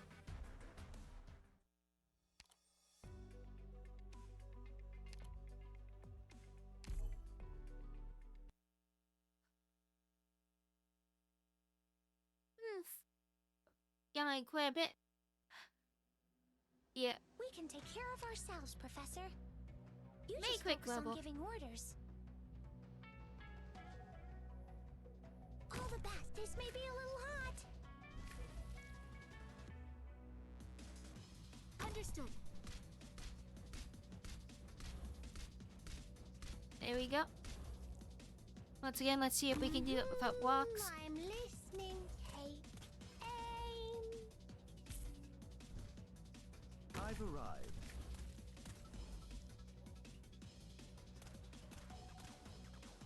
Understood. Yeah, those big armor guys, they could be a crap. Watch out for fires.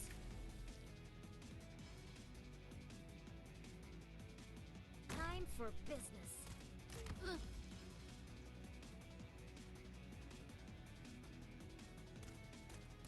That one they have to deal with Cerberus's sheepy cousin.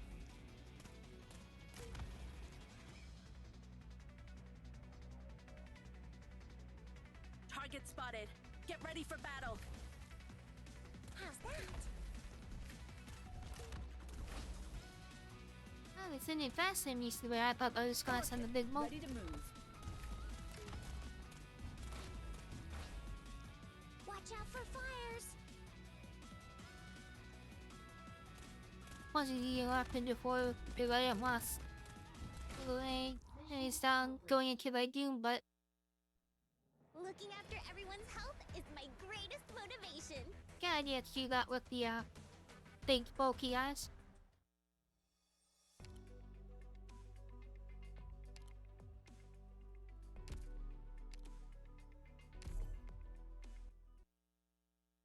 That we will all be using the practice. We can take care of ourselves, Professor. You just focus on giving orders. I'll be care if temperature is stable. The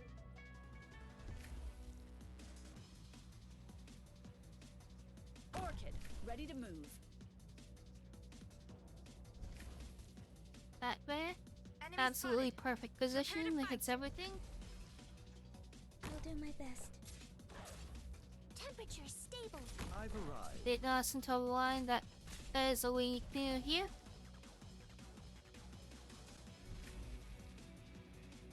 I won't sleep on the job. So we walked off though.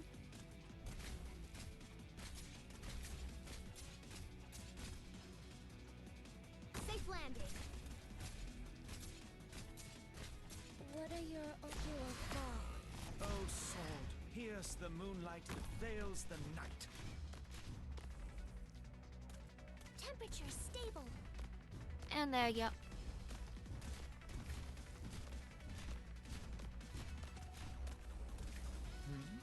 That will be hard since our range yard here returning some of his damage into arc damage, which is more effective against the defense guys.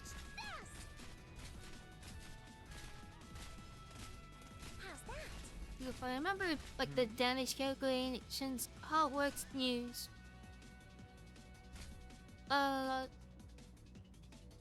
Defense goes directly against attack, so somebody with 500 attack and Q50 defense takes, or it's like somebody hit by 500 damage but has 250 defense. Understood. Okay. Leave it to us. Will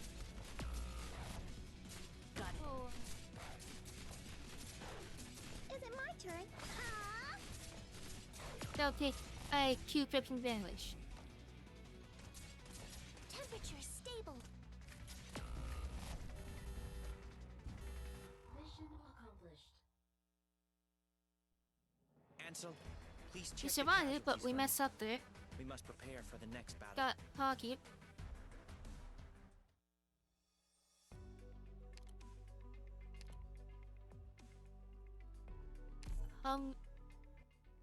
As I was saying though, it's just a flat reduction for defense.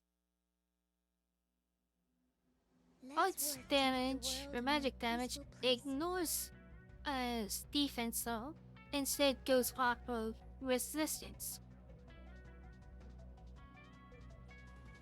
Orchid, ready to move. Which is percent base. So Orchid trigger applies 15 resistance, So that means Orchid takes There we go. 15% less damage from Understood. magic attacks. Typically, casters have higher resistance, which is why you her against the caster there. How's that? Please give your orders, Professor. Interestingly, she thought she ignores 10 of an enemy's resistance. She doesn't reduce it though. She's not really a keen player by Kyfreets in that way. Okay.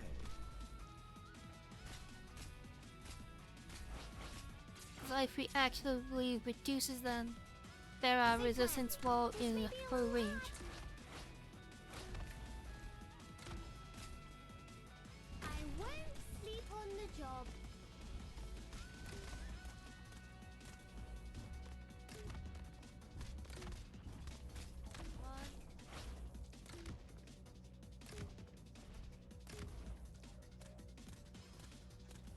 Care for them all?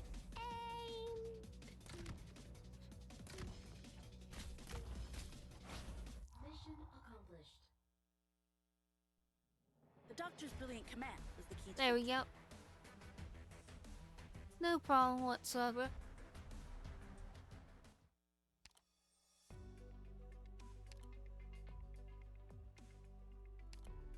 So on to mission 5. And let's switch up who are we using again. Squad combat? I'm very Let's use familiar with that. Exugia. She's fun. Make Texas But no, let's use Lapland because we had that whole thing for her badge that needed her to be used. Please take good care of yourself while I'm gone. Orchid, ready to move. Ansel, I'm counting on you now.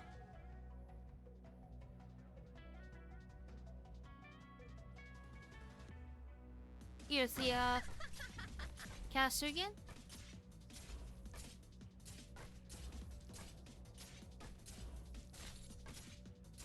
Gonna have Lapland deal with them.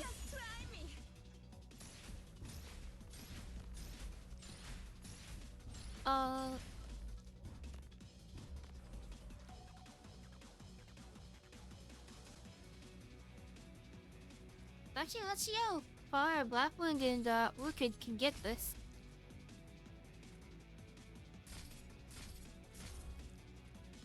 Okay, like I can get decently far. Okay. Nothing changes. Okay, something changed.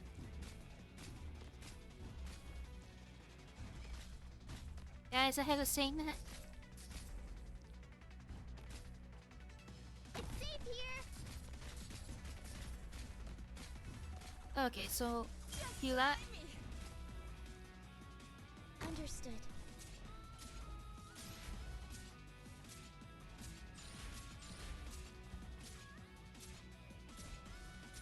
What are your And kill the senior caster.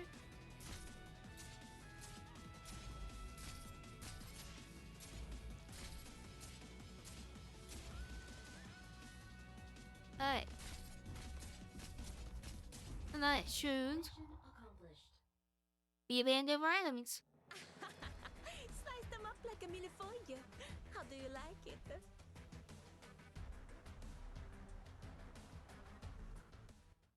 Yep.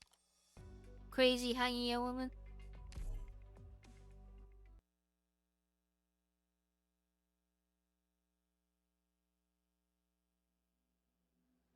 Oh man. What Where we did got I leave next? my ammunition belt? Ablin's design is actually one of my favorites of the whole game.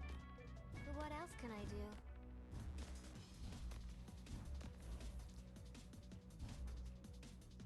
Can't really pin down my absolute favorite, probably Mudrock. Like crossover. So solid positioning.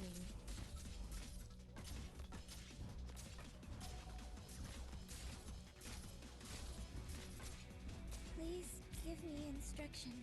I've arrived. You'll have to try harder than that.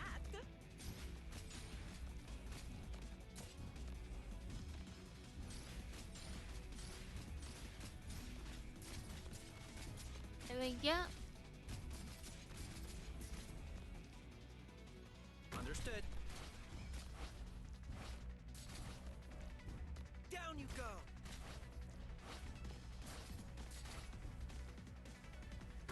Take on Caster v Caster. And because it's a senior caster, ooh, that ain't good. That'll be why that happens.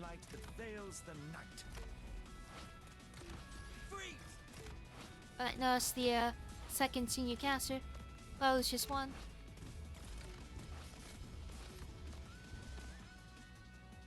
I'll do my best. Mission accomplished. Hang up. Just had another damage source.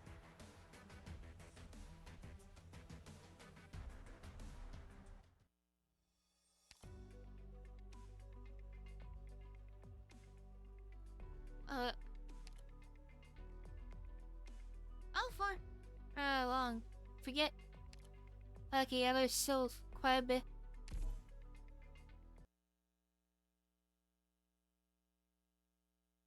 Might as well go to the end of the chapter. Well, I'll be sure to bring you some good news. We're fighting you guys. Then please do your best this job, or I'll be really bored. Understood. Just a solve. Okay. Can you do it? Just as planned. And then here. It's safe here.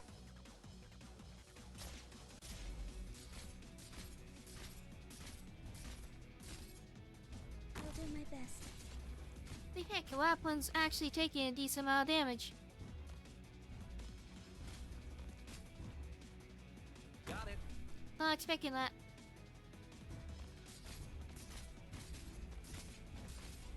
Oh, if I'm soloing the senior caster. Can you do it?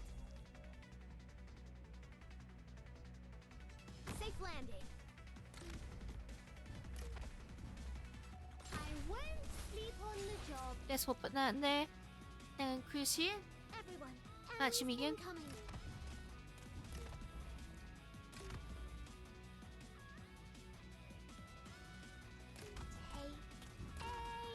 Any more senior casters?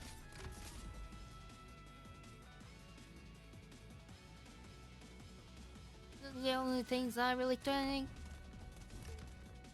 Out of my way. Whatever you say. You're on the fly. Yep. There they are. Mission accomplished. All enemies have been defeated. And there we go. Island operators are the finest.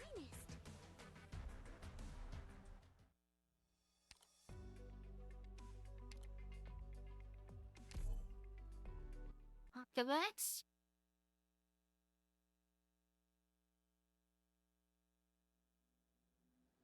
Team, check your gear before departing. Understood. Ugh, I hate fighting. But what else can I Let's injure them. do? There you are. Got it. Here. Everyone, follow me. Let's keep you there for now, actually. There we go.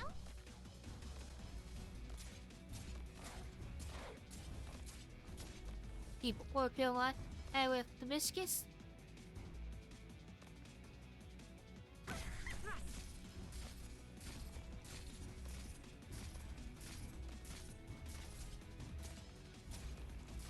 And not notice that both of them will go for that.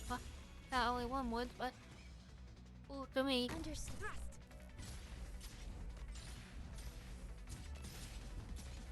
Here. Like, I feel like my voice is messing up more the more tired I get.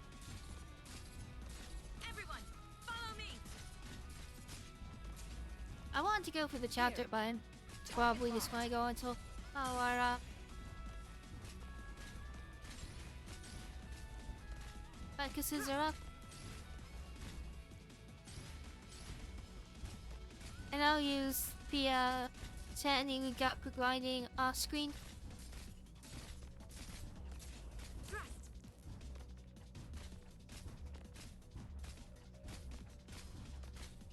What's up? Oh, sword, pierce the moonlight that veils the night.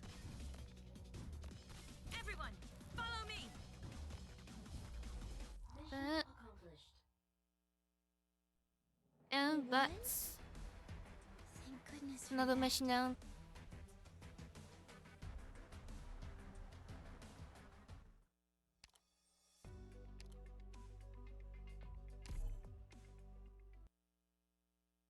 So Tiamora.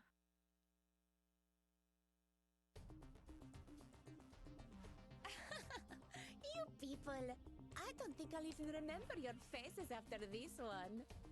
Anyway, let's just get started. That should be a good spot. Okay. Let's put the range guides together like that. I won't sleep on the job. There you are. Get to enjoy all the lovely music for this game. Understood. Whole time I doing this.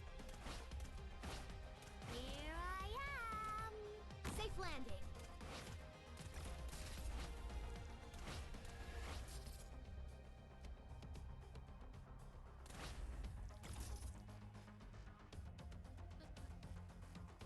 It's safe here.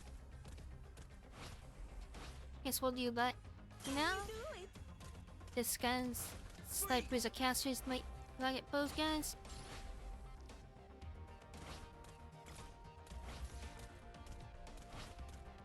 I don't think we got anything to worry about now, though.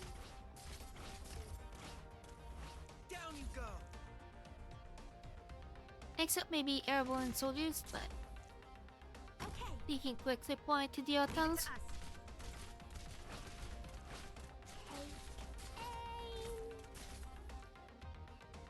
Got it. Your words are my command. Understood. Here. Down you go. This is the place. Orchid, ready to move. Just try me. Here.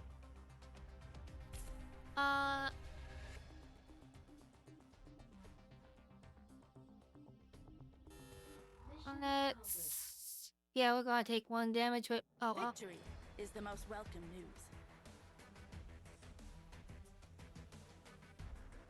I like going perfect, but... we can... obsess over that one. And... we're on levels that actually matters. All operators, be on alert.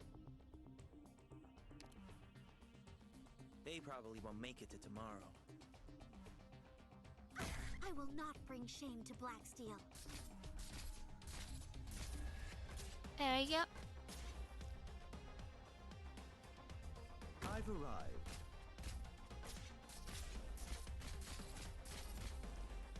I won't sleep on the job.